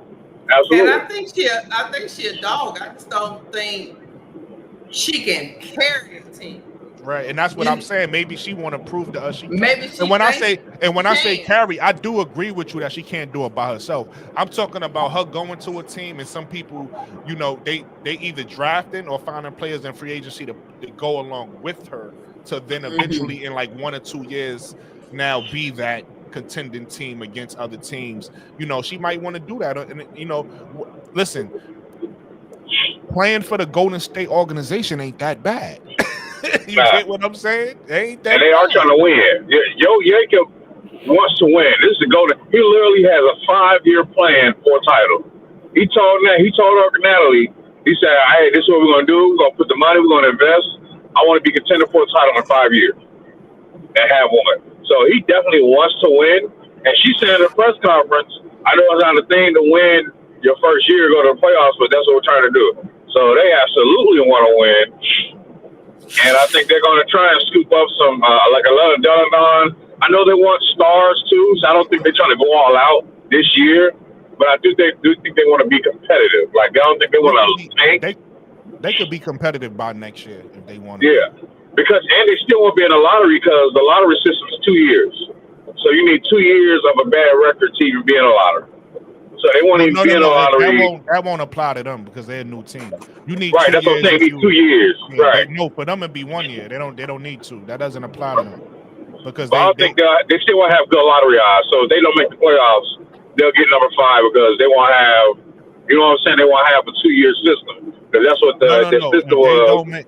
If they don't make the playoffs, they will be in the lottery because you got to realize the reason why that's the case. The rule. This is a rule for expansion teams. You can't be in a lottery in the first year. You have to be outside of the lottery, right? So that's why you play. That's why you want to be bad your first season because you want to be able to get it. You a new team. You want your lottery pick, right? You want your young superstar. Yeah. But by them being bad this year in 2025, they will have a lottery pick. They will be allowed to be in a lottery next year. But this year, in their first year, that's why they got the 5th pick. They're not allowed to get a lottery pick, which is right. And then the lottery system will expand. So then so this year's top 4 of lottery. Next year it'll be top 5 because it expands. Amount of teams that's in the playoffs. The teams that don't get in the playoffs, it expands. The lottery system expands. Like the NBA, it's top 4 teams. Only certain teams make. A certain amount of teams make the playoffs per conference. Really quick before you go. Hold on, let me answer. I want you to go. I'm gonna answer something in the chat real quick. King Pisces, I'm not sure. Anybody on the panel could answer this, but I don't think they did. I think it's still. I think they still filling out that staff, and then you could finish what you were saying, Wody. Well, what's the question? I was just saying that King Pisces just asked, I'm sorry, Wody. King Pisces just asked, did Chicago Sky fill out the assistants yet? Because Chrissy Sides is still out there. and I know somebody they said hired like, two. How many assistants you need? Because I know they hired 2 of them. and this I the don't. thing. This is what I'm saying. Nobody wants Christy fired, so maybe she wasn't that great of a coach if nobody wants her. Because Tanisha No, Wright that got a don't job. mean that. Tanisha Wright got a job. Let me explain something Tanisha to you. Wright Bill got a job. Belichick is a You think Bill Tanisha Wright Belichick was was a that great bad? coach, but nobody Man, wanted I him think after Caitlin he Clark left the Patriots. blackballer. Man, Caitlin Clark blackballer. Like y'all better not hire her. Right, She right. ain't got that type of pull. She ain't got that type of pull. Hey, Caitlin Clark so might be the moneymaker, but she don't get to call no shots around this yeah, league. You know what I mean? They hey, just Brooke, basically gonna use her like a government mule. That's all Caitlin yeah. Clark Hey, is good for around here. But what I was gonna say is it's even interesting for next season because you got 2 new teams, the Tempo, that weird ass logo they made, and I think it yeah, was it's weird. Fire. Yeah, it So was now you got weird. Yeah, 2 it other was teams tough. that's gonna Yeah, be up there with it. And it's gonna be interesting next year. But I also wanted yeah. I can't because I wanted to say I wish y'all well. Salute, and I catch y'all later. Good conversation, good catching Hey, up with y'all. appreciate you. All right, later, man. You're a Appreciate you, friend of the Wallace. show, man. So pull up anytime. Welcome. And listen, I think you got a new podcast, right, Wody? Oh, not. I got channel. I got 2 channels that I started. Y'all familiar with one, probably some of y'all. He Potential going in Sports and out. TV. I haven't uploaded nothing to it, but because the other channel that I did, where I'm making like the way it started. Try to make a long story short, I make instrumentals. Make beats myself.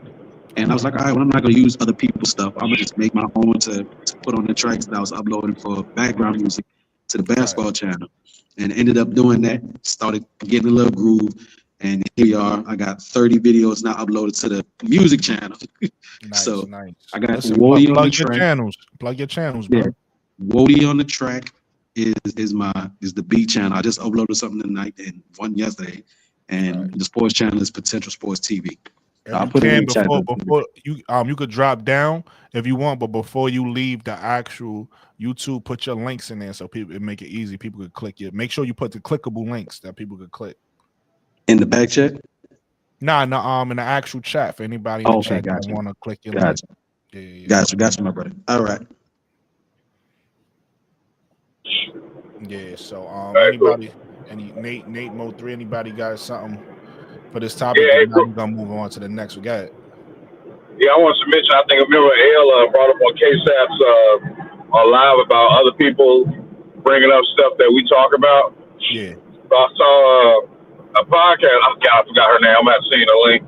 So now, remember, I was talking about. Remember, we always kept bringing like, man, I think Flau'jae is coming out. Now all of a sudden, a podcast is like, well, I think Flau'jae is coming out. Also, ain't this about something? Really?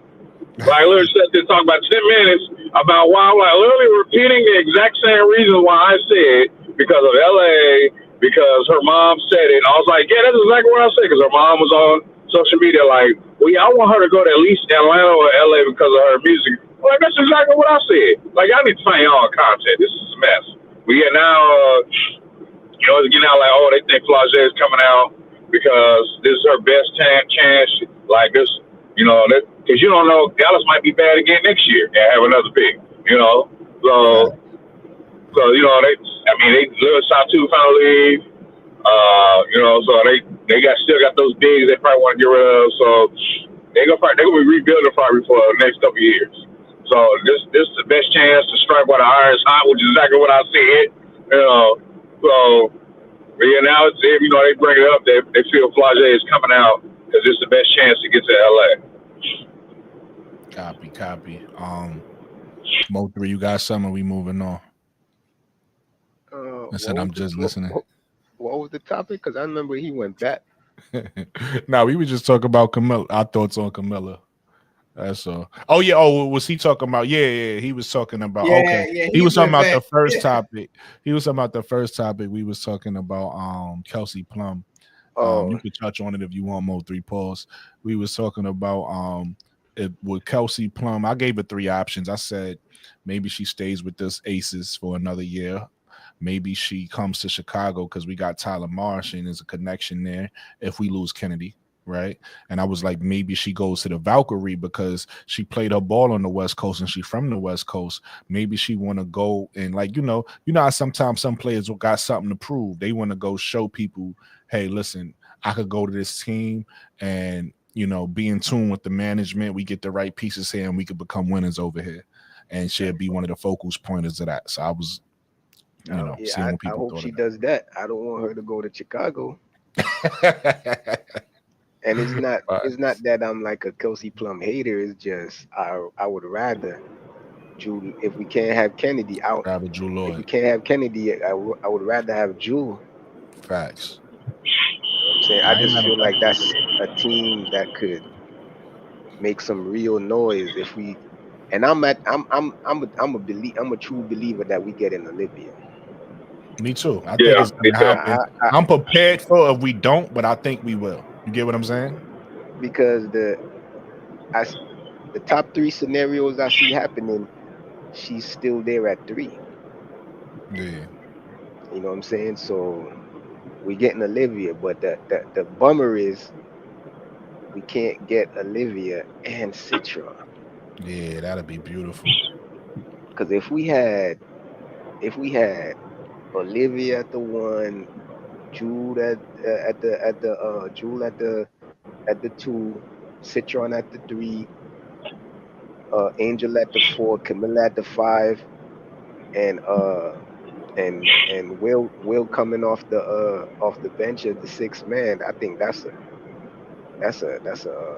nice one right there.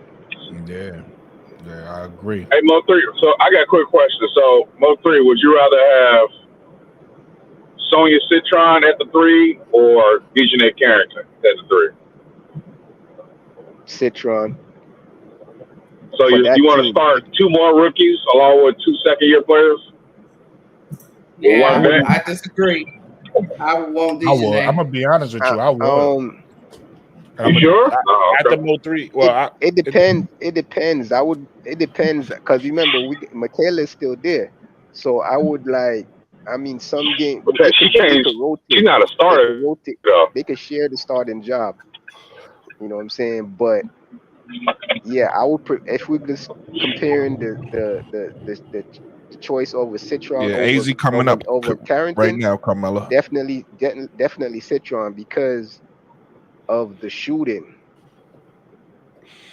Yeah, I would. I agree with Mo3 because on this. that would if we have 3 since Olivia has drastically improved her shooting, so we have 3 perimeter threats now. That was going to really open up the inside for Camilla and Angel to go to work within that 20 foot, the 20 foot and down, the painted area. That's going to be all Camilla. They're going to be feasting over there. You know what I'm saying? They can't be. Hey, you know what? They're gonna be and put the team in like they was doing last year, and that's gonna be some nice. I understand that. So check this out. I understand that. So just like Sonya is good, but she's not WNBA good. Dejanay already know the tricks and the little tricks and the little things like a vet. Like when you go like a good defender in the college. Not saying good defender. We done lost you. We done lost you, Nate. Hold on, Nate. Let me say it for you. Sound like your sound done went through a blender. Sound like somebody your sound just chopped your sound up. Let me say it for you, Nate. I'm gonna say this. 2 second-year players and 2 rookies. It's very hard. You guys are not even giving them time to be developed. I don't even know if Sonya Citron and who's the other lady they said? Sonya Citron and Olivia Miles. Well, no, it can't be both of them because we're not gonna get both. Can't be both, right? Who did y'all say? Sonya Citron. I think they said. I think they did say them 2 names, but we can't get both of them. Oh, yeah, no, because he asked me because I said that's what I wanted, and he said, would I prefer Citron over Dejanay?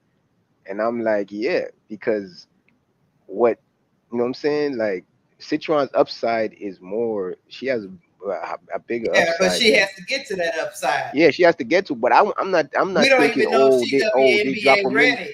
Yeah, I'm not thinking, drop her in there and they're gonna win a championship the first year. No, you know what I'm saying. But I'm saying like I'm not even talking within about the next 3 years. I think she, you know what I'm saying, she could do something. So yeah, in the next 3 years. Think about what you just said. In the next 3 years. Yeah, but if you was to drop Dejanay there now, we ain't winning this year either, and we ain't winning next year either. In So the it's still next gonna 3 years, it's still gonna take about the same amount of time. Whichever in the next player 3 years, whichever player we take, it's still gonna take around the same amount of time. The only difference I get where you come. The only difference is the rookie has more upside. I get what you're saying. I just don't know if Angel's gonna stick around for you in your next 3 years. Well, she doesn't have a choice. She's a rookie on a 4-year deal, and if she gets scored, that's 5 years. So she doesn't have a choice. She's You think Angel Reese don't have a choice? Stuck in Chicago for 5 years. She's not stuck in Chicago. What can she do? For 5 years, what can she do? Okay, not 5 years. Say 4, because 1 is already gone. She has 4 more years. She has 3 more years left on her rookie contract. Did you get and that, then Toddy? after that runs out, they could I still just call posted her it in the for chat. I another don't know if year. you can see that, Toddy. Did So you that's get that? so she. What can she do? She could say, "Yeah, I demand a trade. I don't want to play for you." What she gonna do a Della Donna and just don't play? So And let me give. Got it. After you go, Lakeisha, I'm gonna give my opinion. Look, listen. All I'm saying is, I'm not down on Citron. I like Citron. I'm just telling you, a team with 2 second-year players starting and a team with 2 rookies starting is not only a losing team, it's almost a team that maybe win 4 or 5 games. And you think Camilla's face looked bad last year. I can imagine what it'll look next year. Yes, it's nothing they can do about it, but they'll be waiting to get their butt up out of Chicago if that is the plan. So you have to get some veterans in there to help them out. You can't, because we don't even know if Citron or whoever is going to be worth the pick. Toddy, just go to YouTube search bar and literally type in The Perspective with Brooklyn 80s Baby. How I spell 80s Baby here, and it should pop up for you. I still don't think Dejanay does anything to help the Sky that much, other than defense, which the Sky already has defense. Well, the defense that she plays, they don't really have it because she's gonna play the wing defense. She's gonna be a wing defender, but the offensive part, she's offensively challenged. She's not gonna be. People are not gonna be. She's not getting double teamed. She's not drawing no. People waver. She's the type of player people be like, all right, take that shot. I don't believe in you. They're not gonna do that to Citron. You think somebody's gonna be like, oh, go ahead, take that shot. You ain't got it. Bro, Citron and Dejanay is gonna score the same thing in the league. Y'all acting like Citron scores 25. Let me get my. Can I get my perspective? It's not how much they score. It's the effect that they have. It's the effect that they have on the opposing team. Yeah, Citron might end up scoring less than Dejanay, but why is that? It's because the defense is going to be tighter on Citron. They're going to have to play more honest defense on Citron. Whereas with Dejanay, they could rest a little bit. They could rest more on defense. So that's probably why she makes you like, oh shoot, you made that shot. Damn, I didn't think you was gonna make that. That's the type of score she's gonna be scoring. Then that's not gonna happen with Citron. All right, so let me say this one thing. I promise you can go. No. Listen, y'all having a great conversation. I'm calling back. Yeah, I was talking to myself. Ain't this about something? Look, I will be all for it if we had players to bring. If we had enough of a team to bring Citron along. Just listening. If we had players to bring, is that me? Oh, okay. If we had players, if we had players alone, if we had enough of a team to be able to bring Citron alone, but unfortunately, in the position we're in right now, we'll have to start Citron. Okay, that's why we don't have to start her. Like I said, at one point, y'all gotta still there. keep going, but at one point, y'all gotta just agree to Michaela's still there. All right, I'm gonna end it on this. Michaela's still there. That's what I was saying. She don't have to start right away because Michaela's still there. Y'all, why y'all forgetting about Michaela? Only because I Michaela wanted not a Michaela starter on to my me. bench. Sonya starting to me. That's what I'm saying. So I got cut off when I was trying to explain. Hold on. Let me get my. This what we gonna do. This what we gonna do. I'm gonna get my perspective. I'm gonna get my perspective, and Nate, you're gonna close it out because this is not even one of my topics. I can't even get to topic 3 because y'all. My bad. So this is what we gonna do. This is what we're gonna do. I'm gonna get my perspective, and then Nate, you're gonna close it out. So I agree with most. This is what we're gonna do. I got my perspective, and somebody got to mute. So I agree. What the heck?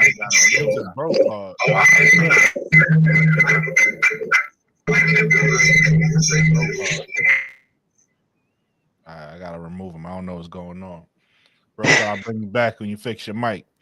Listen, we gotta keep the audio good for the watchers, the listeners. They want to hear good audio. Yeah, he had me clicking around. I'm looking at my phone. So listen. This is my perspective on that take, though, and I'm not mad at what Lakeisha is saying. I'm hearing stuff again. Somebody got echo, but listen, I'm not mad at what Lakeisha is saying, right? Because I understand. I do get that, and I'm not mad at a Dejanay. If that's a pick, I'm not mad at it. We'll figure it out because I like what Dejanay brings. But if you're gonna ask me Dejanay versus Sonya, I prefer Sonya, and I'm gonna tell you why.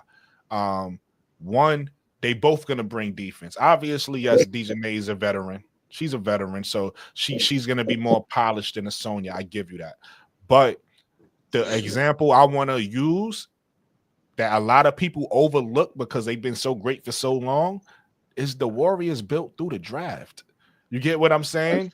And they got good just by getting better every season. They wasn't when people remember Steph Curry the champion. I still remember Steph Curry when people wanted Monty Ellis. People wanted Monty Ellis over Steph Curry. That's you, Nate. You got to mute up because we hear background. Yeah. So people, I remember Steph Curry when people didn't want Steph Curry. They didn't think he was a guy. He was continuously getting hurt. They drafted Klay Thompson, right? That was they backcourt. People like Monty Ellis over both of those players, right?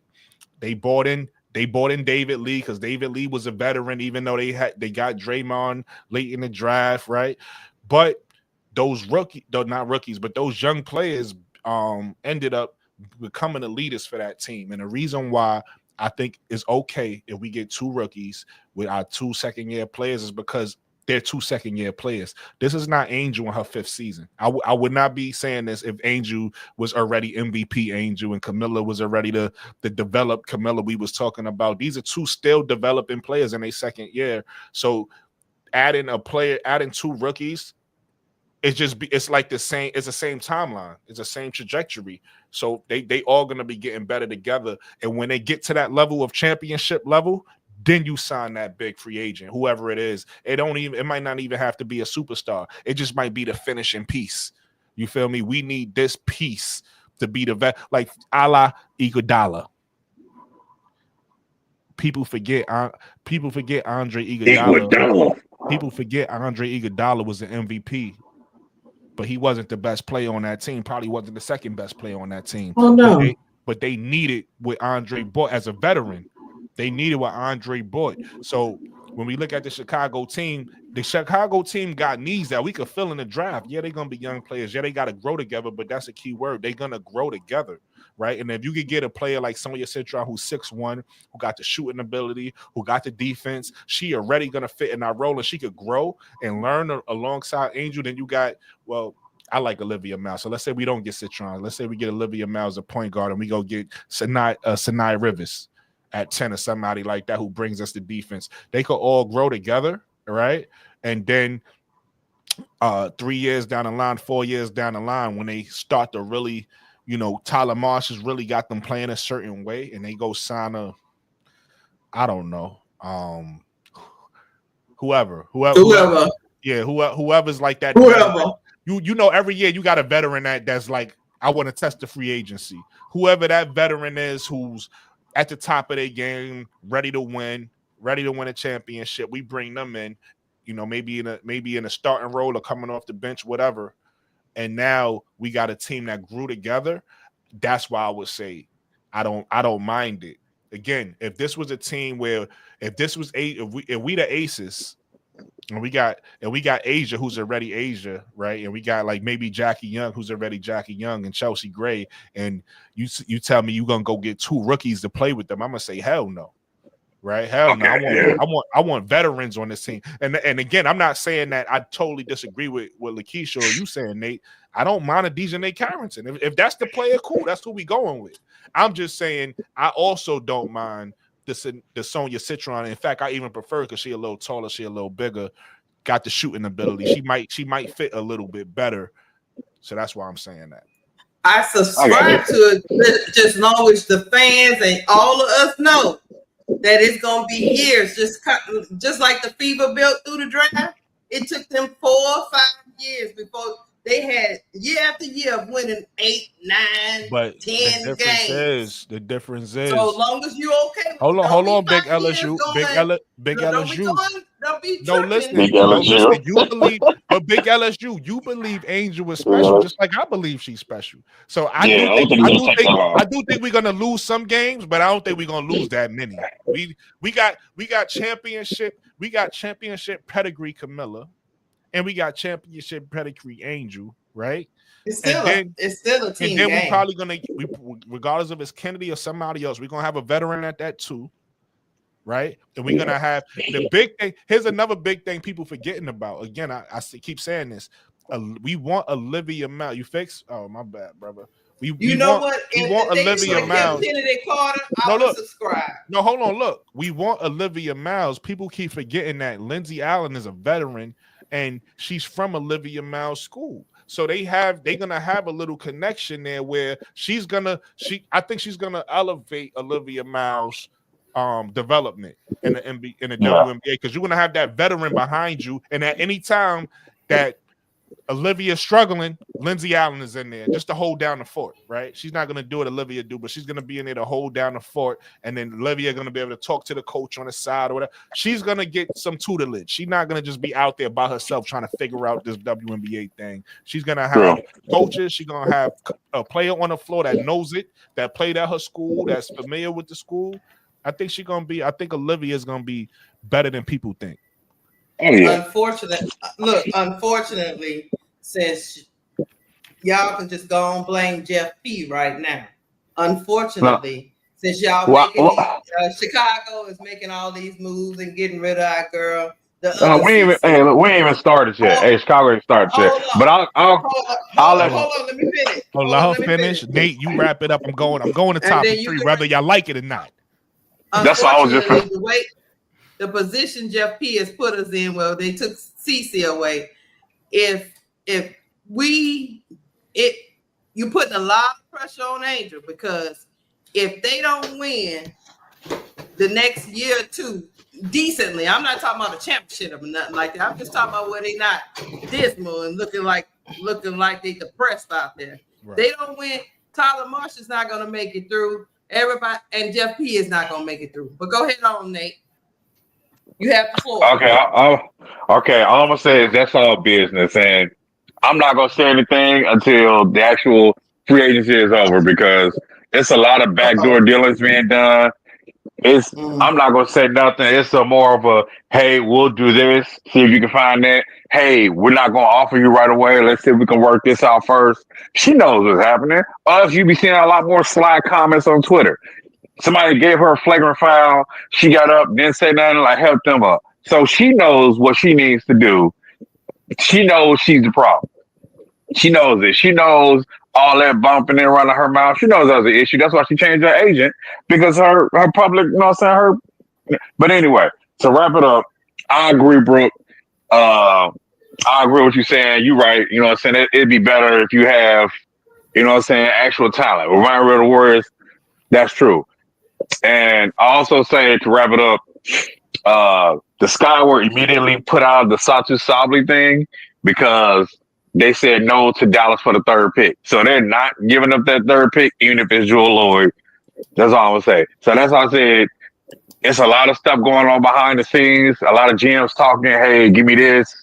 And just because they're offering Dana and these people their offer doesn't mean they're coming back. They can trade every last one of them, except maybe Michaela. I think Michaela Onyenwere is probably the only one guaranteed to come back. The rest of them can literally be traded their rights. And I think they were probably working out something with Kennedy, like, hey, look, this is what we're gonna do. She probably already knew.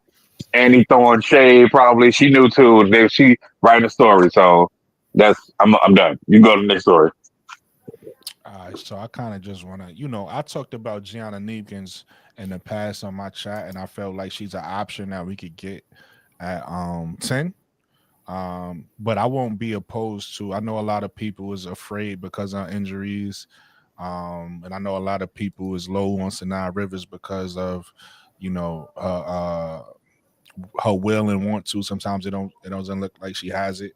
But lately, both of them been playing well. So I said I want to highlight them on my channel.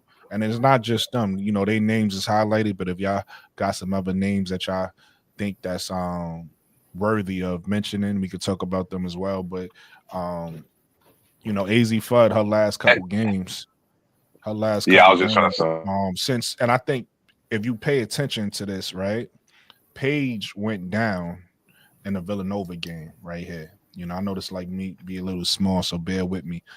In fact, I'm even trying to make it bigger right here so people could, just in case people need glasses. Paige went down in the Villanova game, right? And if you look at the 2 games before, the 3 games really, the Villanova game and the 2 games prior, you see AZ's production. And again, sometimes it's all mental, right? Sometimes certain things is mental. And then you see Paige went down, so they didn't have that Paige safety net in those next 2 games. And you see where AZ did 23 and 21. Putting her, making sure she was productive for her team to to get a win and for herself to actually, start playing better, because 8 points ain't gonna cut it, especially when you start talking about coming out in the draft. And some people, shout out to my brother Uncle J.E., want her to go high in the draft. Most of us feel like her stock is gonna drop. most of us feel like her stock is dropping. But regardless of where you feel like she's going in the draft, she needs to play better, because if you're not playing free, how do you expect a WNBA team to take a chance on you, right? You got to go out there and make them feel like you're gonna be productive.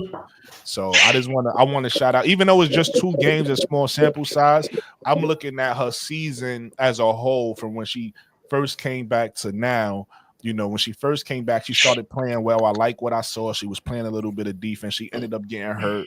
Was out a couple games, and now, like I said, she came back not really doing much. But when Paige went down, I think it's big she stepped up. And when Paige come back, and Paige will be back soon, she needs to continue this type of production. So that's why I just wanted to highlight her real quick. In fact, let's play a little kind of like a highlight reel of sorts for. Let me see where it's at. I think it's right here. It is right here. Just to just to show a little bit about how she been playing this season.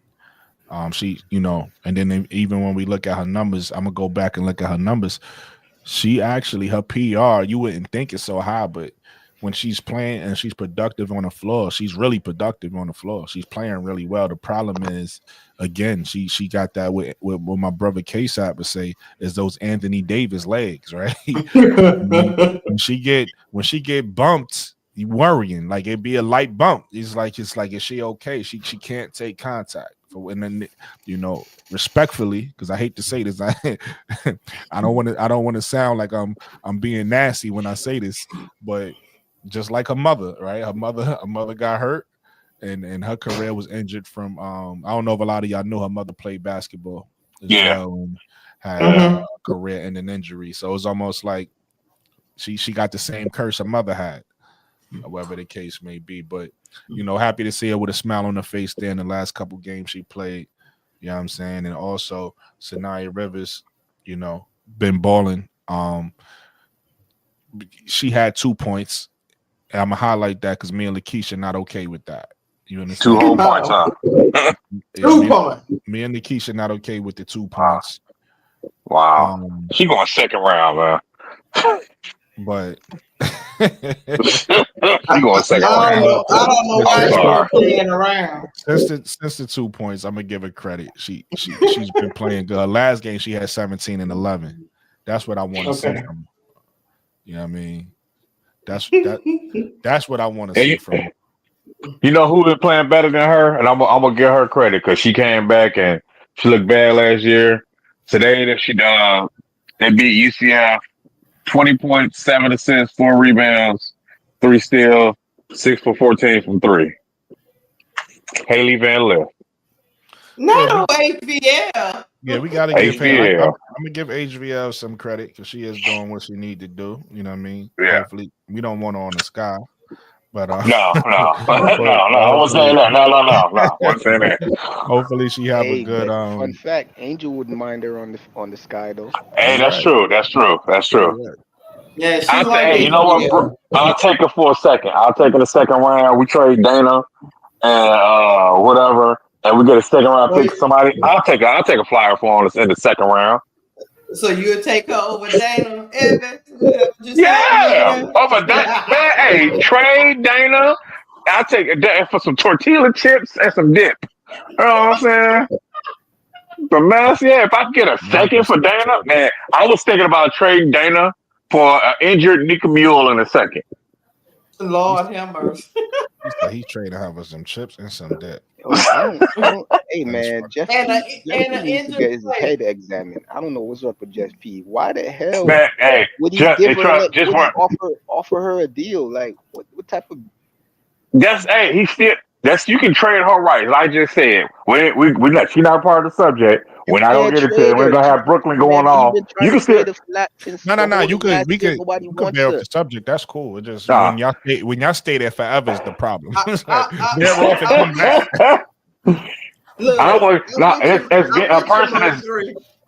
As a person that's been in management, I'm gonna tell you certain things have to be sacrificed. Like, look, I'm finna offer you this deal. They couldn't trade her during the season. You know, just like in the NBA, it's hard to trade a person during the season, become off season. Like, all right, I go ahead and take a flyer. I give you. I'm not, you know what I'm saying? Give me a sec. You know, I say I give you a second, a future second or whatever. Or hey, you can tell you take this player out of my hands. Nate. Like I really feel that they can get Nika Mule because she didn't play anyway and she injured. I'll take her for Dana Evans in a heartbeat. What? And she 5'11"? Absolutely. Yes. Nate. Yes. Everybody, when the Chicago Sky called, they're gonna put them to voicemail when they sit up there talking about Dana Evans. You know what? You keep talking trash about my Chicago Sky, and LSU gonna get whooped by you know what I'm saying, South Carolina. I don't know why y'all even talking about this. Oh, y'all gonna get whooped by South Carolina. Then I'll be dying laughing. But y'all ain't playing though. Y'all barely beat Vanderbilt. Y'all barely beat Vanderbilt. Stop it. Be salty, Nate. We still undefeated. Don't be salty. Y'all been playing high school teams. Stop playing. Y'all been playing junior high school. They just had a rough game. Vanderbilt. They barely beat Vanderbilt. Stop it. I like Stop it. Leah Nah as well. Yeah, you're right. Yeah. I like Gianna Nichols and a Leah Nah as well. Where's she on? Alabama? Yeah, Leah Nah. She one of the best shooters in. She nice. She one of the best shooters at 6 feet. She might be 6 feet. She might be somebody that the Sky look at as well at 10. She nice. I really think they're gonna trade it to the second round. I really do. Because I know they traded it for when they traded for Angel, they traded away their second round pick. I'm trading those rights. I'm telling you, I'm trading Dana and I'm trading Dana and whoever and Mariah Jefferson. Like, hey, just give me some seconds. Hey Nate, give me some seconds. Hey, Pisces is funny. Yeah, everybody read this comment. He created confusion. What'd he say? You know, that's why Brooklyn. Because I don't want Dana. Like Olivia, she gonna be worried about the rookie taking her. Hey, he right. He right. They and I'm telling you, they getting rid of Dana. They ain't got time for them to be requesting trades and talking to the rookies. Like, hey, girl, you know we both from Indiana. And I'm not mad. Yeah, I'm not nobody mad got at time that, for that. Chris. I'm not mad at that at all. But Nate, you need to go find out why they gave her a qualifying offer. Go find that out. So they can have the power to be like, hey, we gave her an offer, so we have her rights, we can trade her. Like, they can trade her right now just because they made an offer. Like, when they made Rebecca Gardner an offer when she was a reserve free agent, they traded her to New York Liberty for 2 seconds before she even signed a deal. And she was injured. Who you think gonna take Dana Evans? Let me know which team. The same. Hey, Rebecca Gardner had a torn ACL and they still traded her. Come on now. You can anybody can get traded. Dana Evans ain't totally trash. She had a bad season. I'll give her. She's not trash. She's not. No, she's not trash. Hold on, bro. Cause she just had a bad year. She's a good defender. I ain't saying. I know you, bro, Claude. I know you, bro. I know you heard her name, and you finna go on. We've been on here 35 minutes, and I ain't said nothing, and then you told me to hold on. I'm just saying.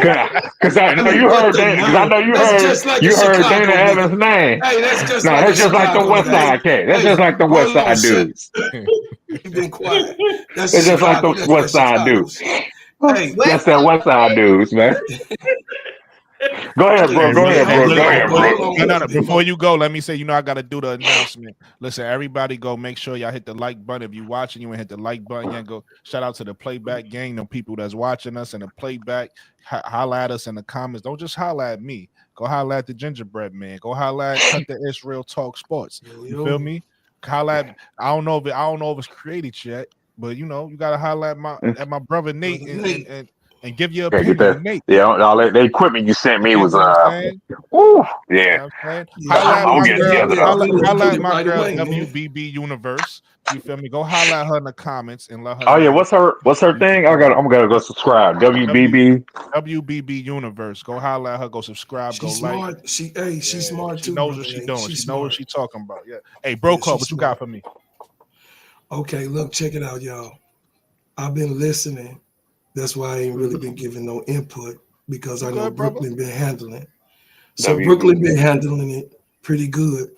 Sister, listen, Keisha, with that truck, you've been crashing out. You've been crashing out a little bit. So let me slow you down a little bit. Let me put my foot on the pedal of that truck. Just slow down. Mo3 was trying to help you. You know what I'm saying? Mo3 was you know how the sniper do. But let me remind you, didn't the Oklahoma Thunder recruit the way we talking about? Didn't the Oklahoma Thunder Durant? That's even a better. You ain't even got to go back in, bro. Oh, you could go right now. Then Ibaka. So it's gonna work. Yeah, right now. Yeah, Shea Gilgeous. Right. Hey, you ain't got to go back there. Same thing with Boston. So Boston did it. You dig what I'm saying? So it's Sister Keisha. It's not gonna be players that are gonna be drafted. Yeah, you go in and out, to bro. Chicago. No. Can you hear me? We hear you now. We lost you for a good. Okay. We lost you for a good 5 seconds. Damn. Okay, look, we talking about rookies and 2-year players. It makes a difference on building a team. So the rookies that's coming in, they already ready. So if we get Olivia Miles right now can be NBA. Right now. She can play there. So we know that she's going to transcend, seeing into the WNBA. And whoever,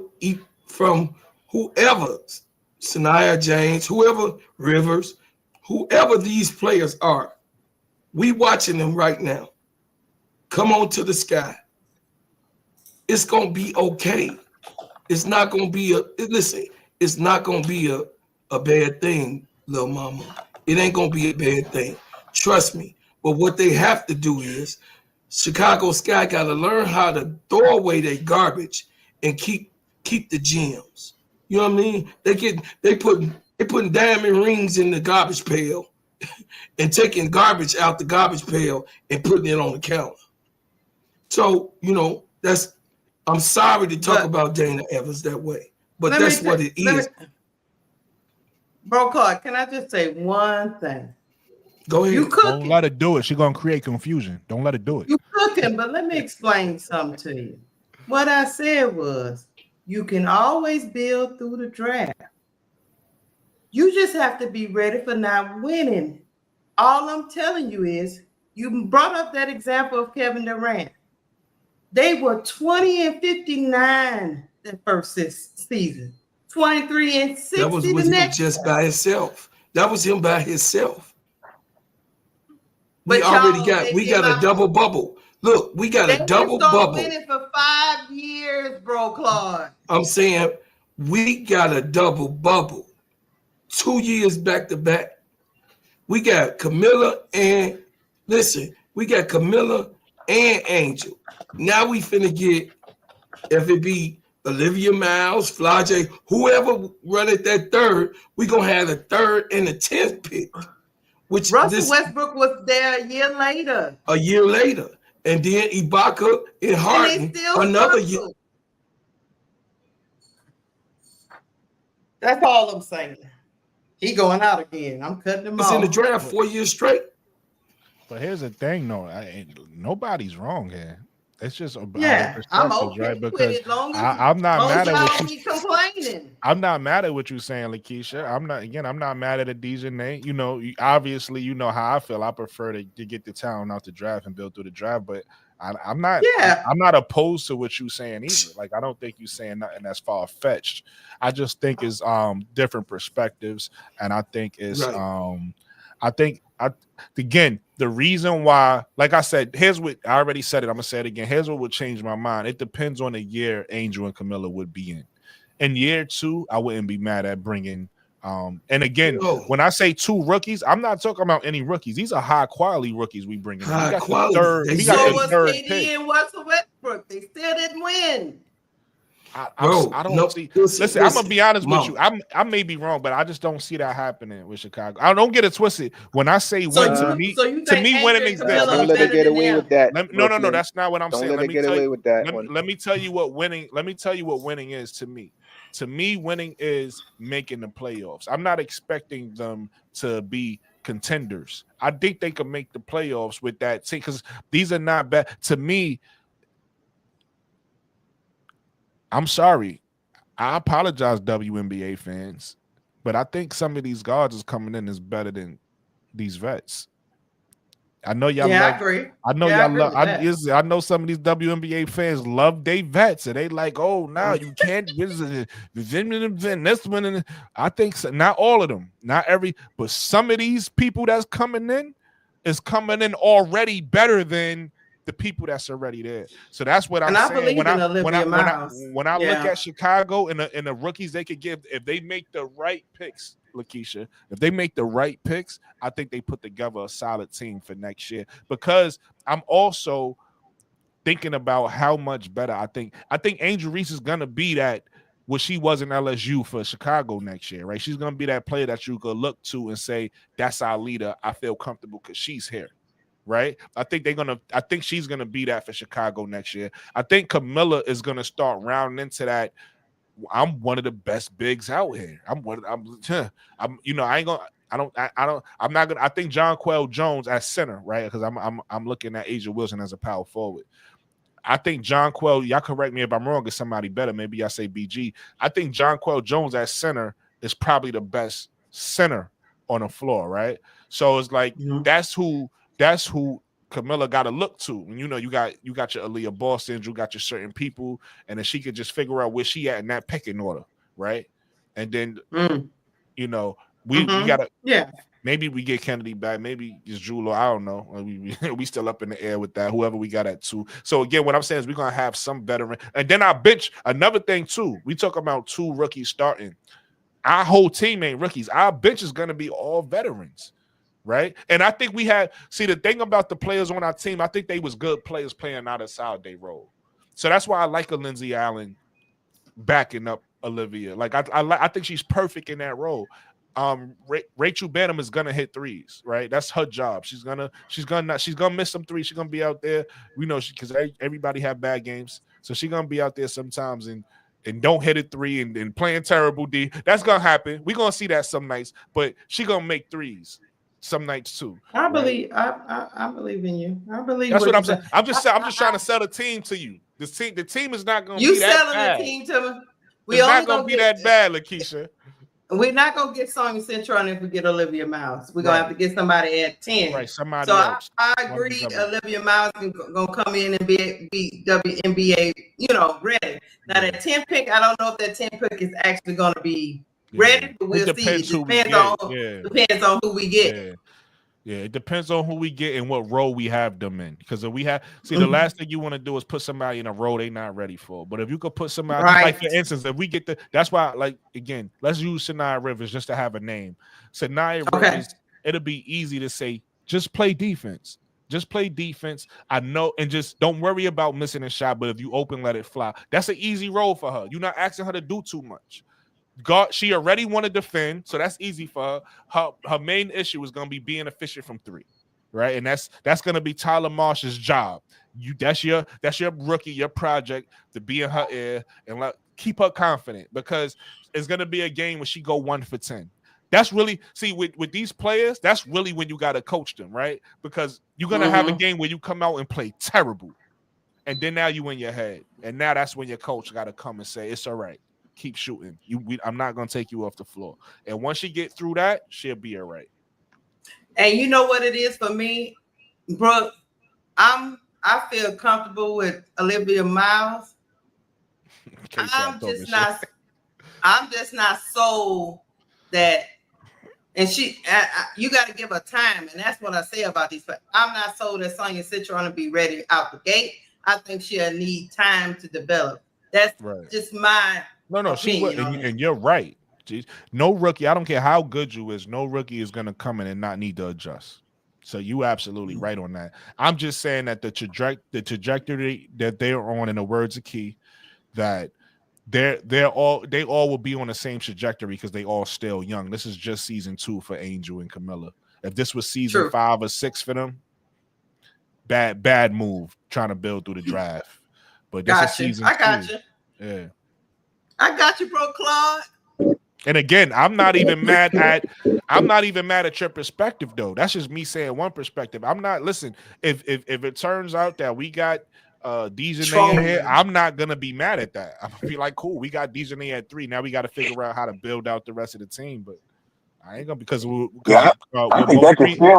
Mo 3 said is correct. With you get Dejanay now, you get the elite defense. But with her, we know she's not super efficient from 3, so we're gonna have to get her confident shooting at 3. But we also gonna have to get shooters around her too, just in case. Oh, is he fuck going to the hole? Okay. And I'm I like, see these. Looking at these highlights you got up there. I'm like, Key, you don't have to use a pick on Dejanay. Just go make her an offer. And if the Connecticut match it, then fine. But you can go make her an offer, and she might come. The Connecticut might let her go. You might give up nothing for Dejanay. You're right. Yeah, exactly. And then listen, and here's hey, check this out, Lakeisha. I wouldn't be mad at drafting the Sanaya Rivers and signing a Dejanay. Now you learning. I was just about that nabbit Brooklyn. You in my head. You in my head. I was just about to say. You cooking? You cooking, Lakeisha? I was just about to say that, Brooklyn. That nabbit. I was just gonna say we can still get Olivia. What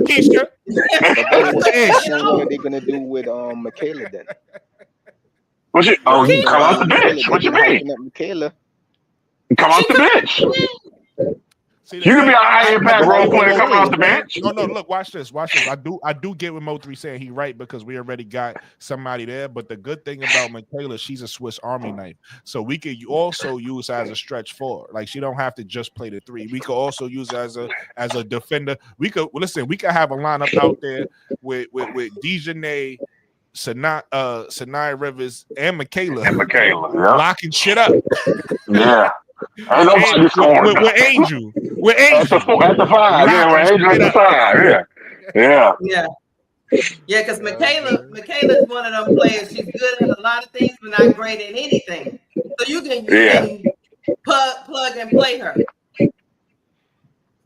Yeah, she been at the gym. I don't know if you saw on social media, Brooke.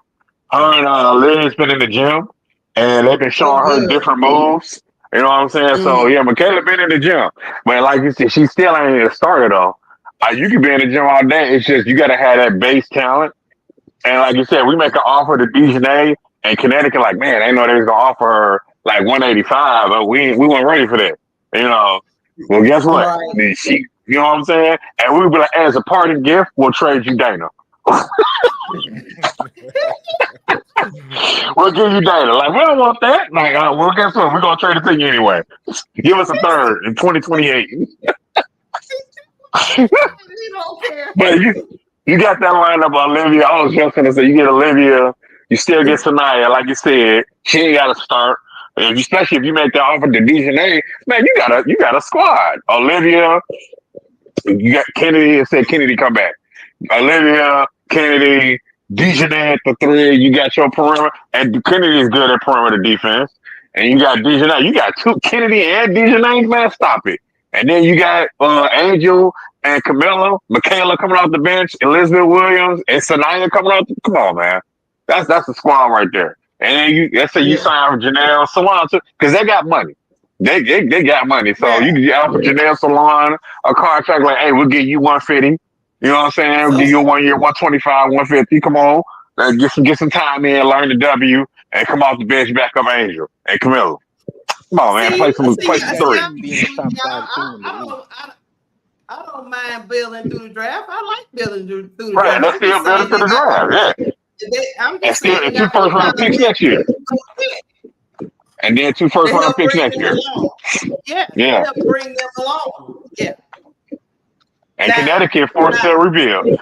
Because you want to do that. I want to offer her that money because you forcing Connecticut to rebuild. So I'm gonna throw that money at her, and she like, oh, you can't match that? Bet. Nah, I really got you. And now you forced to rebuild because you ain't got Dejanay. You ain't got Dewana Bonner and AT because they want to go to Phoenix. They probably go to Indiana. Hey, listen. Yeah, they want to bounce too. Let me throw a monkey wrench in there. We keep talking about Dana don't got no place to go. Listen, if everybody leaving Connecticut, they gonna need to take some people. So that's what I'm saying. We'll give you Dana. We'll give you Dana. We're gonna act like it's a sign and trade. Like, man, give us something else. All right, we'll give you Mariah Jefferson. You ain't getting Rachel Banham. You ain't getting Big Mama. You ain't getting Big Mama. We want all the shooting. We'll give you Dana. We don't want the scraps, so we'll take them. You ain't gonna have no choice. See, here's the thing, Brooke.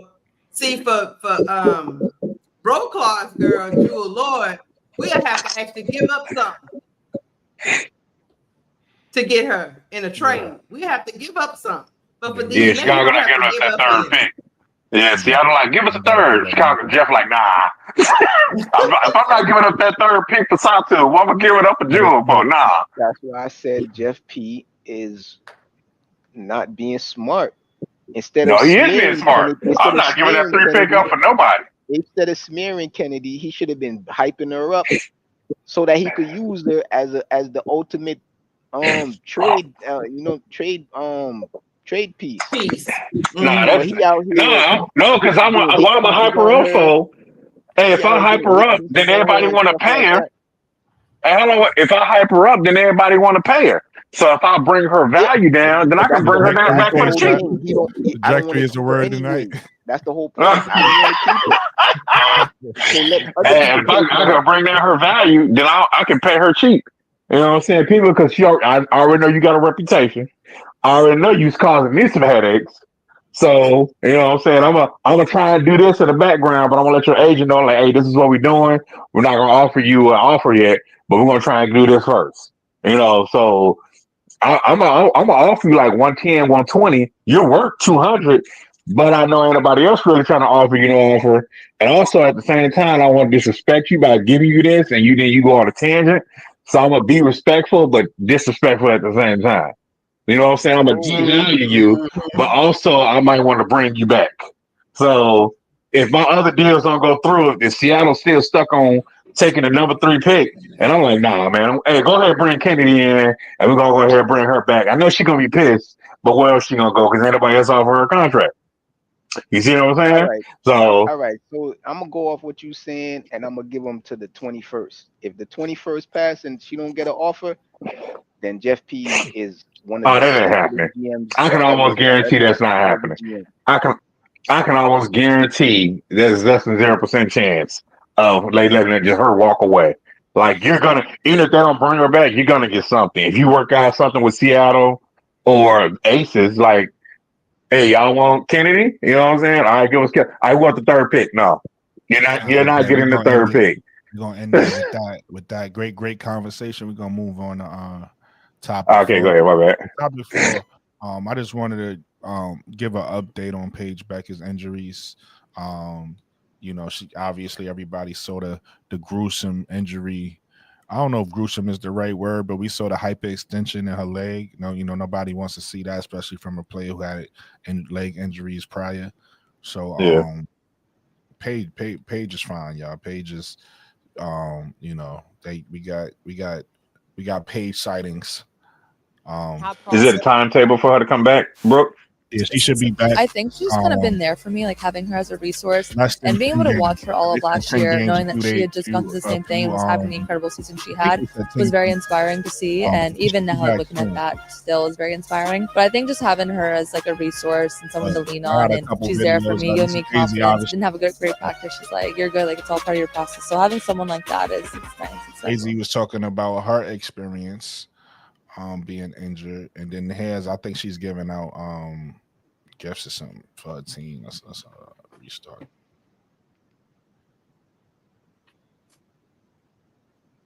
She's in good spirits. She's not worried about the leg. Oh, that's good. That's good news. Hey, those highlights you showing the AZ, she was going to the hole and you know what I'm saying, taking on their contact. Yeah. So she definitely showing confidence in that knee. Never gonna be the same. This is just what I became. Bitches be screaming out my name. Gotta stop playing this game. You know it, I'm on it. It's all I ever wanted. Never gonna be the same. Is this recent? Yeah, this is all her after injury. This look. You can see the leg. Oh yeah, she all right. Yeah, so that's I just wanted to show everybody, data page, just different videos I came across. You know what I'm saying? So, and then also I just wanted to touch on UConn. Speaking of AZ, like you said, you see AZ is wait, did I play this one? I don't even think I played this one.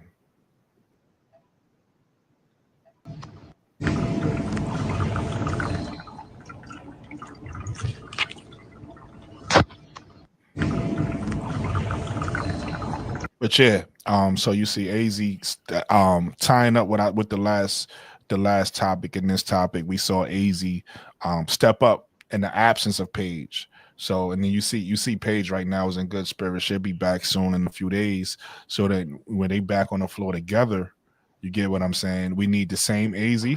We need the same AZ to be aggressive, and we need Paige to get back to doing what she was doing before she left. Because regardless of what people felt like she should have been doing, and she's not taking over the game, and I need her.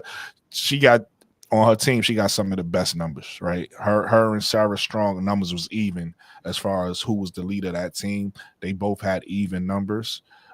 They both had the same or around the same player efficiency rating.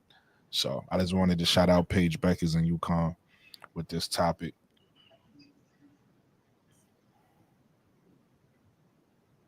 And then that's it, because we don't really got to just expound on that much. We could go straight into the last topic, which was the Who would have the better team? I can't see it. What does that say? Who had the better team? Yeah, who's gonna have the better year, or better record between Indiana Fever? Because I feel like, again, what we said earlier, everybody wasn't here, but we said, I think actually I might have said this on Key's show that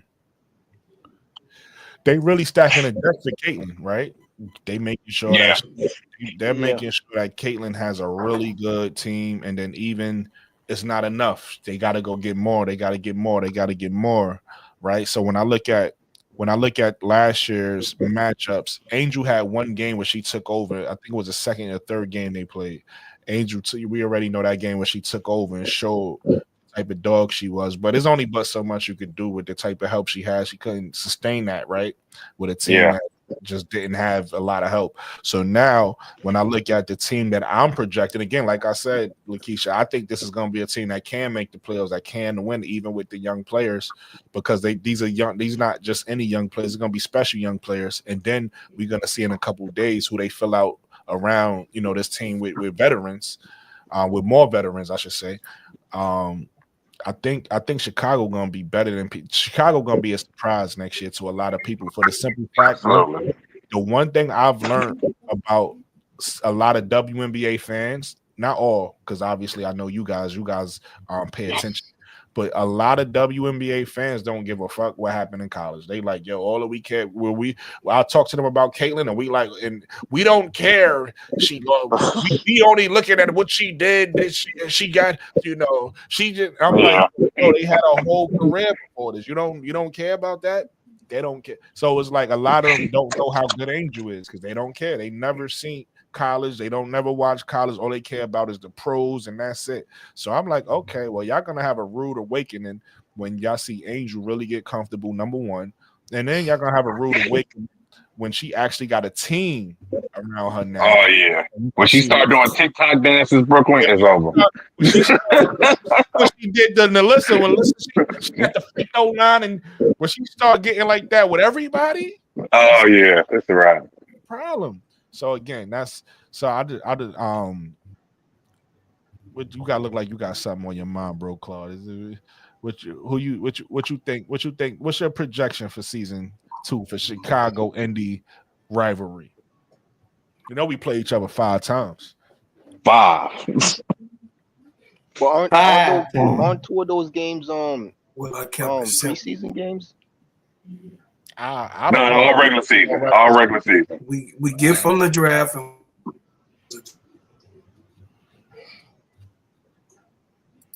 We can't. We don't got. Bro, Claude, your internet is. We don't got you, bro. Claude. We can't hear nothing you say. My internet been having problems. Yeah, my internet I'm actually pissed off about it because it just got supposed to be fixed, but it ain't fixed. So no, it's okay, brother. Don't let it get you mad because you're gonna be back. You're gonna be back stronger than ever. Yeah, that's why I couldn't even go live like I wanted to. So I'm listening. He ain't did nothing. They ain't did. It's all good. I'm gonna go to Lakeisha. Lakeisha, what you think? Season 2 holds for the who you think? Who you think got who had a better team? Yeah, who gonna have a better team? Who gonna have a better record? Like, what you think? What you think is gonna happen? Do you think? Because they got what everybody like to say about Stephanie White. They got a win now coach in Indiana, right? They going after Satu Sabli, right? So they're not gonna get it. Do you think that Indiana just gonna be too good for Chicago, right? And they just gonna, they're gonna be a top 3 seed or a top whatever seed, and they just gonna make and it's gonna be, or do you think it's gonna be, you think Chicago might have a better record at the end of the year? You know what I mean? What do you see? And this is assuming that obviously everybody, all the pieces that we want on the Chicago Sky ain't there yet. This is assuming we make the right moves in a free agency in a couple days, and we make the right moves in the draft. Is this assuming Kennedy Carter is back or not? It's hard to say. I'm gonna say she's back because I think she's coming. Let's say she's back. Yeah, let's say she's back. Let's say okay. If you saying that the other CC is back and we built through the draft with the rest of the players, I'm gonna say they'll probably be better than the Fever, and here's why. I think defensively they'll be better than the Fever. I think I think all that running gun that was going on with CC last year, I think the league is gonna catch up to that and pretty much shut that stuff down. I think it's gonna be a little harder. Now, the only caveat, Stephanie White's a great defensive coach. She knows how to teach it, but that doesn't mean you can teach it all day, but the players have to do it on the court. I think the pressure of Stephanie White, them trying to win now mentality might not bode well, and then you might have a sophomore slump from CC. So I'm thinking, I don't think they're gonna be as good as they think they're gonna be, because they still, even with Satu Sabu, they still haven't shored up their defensive acumen. It's gonna be a problem all season. I agree with that. I'm gonna tell you why. Shout out to Showtime because he actually made this point too, and I like to give credit where credit is due. But it's only one ball, and Nalissa Smith numbers didn't go down because she's a bad player. Nalissa Smith it was only one ball, and she just didn't fit the system, right? And if the ball is gonna go to who it'll go to, and the way Caitlin likes to play, Caitlin is gonna get the ball. Whoever runs the floor is going to get the ball. It usually is going to be Kelsey Mitchell, but whoever runs the floor is going to get the ball. And then Aaliyah Boston. Right. That's going to be pretty much it. Everybody else just got to hope they get an opportunity. Right. And then the last thing I'm going to say is this, and let my plane let somebody else go. The last thing I'm going to say is this. I think we kind of already seen it ain't going to get much better than what we saw. Because that offense is that offense. It is what it is. We seen that offense before. This is a Nash kind of offense. You got the point guard that want to push it, that's crafty, that's gonna shoot some threes and get some layups and make some passes. We already know what we expecting.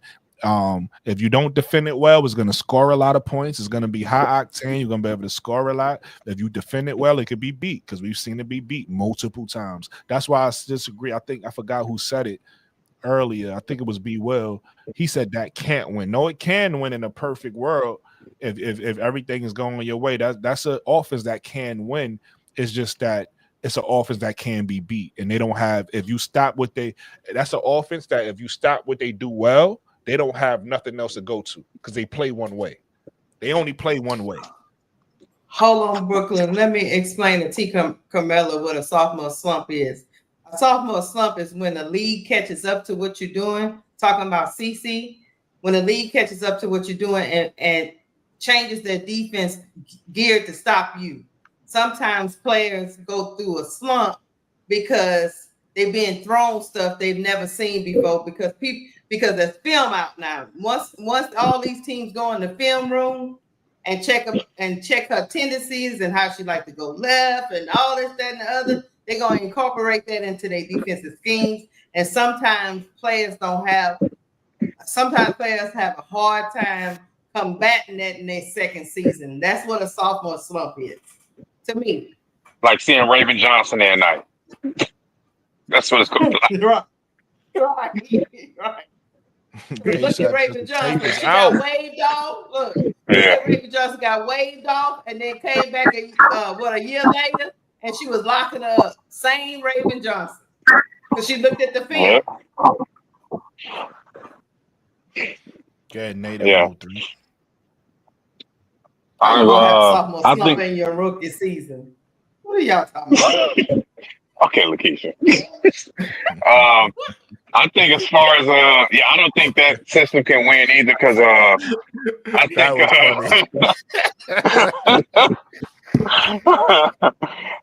because Kobe said it best. You know what I'm saying? When he was saying when Kobe was alive, he was saying the way James Harden was playing, can't win a championship. He's like, he'll win some regular season games, some playoff games, but it's not conducive to winning.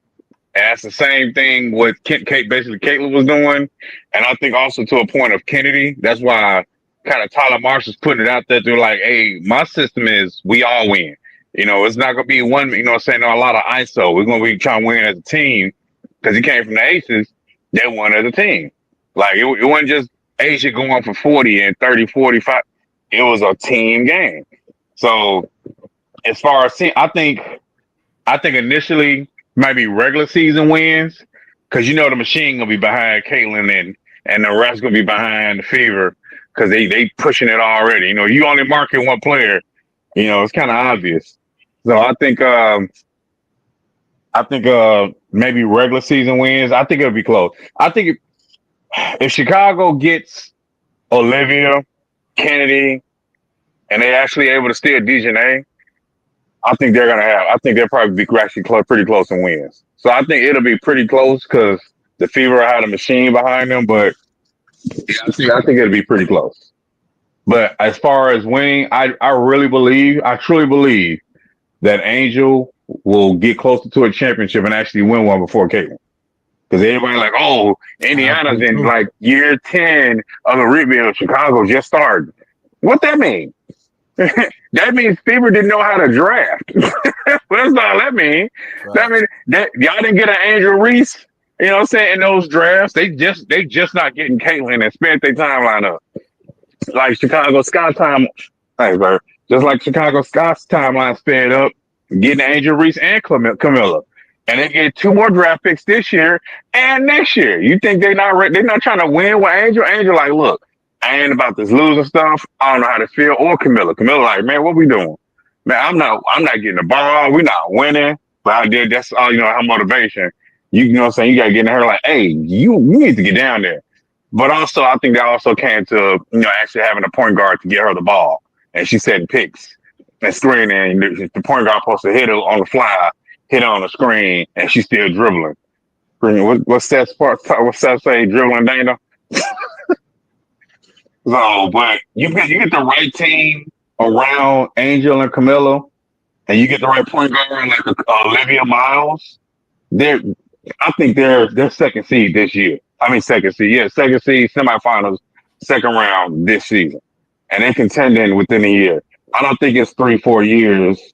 You put the right team, like I was saying yesterday about the Seattle Storm. They went from 8 wins when it was just Jewel to going to the playoffs. You know, they got a little box. Yeah, that was a chemistry thing. And also that chemistry. And when they bring back, go ahead. No, I was just going to say to your point, Nate, 2026 is going to be open season for everybody. Anybody could be good. Like, there's going to be some teams that's going to get left out, obviously. But any team, whether you talk about Chicago, we talked about the Valkyrie earlier, you know, whatever team, the teams, and then y'all know them. I think I know a few of them off the top of my head, but y'all probably know all the Aces, the Phoenix, the team with all of the amenities and the facilities.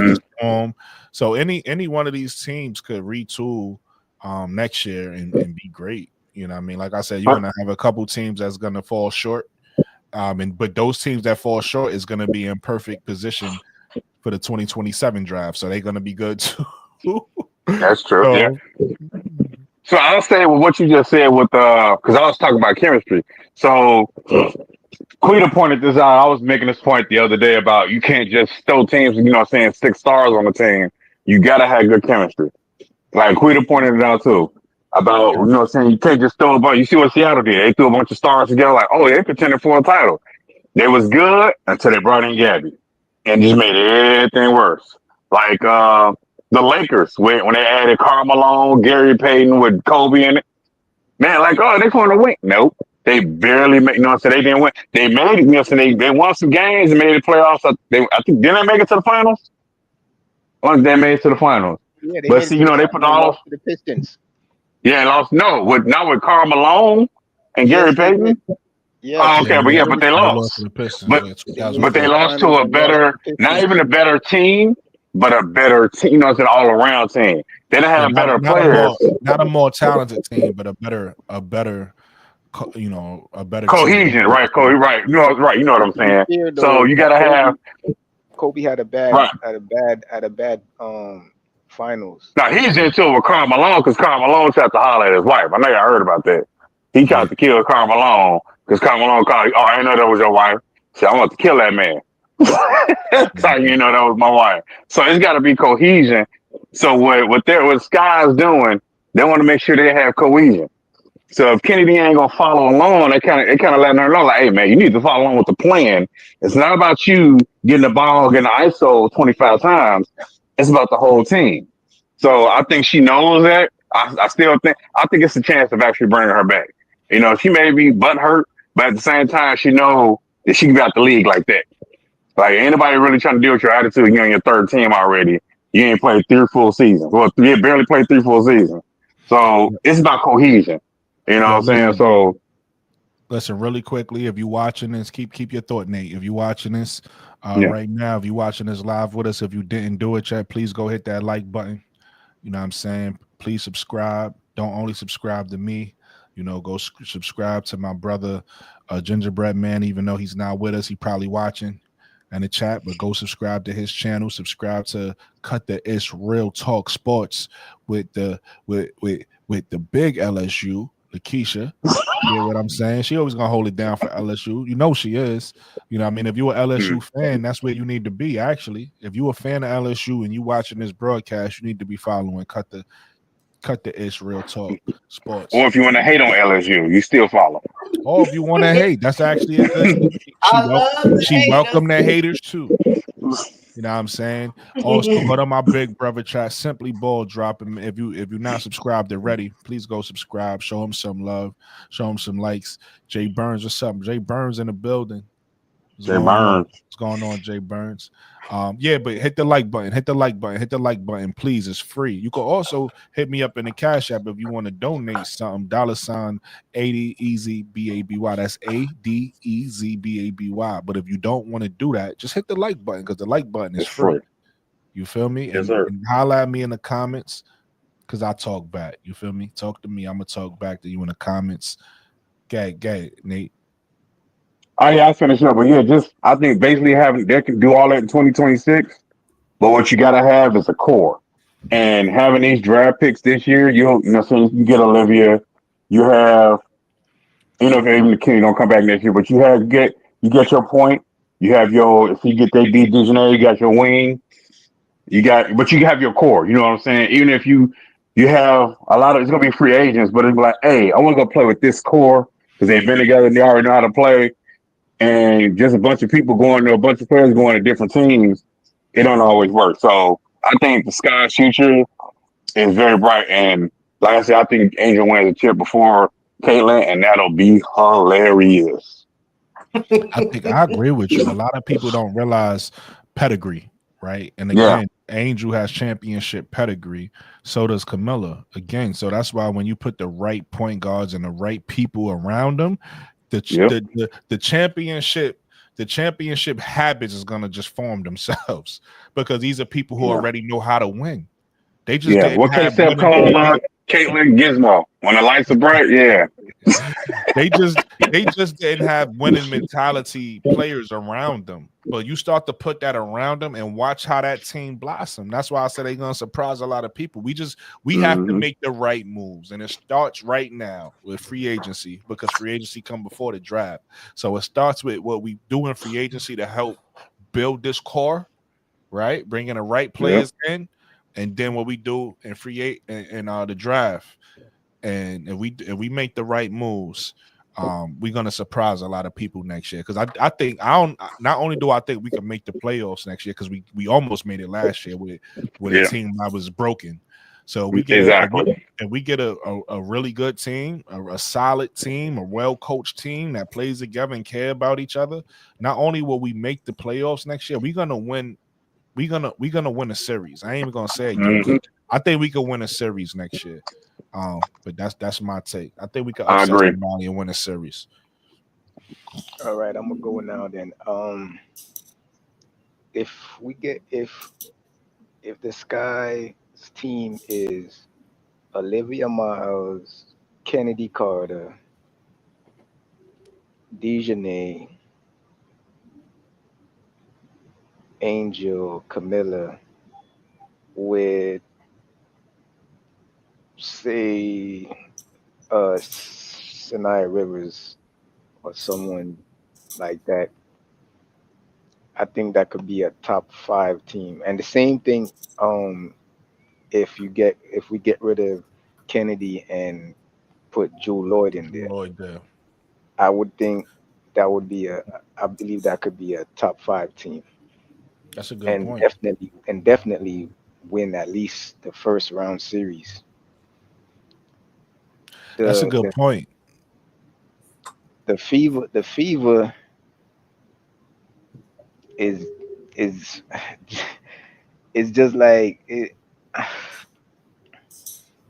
don't know. With wins, they might be close in wins, Yeah.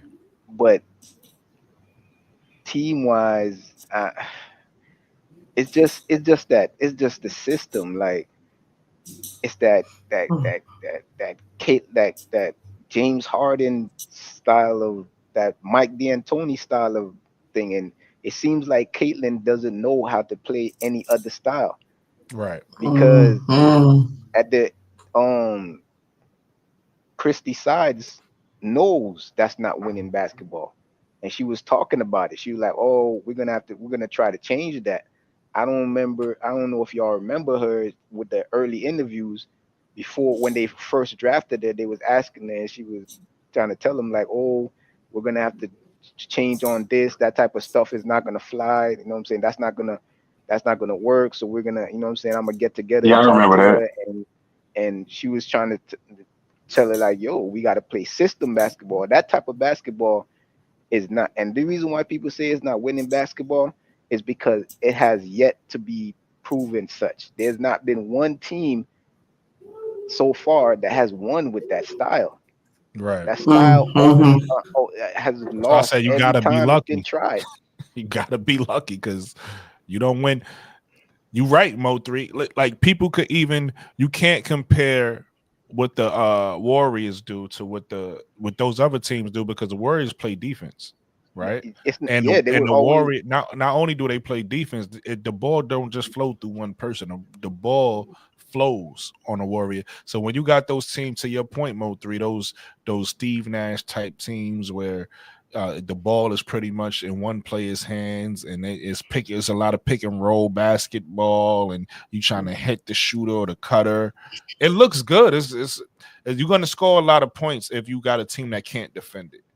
But if you know how to stop it, if you know how to defend it, once you stop what they doing, they can't stop you on the other end. They don't play no defense, number one. And number two, once you stop what they doing, them threes don't just fall. Like it's not as pretty as it is when all the shots fall and all the threes is falling. So it's a beatable offense. So I agree with you, Mo3. You know what I'm saying? So I just feel like team-wise, it's not going to be as good a team until she learns to play in the actual system and not be the system. I think it's going to be really like she's going to have the deck stacked all the time, like in order to try to win. You just made another great point. I already know what the narrative is going to be next year, Lakeisha. What? You know what's going to happen because she likes to be the system, as Mo3 just stated. She's going to be better, right? It's year 2 for her. She's going to be a better Caitlin Clark. She's going to be putting up some numbers, right? She's going to be putting up some gaudy numbers. Maybe she have a game where she knocked down a few threes or whatever the case may be, right? Mm-hmm. And she's gonna lose at some point, whether it be in a let's say she make the playoffs, she's gonna lose, but people are gonna be talking about, but remember the game she had when she had this many points and this many. They're not gonna care that she lost, but they're gonna be talking about whatever game when she was hitting and everything was working, because the ball, whenever you have that much of a usage rate, like y'all said, like James Harden, you're gonna have great stats. You're gonna have great numbers. The ball is in your hand 90% of the time. You do what you want. So she's gonna have a game with this many assists and this many points, and people are gonna want to talk about how she's the best thing they ever saw. She's better than everybody. I already know. Hey, Jay Burns, I know what the storyline gonna be next year already. They're not gonna care. That already happened this year, Brooklyn. That's what I'm saying. They're gonna take it to another she level. Got swept, played horrible, shot badly, and nobody cared about that. Nobody cared that she got swept and that she played bad. I don't hear nobody was talking about her 3 for 18 shooting or none of that. Nobody was talking about that. No, because it's Christy Thia's fault. Remember? Yes, yes. Yo, they blame everybody but her. Like Christy So who Thia's fault is gonna be next year? 3 for 18, Right. taking 18 threes and only making 3. Aaliyah Who does Boston. that? Yo, it's gonna be Lil Boston fault now. To your point, Mo3, I when I get in arguments with these Clarkies, they still try to hit me with she had 10 assists in the All-Star game. You know, they needed those assists to. I ain't need those damn assists. You ain't see what Enrique did, nigga. Anything she do, they gonna try to build it up. She had 10 assists in the All-Star. She was passing the ball to somebody that was on a heater. What are y'all talking about? Enrique was on a heater, man. All she had to do was pass the ball to her. Bro, Claw, you back with us? I'm going off my phone now. I ain't messing around with that system. Hey man, I done had them people come out here, man, because I was complaining. I was already getting it a little bit since the little storm. It got worse, but then it was like, I don't know. They came out here, but they ain't fixed nothing. So I'm yelling at my wife. That's what happened. I was in the middle. I'm like, hey man, you let dude come out here and hang out. What'd he do? He came to my bedroom or something. I don't know what to tell you. What did he look like? He ain't fixed nothing. Oh, that's Mo3. Oh, okay. So You better stop, Bro Claude, talking to Miss Bro I'm thinking Claude Nate like and Mo3 that. the same person. I was about to delete you. I'm Mo3. just saying, you know, it's I'm like Nate up here twice. You know, the milkman. She don't know what that man was the doing when he was messing with the newspaper wives. man. Look, the paper man, the paper boy, whatever. You know what I'm saying? Shit, I don't know what to tell you. He was supposed to. I mean, I was supposed to get more bandwidth, and I supposed to be. But while I was in the garage, y'all know the whole summer, all the way into the fall, while I was in the garage, I ain't had no problems. Right. You're right. But soon as I moved in the house, this is crazy. Soon as I go in the house, it's a tragedy. Your wife did that. No, she put a spell. She was Brooke, like, yeah, your wife did that. It was like if he come in this house, this spell gonna mess up the internet. He gonna listen.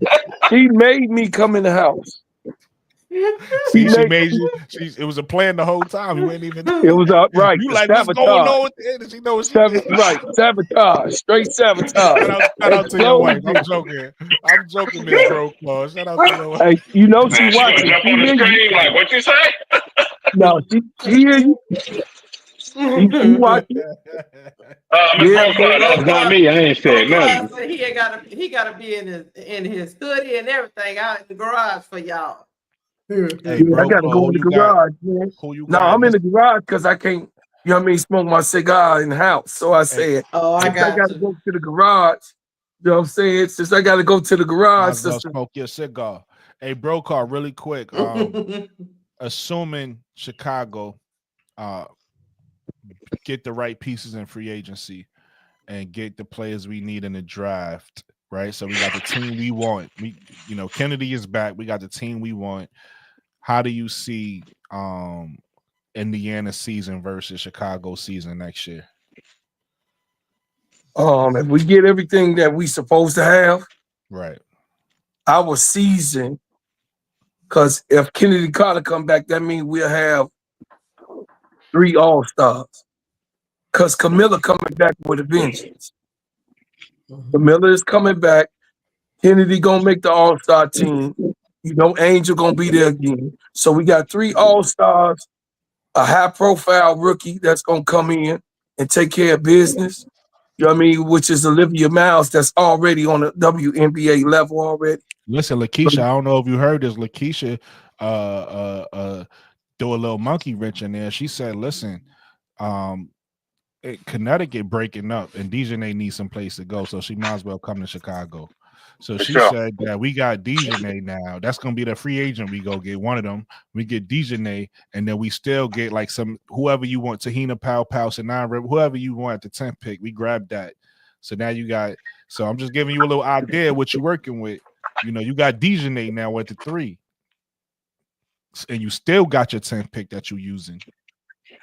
Yeah, but we still don't have everything we need to compete. That's what you go get in free agency, right? But like this is like what you say we missing. I'm saying with Dejanay, we don't have. No. So you get Dejanay, but you still can get somebody else to, maybe Dejanay come off the bench. Okay. Yeah.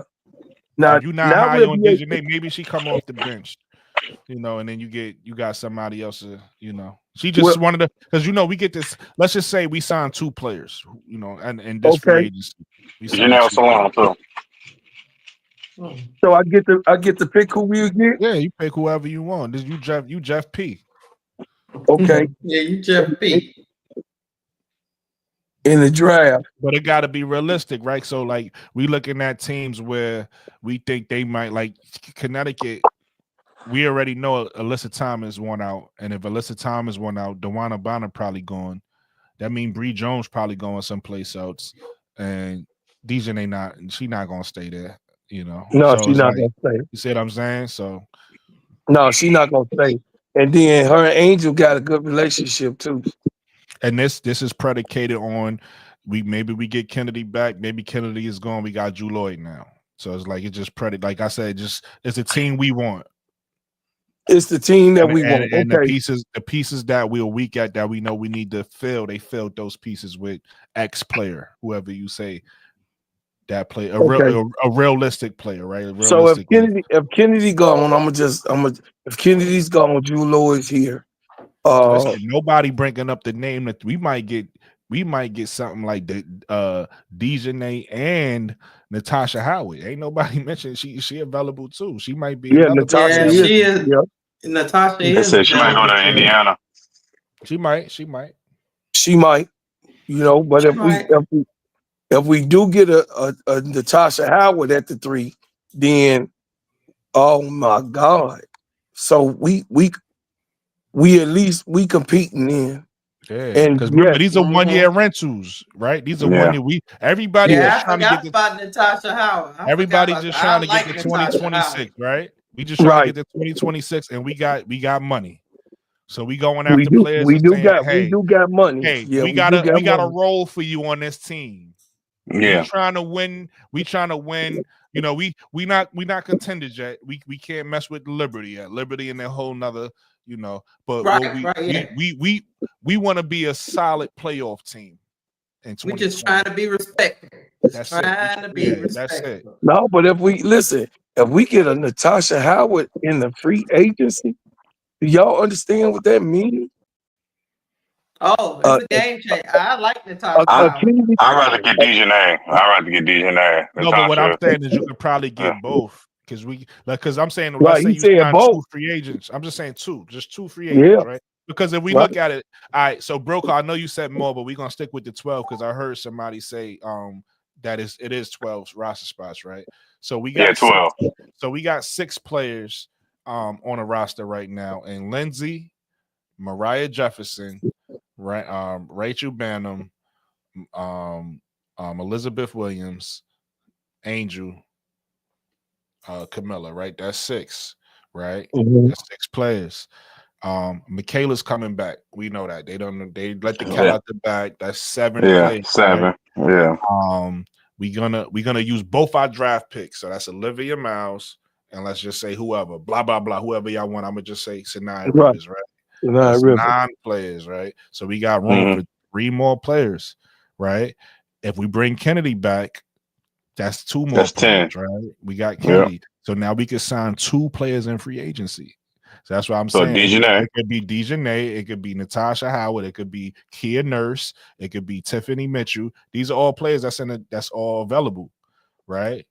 Right. So whoever y'all want. Any 2 of them that you think could be Satu. I don't think Satu coming up. That's why I said realistically, any 2 of those players that's available in free agency, we could get 2 of them to add to our core. I'm throwing 185,000 at Dejanay and Janelle Salon that who she's an unrestricted free agent. I'll offer her 150. Okay, you like that. I don't know much about Janelle, but I got to look up because you keep bringing her name up for a reason. So I got to look up, see what you say. She's basically like Satu before she was Satu. She can play some defense. She can shoot the three. She's like a 6'4" guard. Okay. So yeah, But her brother's in Tiffany place for Mitchell the sound Hornets. good though. So Tiffany Mitchell, you know, remember I put Tiffany Mitchell on the team before when we just had a selection on Zoe's side. So I listen, the 6th man of the year, I don't mind 6th man of the year coming here and playing. You got what I'm saying? A Tiffany Mitchell and a Dejanay. Oh yeah, we definitely contenders for that year. And then we just regroup because it's gonna be pandemonium for 2026. It's gonna be a lot of chairs and a whole bunch of jobs that's gonna be lost. It's gonna be ass and elbows. So they're gonna be playing. They're gonna play this year. So this year, WNBA, don't think that they're gonna be lacking. They playing for their jobs because you got a whole bunch of rookies that's coming in this year and next year they're gonna take that goddamn job. Their job gonna be gone. They in fear right now. So it's a whole lot of good prospects. And then as you said, Brooklyn, the WNBA is getting younger. You said it before it happened. It's getting younger right before our eyes, right? So it's a whole lot of motherfuckers that's gonna be losing, excuse my language, they're gonna be losing their job. Yeah. And they gonna What be you talking about, Wody Mac? Listen, I'm still something from my sister Sesto Spokes. I think she said it the best.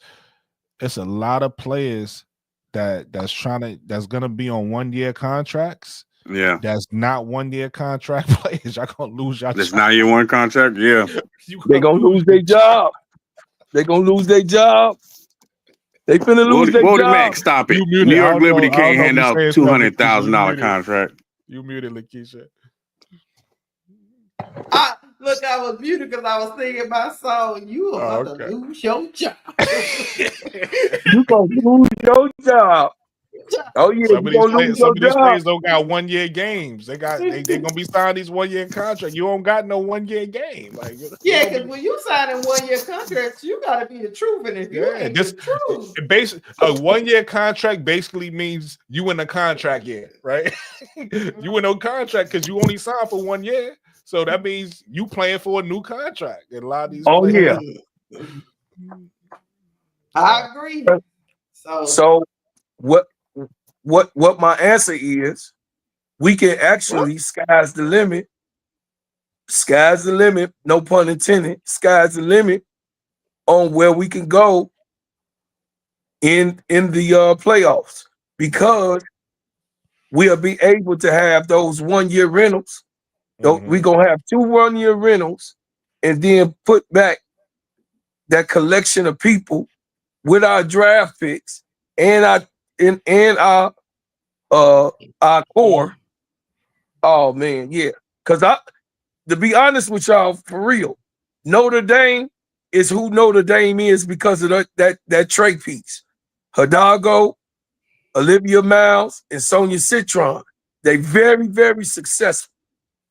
You know what I mean? You know, you got King and all of these other assist players that's helping them, but all you need is the core 3. And I believe that our three girls, they big girls, they rebounders, they defenders, and we got Kennedy Carter, who is the top scorer. Camilla can score at the bottom, and then our girl gonna always be able to go 4 or 3. That's what she's working on. So we good. I think that to throw another monkey wrench in this, right? And I think this goes to what Lakeisha is saying, because at some point you can't keep building through the draft. So I don't mind going to draft this year, right? Get our 1-year rentals. Next year we're gonna be able to retool, right? 1 year we got you for 1 year, and then we're gonna get to 2026, and then we're gonna retool again, right? And then we got 2 draft picks again next year. We don't need those. We could trade those to somebody for something. I don't know what, a player. You know what I mean? Bring we something in. Get what we want next year. We're gonna get whatever we want next year. We're gonna be able to trade. We can trade both of those, because they both in the first round. So we can either trade both of those picks and say we're gonna keep one of them, and it would add to our depth. We bring another young player in and come off the bench. or whatever the case may be. Let them develop off the bench, kind of like with I don't like the fact that she do it, but it's successful, so I can't hate on her. Reeves, I can't think of her first name. Y'all know I'm talking Yeah, I about. don't like that. Cheryl Reeves. Listen, Cheryl Reeves, yeah. it works for her. I want to see. I'm selfish. I want to see Alyssa Peely and the young players play. But Cheryl Reeves know what she's doing out there. She develop her players, and they usually, they usually pretty good. But maybe that's what we do. So maybe we get a rookie, because by next year we're gonna have we probably gonna have a more veteran core, right? They said Alyssa Peely didn't really play because she's like a stretch forward, but she can't defend. So it was like she didn't want to draft Angel because she didn't want Angel destroying all Sylvia Fowles' records. She didn't know Chicago was gonna play her like that, and she wound up destroying her records anyway.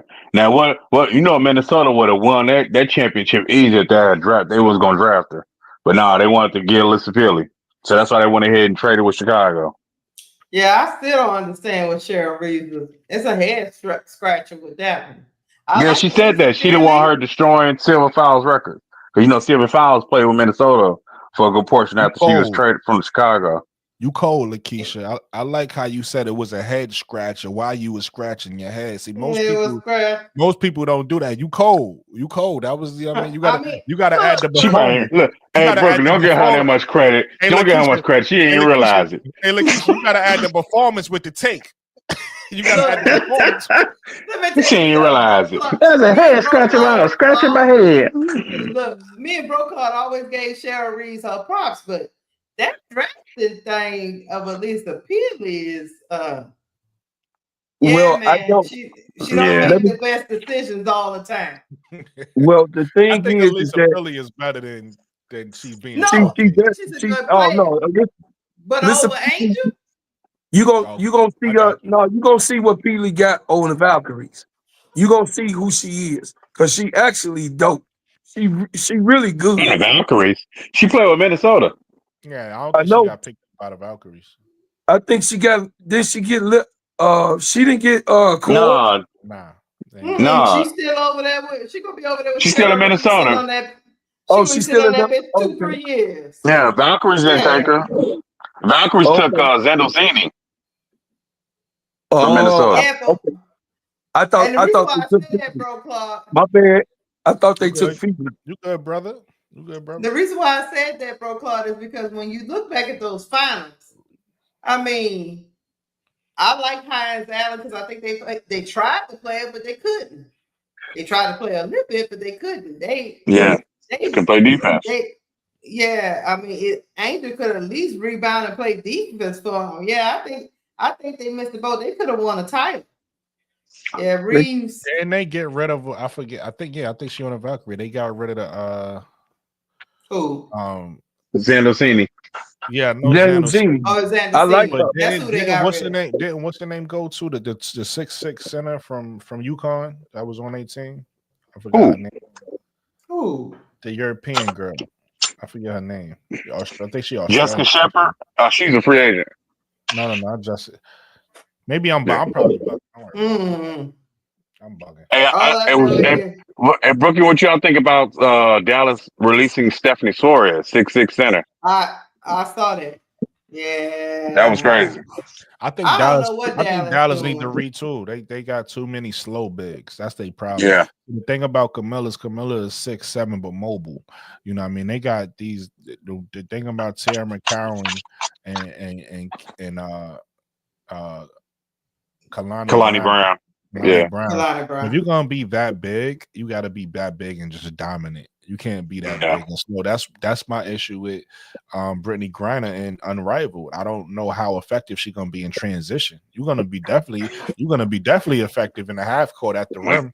But if that game start to go up and down, you getting ran off. Yeah, you get left in the dust. Yep. Yeah, they're gonna have to pull her off the floor. Yeah, you're not gonna be effective. So yeah, they're gonna put her off the floor. I think that's Dallas' issue. Dallas' issue is they're built weird. They have two big slow bigs that's not dominant. right? They too big. They too bigs are just okay, and I think they too big. I thought Dallas thought they was gonna get away with that because of the size, right? It's like, oh, we're gonna, but nah, the girls is getting bigger anyway. They getting bigger, you know. And people not scared of it. Yeah, They're not scared of Tierra McCown and Kalana Brown. yeah, They they're don't. not intimidating. Yeah, They're not intimidated by them at all. Oh, Tierra McCown put herself out the game. You see how many times she has a bad temper, man. She has bad And you temper, bump her a couple times, and she can bump her a couple times. She get herself thrown out the game. Listen. Yeah, regardless of what you say about Camilla, they ain't lose their temper with Camilla. They did. They was respectful with that Brazilian. And Asia got mad. When Asia talking about Camilla, when Camilla blocked her shot 5 times at the halftime, you know, saying you're not gonna block my shot and stare at me. I'm like, oh, hold on now. That was a little South Carolina on South Carolina crowd. She stared at you like, what you think you doing? Dawn is stupid. Did y'all see the video Dawn put out when that happened? Yeah, don't block Camilla. Don't do that. Yeah, don't treat Camilla like that. Camilla was like, I got it, coach. I got it. Got it next game 5 times. That was the first time anybody blocked Asia shot that many times in a game. That was crazy. I ain't saying, don't be staring me down. What the hell? I thought that was hilarious. She's like, you can't just stare at me like I ain't did what I'm supposed to do in this game. I was like, whoa, is she talking about Camilla? Like she got the room. What she talking about? What's happening? Camilla, you start to see who Camilla is. It start to come out. Y'all remember when DeWanna Bonner, when she blocked her shit and then looked down at her and stepped over. Oh yeah, stepped over. Yeah. Hey, look, year 2 and 3 of Angel and Camilla, like Angel busted dances on you, Camilla staring you down. Man, stop playing. With an elite guard, right? Right, with an elite guard. I'm telling you, they're getting Olivia. They're getting Olivia. And I would love if they can get Dejanay. Like, you having that mean strike, that defense, that, man, we're going to take this from you, who you think you is. We chasing you up and down the court, and we're going to dance and stare at you. What you going to do?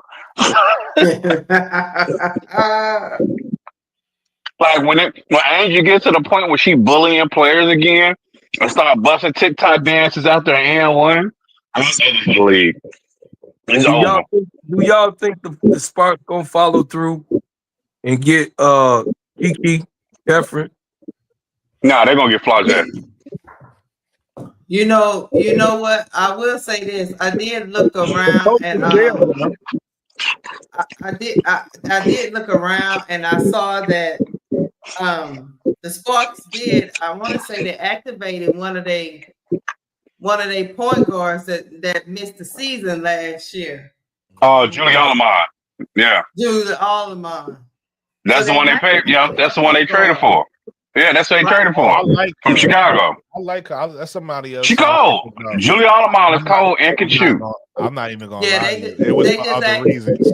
I see her out there. I was like, who the fuck is that? I had to go look her up. The Sparks just activated her to their roster. So they might not need a point guard. Yeah, I keep telling people they don't. They traded their lottery pick to Chicago for Julie Allemande and Leah Rue. They really wanted Julie Allemande. Julie Allemande was one of the best point guard in Europe. She plays with Emma Mieseman as well. Like, so, like, that's her best friend. You know what I'm saying? I've been saying this. They traded that pick for, you know what I'm saying? The 8th pick. It was the 8th pick to Chicago for Julie Allemande and Leah Rue. Like, Julie Allemande, she got hurt last year. That's why she didn't play. Really quick, breaking news from T. Carmella. I don't know if y'all knew this, but she just added a little insight to why Angel didn't go to Minnesota. Well, what she word? Cheryl also said that she felt it would have been hard to coach Angel. Cheryl thought Angel was about to be another Ariel Powell. That's what happened when you believe what the media put out. Gotcha. Yeah. Yeah, I heard that too. Mm-hmm. Yeah, you believe the media, I believe what they put out. Yeah. It was the interview process. Angel was not interested. They didn't know what 7 was gonna do, baby. They didn't know 7 was gonna come in and take the whole team. They didn't, and they also that's what I'm talking about the interview process. And they interviewing the draftees, they know where they want to go. So if you interviewing somebody like, yeah, we want to do this with you. Oh, okay, cool. And I was like, all right, I don't think I'm a good fit for your franchise. I don't think you should draft me. So like, oh, this person ain't good to draft. He wanted to come to Chicago with these moves. Yeah, because they're like, hey, we're gonna do this, we're gonna do that, and we're gonna develop you, and we're gonna play you. She like, oh yeah, I want to go to Chicago. Shout out to my brother Jay Burns, real quick. I'm sorry, Nate. Shout out to my brother Jay Burns. I missed his comment. I think he might have left already, but he said he only came in here to hit the like button. That's love. I appreciate Jay Burns for that. Oh, yeah, appreciate Jay Burns. Anybody watching right now, make sure y'all hit the like button. Hit the like button on Cut the Ish Real Talk Sports. Hit the like button on Steady Serving ENT. Hit the like. Go check out my brother KSAP Simply Ballin'. Simply Ball dropping channel. Make sure you go subscribe to him and subscribe to everybody on the panel, man. Show some love. We appreciate you for watching. We still got a bunch of people in here watching right now. We got 60 people watching. So I appreciate everybody that's watching us. We 4 hours in. I appreciate everybody. Yeah. I appreciate everybody that's tuned in still.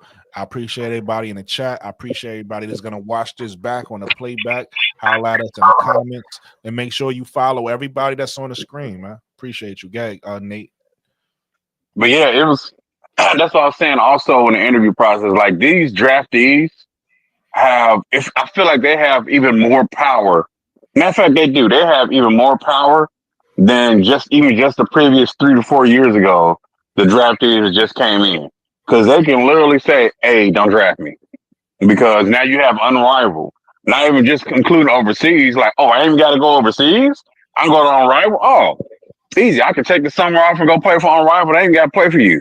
So these new draftees can literally say, hey, don't draft me. Huh? You said that before, Nate, but guess what? It's probably about to happen the way you said it. I'm telling you. Like Dallas is gonna be. I don't know if Paige actually pulls this. Like if she gets hurt again, she's gonna be like, man, whatever, Dallas, go ahead and draft me, whatever. Let's do it. Hey, Waterfall, shout out to you. Appreciate you. I believe I think I don't know if Kurt Miller do it. Kurt Miller probably like, nah, we ain't sold these tickets. You gonna come play here. But if they do trade that pick, I think he's gonna if LA like, hey, we'll go here. No, LA. Matter of fact, I don't think LA will be like, nah, we good. We finna get Flau'jae. We already told her to come out. Facts, Godiva. Facts. Yes, I agree. I agree. CC's gonna have a better. I think CC's Caitlin. I think Caitlin Clark. She done got her feet wet. She ready to go. I think she's working on a game. She's a gym rat, so she like working on her game. The only thing we question, chat, is that style of play. Julie, Emma, and Gabby are dominating. Yeah. Yeah, you got to be able to play more than one style. She'll get it together. Yeah, she'll get it together. Listen, that's what we're gonna do because I could already hear KSAP in the back of my mind. Yeah, it's been 4 hours. 4 hours in. It's 4 hours, bro. I done yawned. I done seen Lakeisha yawn. You know what I mean? We giving y'all great content here. So guys, again, make sure y'all subscribe and like everybody that you see on the panel. Like and share, and go back. Listen, go back and show some support. Watch some old, watch some videos. Bro Clark got some videos up. Lakeisha got some videos up. Go check out their videos and show them some love and show them some support. And we're gonna do this like KSAP do it. Everybody give your final thoughts. Y'all could start. Y'all could go however y'all want to go. Go ahead, Lakeisha. I would say I liked all the topics we talked about tonight. I will say I want Kennedy Carter to come back. I don't want to give up the number 3 pick. Facts. And I want to add free agents while we do all of that. Facts. I'm with you. All great points. All great points. Lakeisha said, listen, I want to cut the ish and get to the real talk. I want to cut the ish. I want to cut all the ish out and I want to get to the real talk. Hey, that should be your intro. Cut that and snip that with Brooklyn, and that's be your intro. Or cut the ish. How K-Sap doing? He got sound bite to everybody. He do. He got us. He like the government. That's a Yeah, fact. he We gotta got- watch K-Sap. He's definitely the government K-Sap. Yeah. Causing confusion. All right, I'll go next. Yeah, I real what Lakeisha said. I'm look as a person that's been in management and dealt with letting certain people go and kind of like dangling certain people. I know Jeff ain't stupid. Like he traded us back into the lottery. He got us Angel and Camilla, so I'm gonna give him some grace. And you know what I'm saying? I feel like he has a plan. It may not include Kennedy. It may include Kennedy. She may be like an emergency, like, let's go ahead and bring her back because Seattle keep asking about this third pick and we ain't giving it up, which I'm totally fine with. You don't give up that third pick. So, and I appreciate Brooklyn bringing up Kelsey Plum because there might be an option too because the Aces don't have a first round pick. Like, hey, you can at least give us 10 and Kennedy or whatever. We'll give you Kelsey. I don't think she's a good fit, That's a good point. but I don't, you know what I'm saying? So I don't think she's a good fit though. So It's better. it's also better than nothing. Yeah. But like Lakeisha said, we can get Dejanay, Olivia Miles, and a good pieces, then Chicago on their way. Facts. I like that. All good points. Mo 3. Yeah. Y'all can hear me? Yeah.